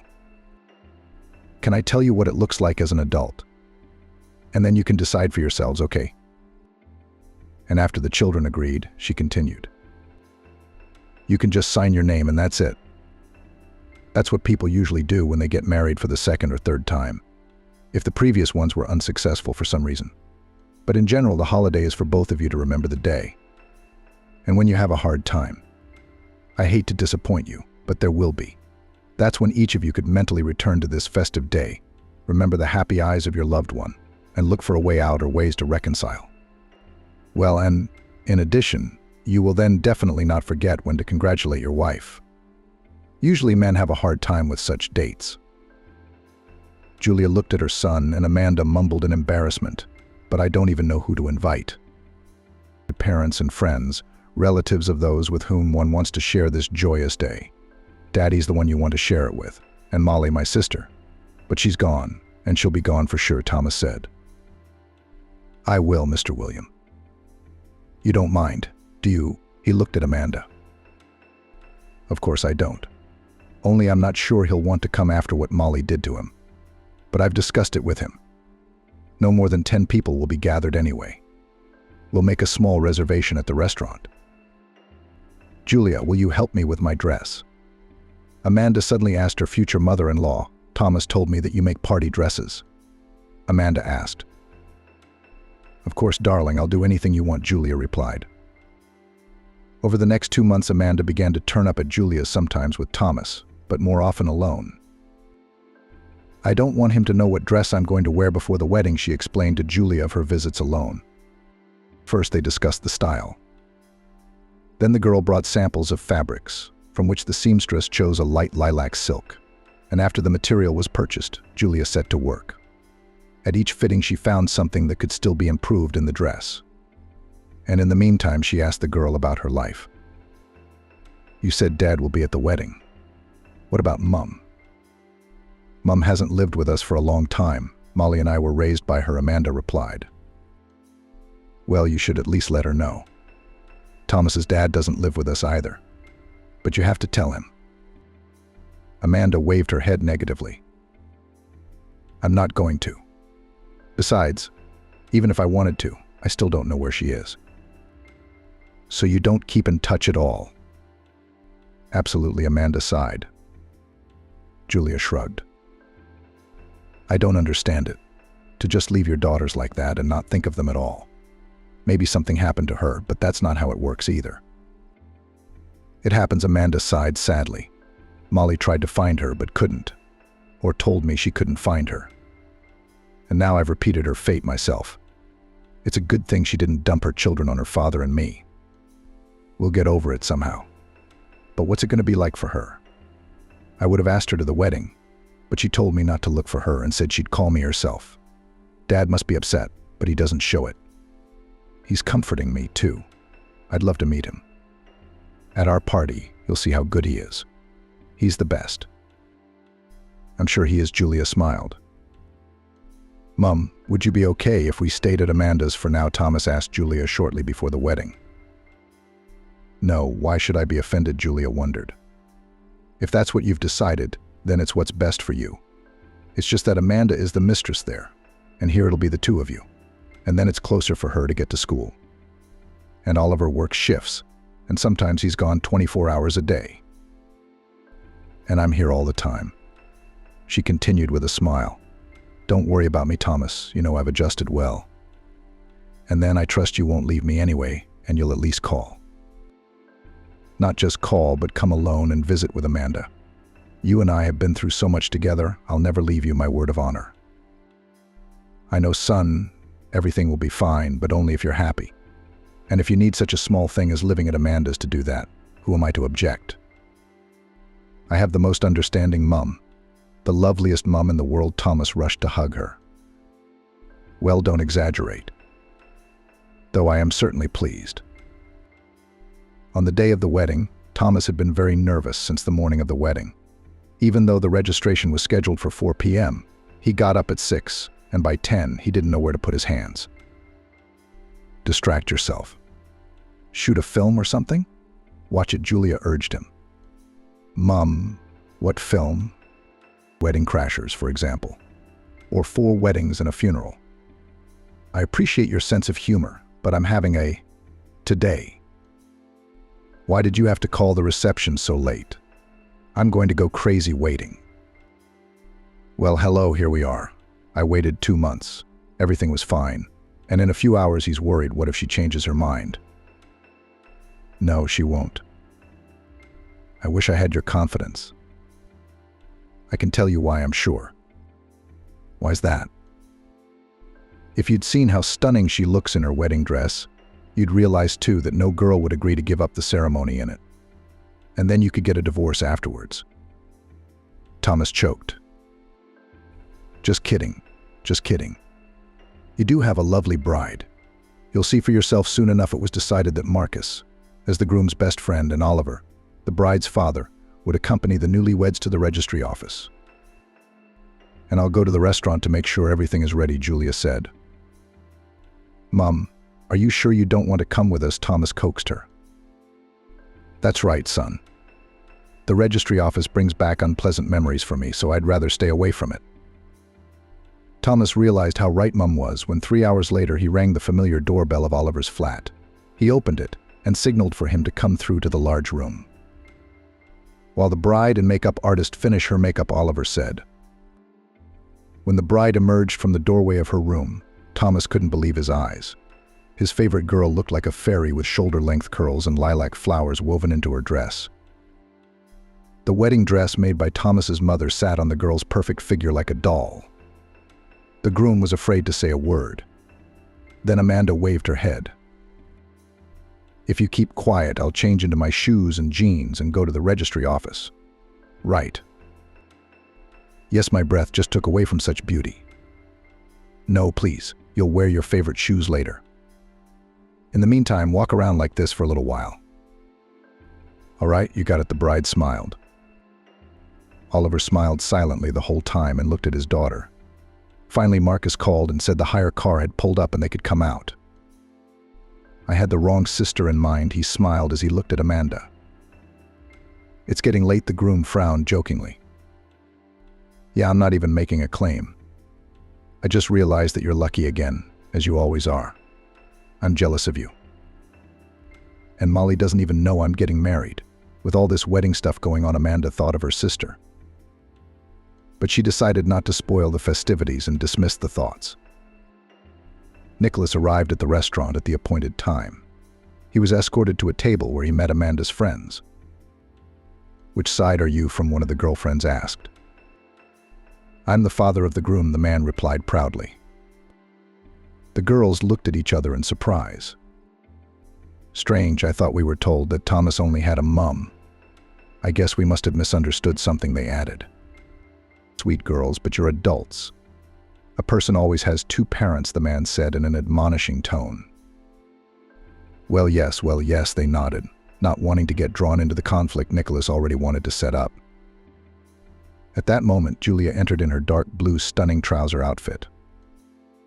Hi, as if nothing had happened, she said, as if they had broken up this morning over breakfast.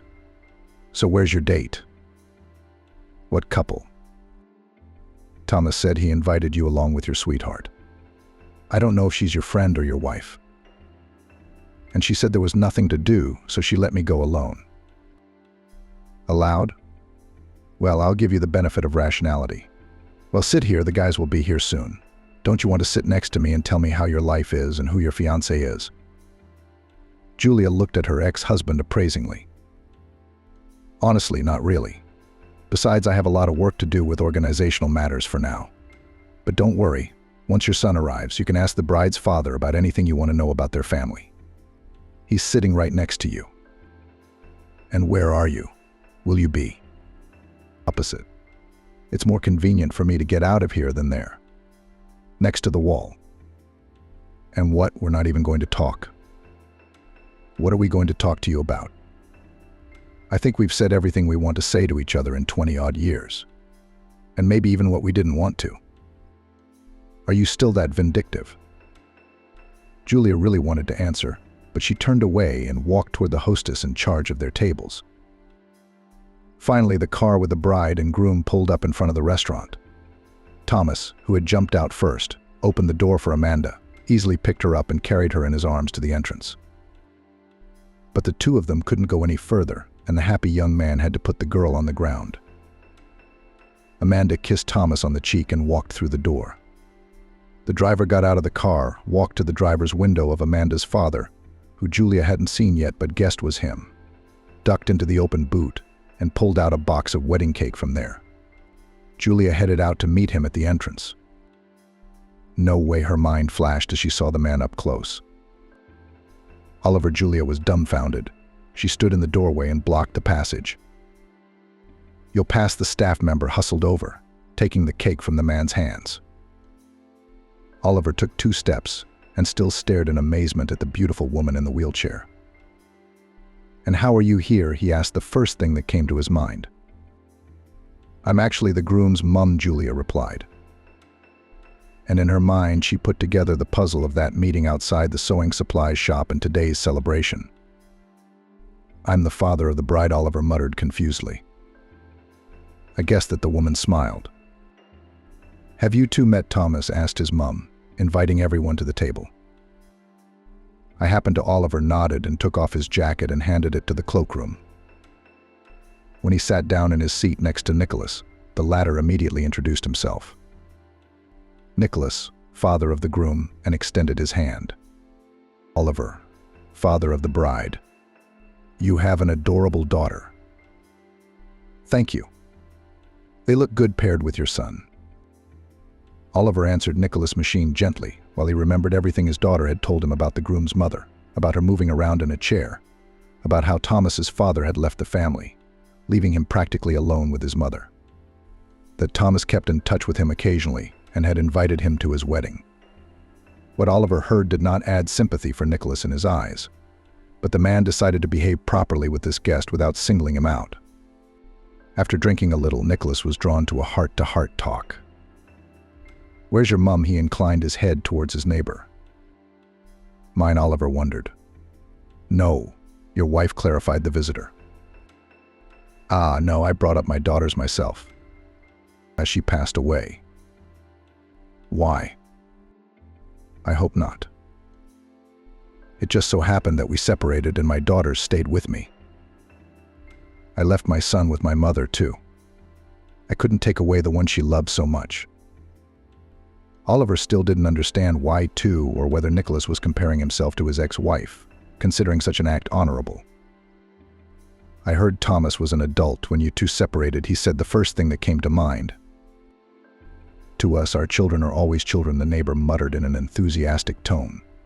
"Isn't that so? Except you can't take them away or give them away, unlike 10-year-olds. Here they can make up their own minds." Nicholas stood up. "I'd like to make a toast." Julia looked at him and glanced warily at her son. Thomas nodded.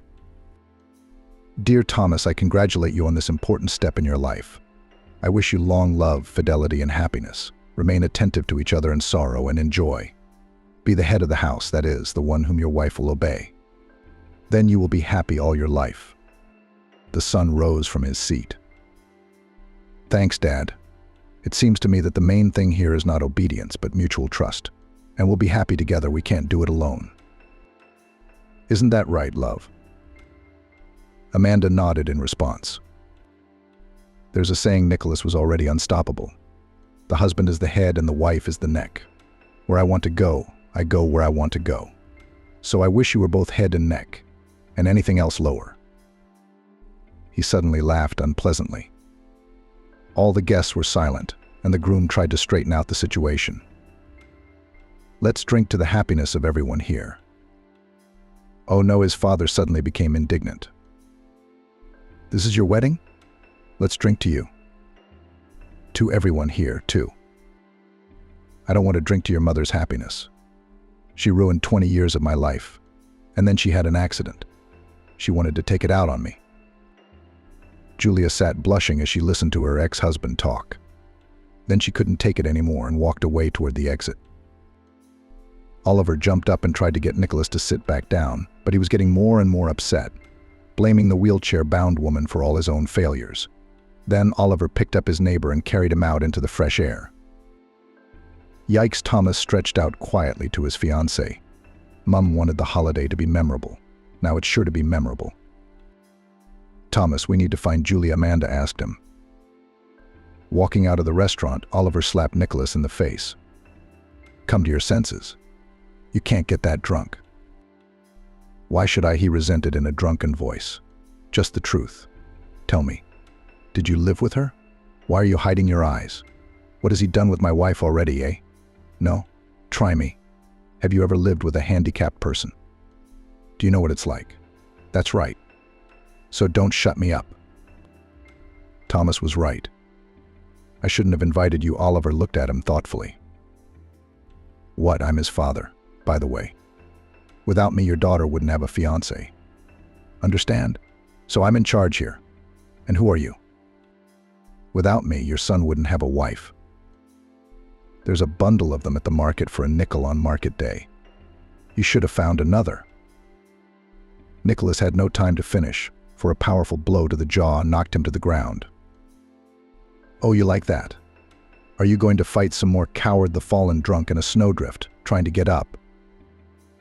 Oliver watched his attempts, rubbed his knuckles, shrugged, and hailed a taxi. Remember the address? He asked Nicholas, pushing him into the back seat. The man replied. That's where you take him.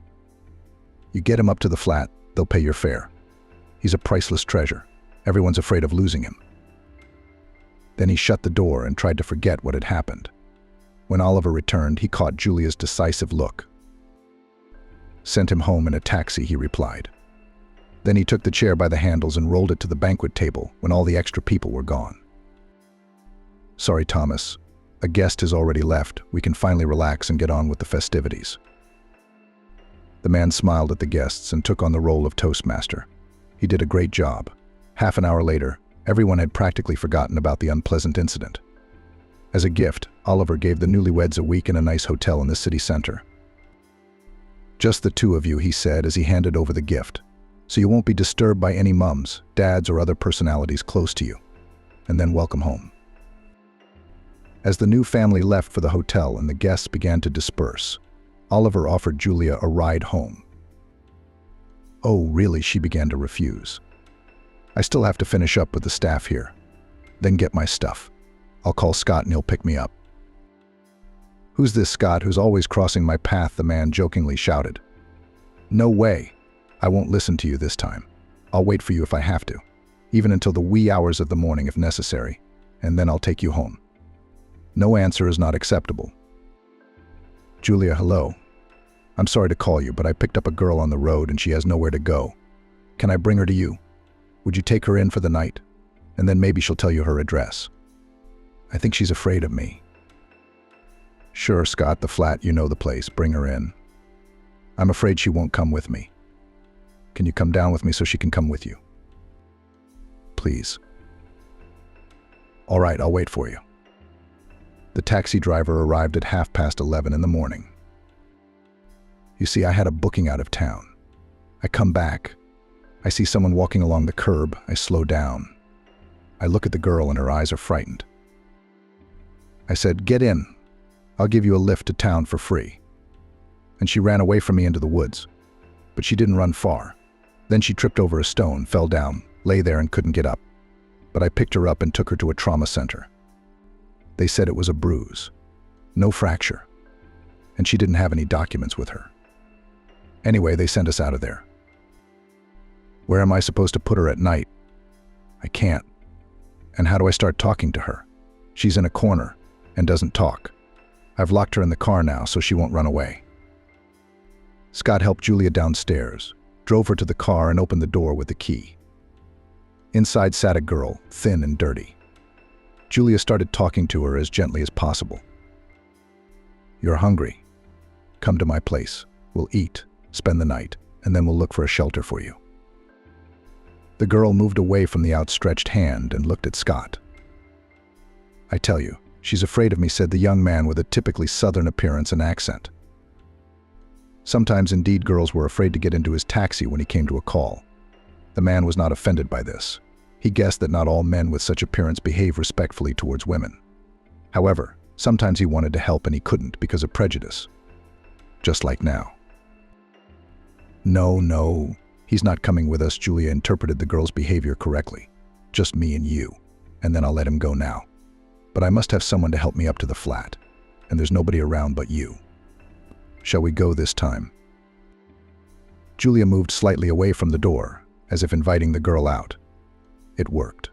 Scott quickly thanked the woman and left. Julia and the stranger stood not far from the entranceway. So are you going to help me out? Or will I have to wait for another passerby? The woman asked. The girl took hold of the handles of the pram and rolled it towards the entrance.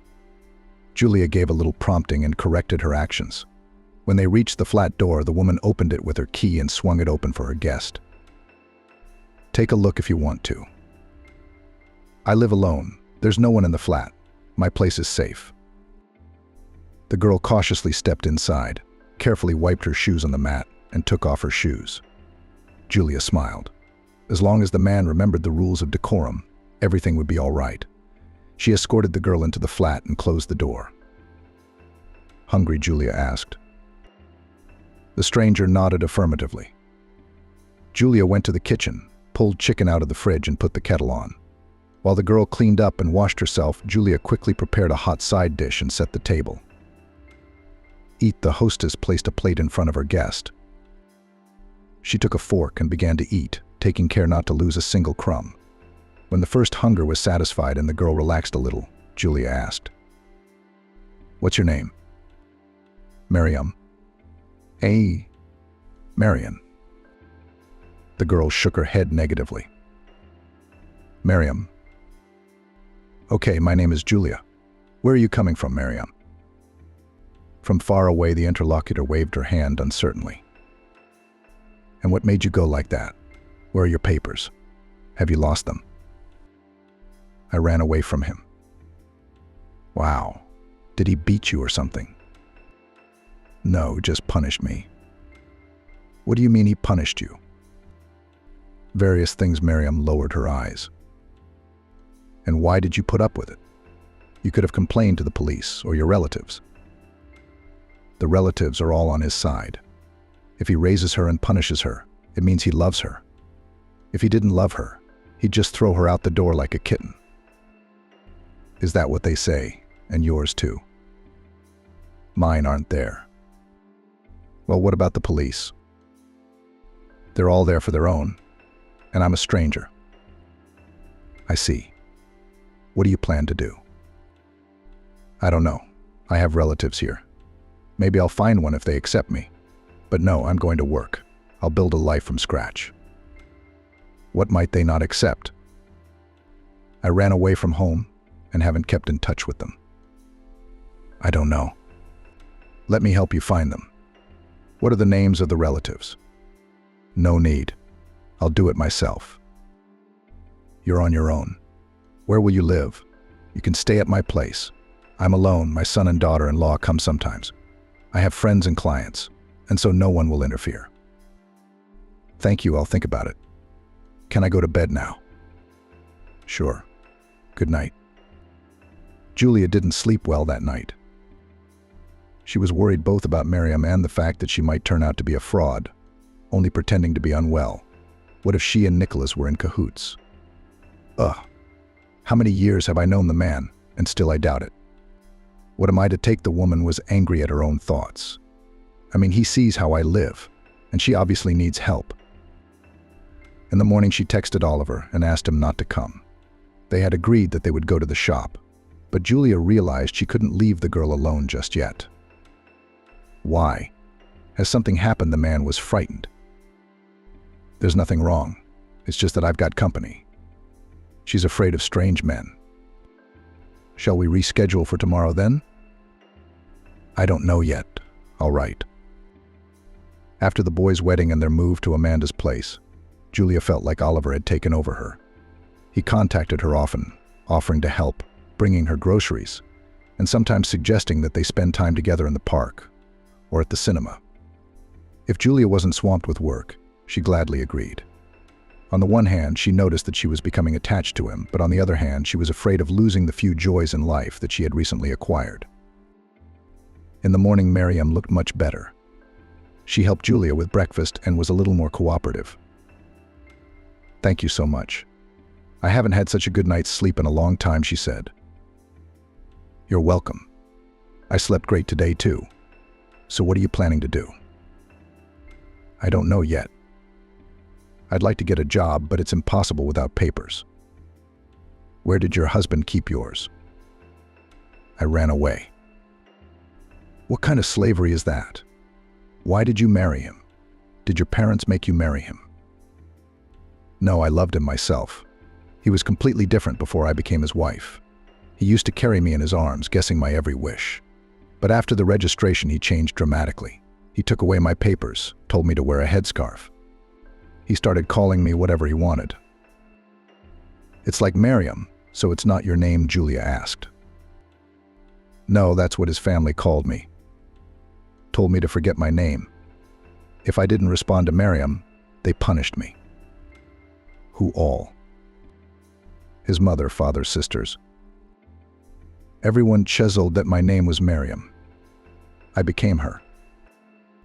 "And why did you give me that fake name yesterday?" "I don't know you. What if you know his family and you'd give me away?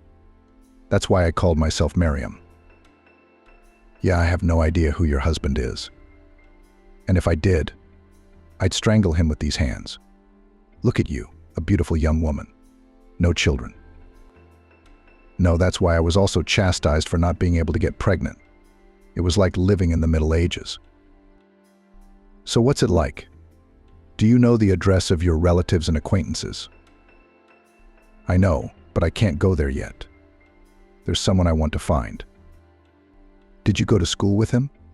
You don't remember his phone number. How did you lose your memory?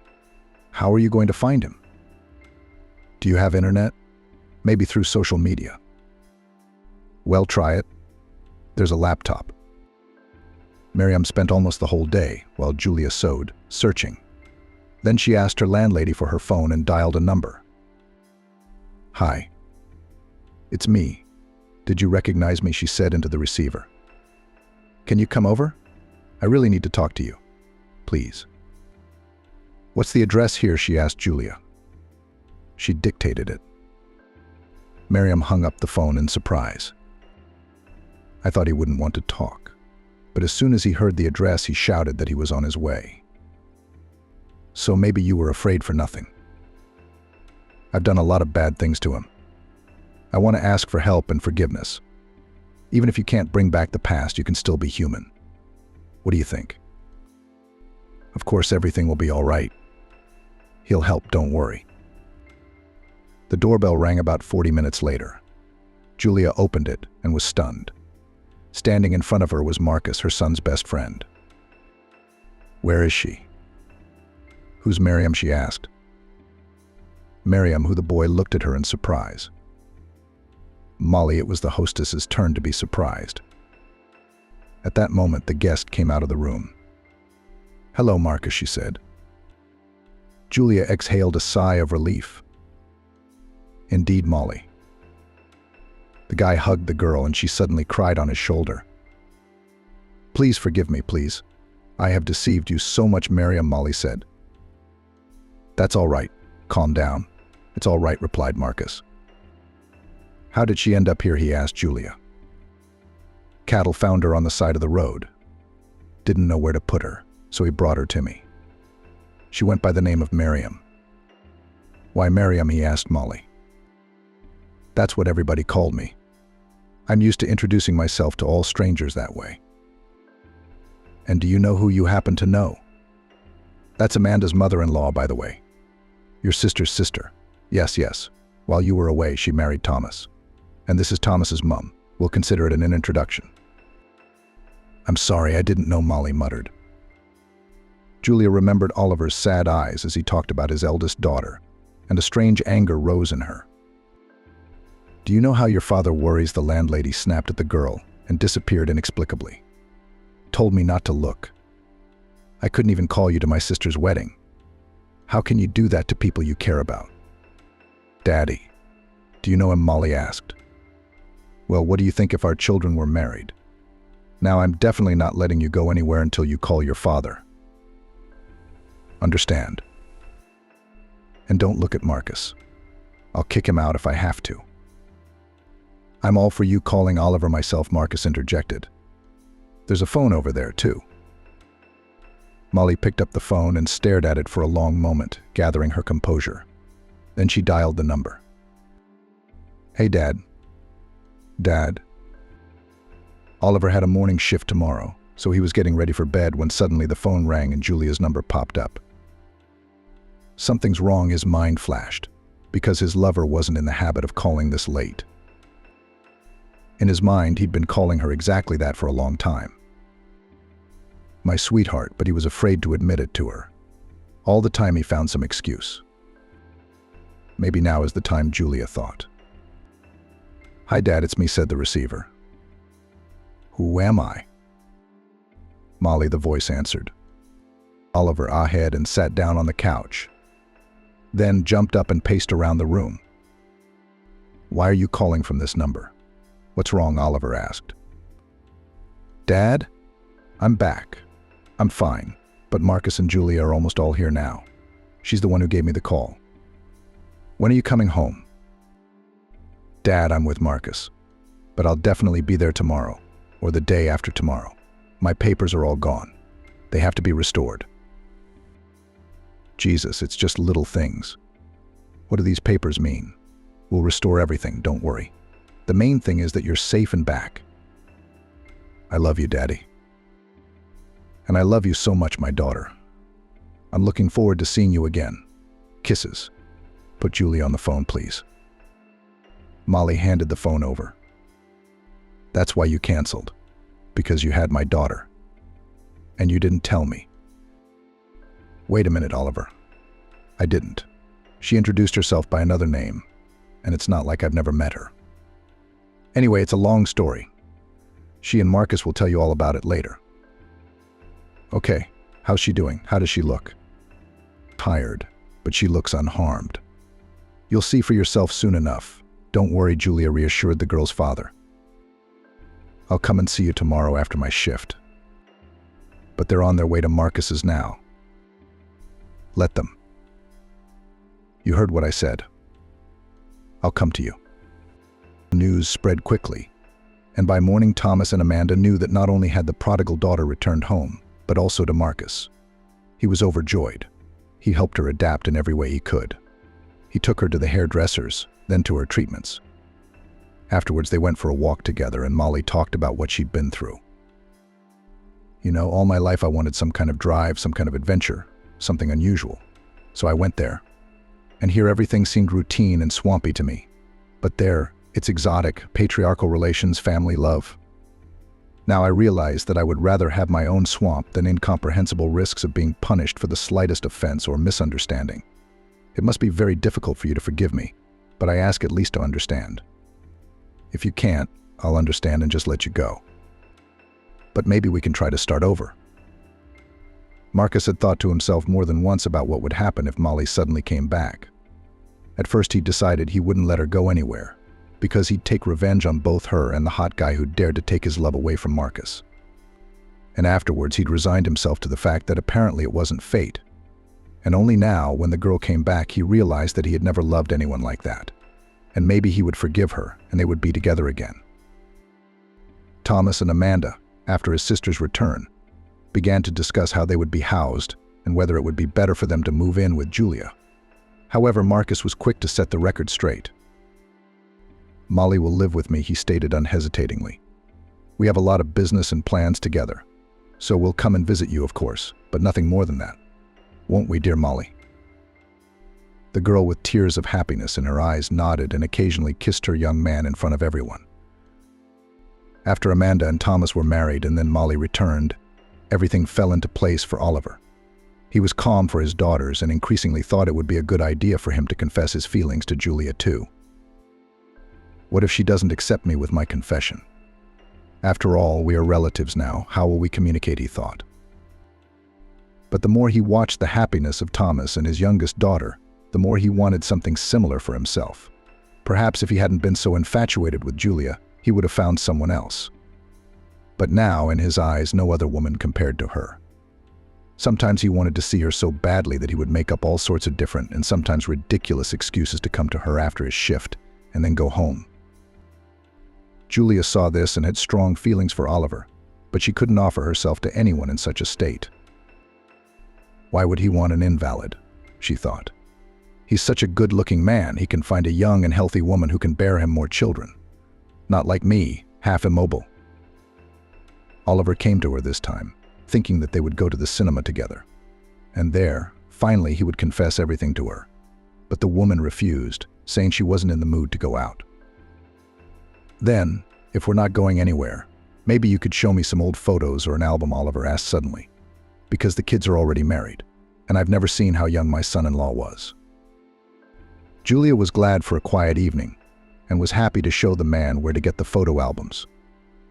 They settled down next to each other on the sofa and immersed themselves in memories. Oh, here are my school ones, the woman marveled, pulling black and white photos of her class out of the bag. And that's you, Oliver pointed at the young girl in one of them. That's right. And how did you recognize it? I don't recognize myself in them sometimes. You haven't changed a bit. You're the same now. Look at you. Don't flatter me so rudely. I'm a feeble old woman. And an invalid. You have a crooked mirror. You are a beautiful woman, whom I love very much, the man suddenly burst out. Julia looked at him intently. Shall we pretend I didn't hear that? No, we won't pretend. You heard perfectly well what I said. I love you and I want you to hear it all, by the way. He moved over and kissed Julia firmly on the lips. She sat still at first, but then something stirred inside her, and she responded to the kiss more forcefully. She felt dizzy, and Oliver gently laid her beloved down on the bed. They touched each other gently, slowly undressed, and savored every moment and every mole of their desirable bodies. It was a thrilling feeling. It gradually but surely carried them higher and higher, to those heights of bliss that each of them could not even dream of. Finally, tired, they lay next to each other and basked in the warmth of their bodies. At that moment, the front door slammed and the doors to the room swung open quickly. Amanda walked in. Oliver only had time to cover his beloved with a blanket. The daughter looked at her father in silent horror. Thomas hadn't slept for the second night. He had a toothache. He was afraid to go to the doctor. Amanda coaxed him as best she could. You're a grown, married man. How long can you stand it? Go to the doctor, at least he'll see what's wrong. The sick man shook his head. I have a salary in 3 days, then I'll go to a paid clinic. I don't have any money now. Go to an ordinary clinic. There you will do everything for free. The acute pain will be relieved, and you will go for treatment after your salary. But the husband hoped to wait until the end of the week.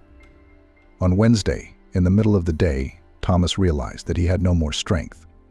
He took a day off work and went to the free clinic. He was immediately given an appointment for acute pain, but was asked for a policy. Oh, I don't have one, the man was confused. Not at all, was surprised by the girl at the reception desk. No, I don't have it with me.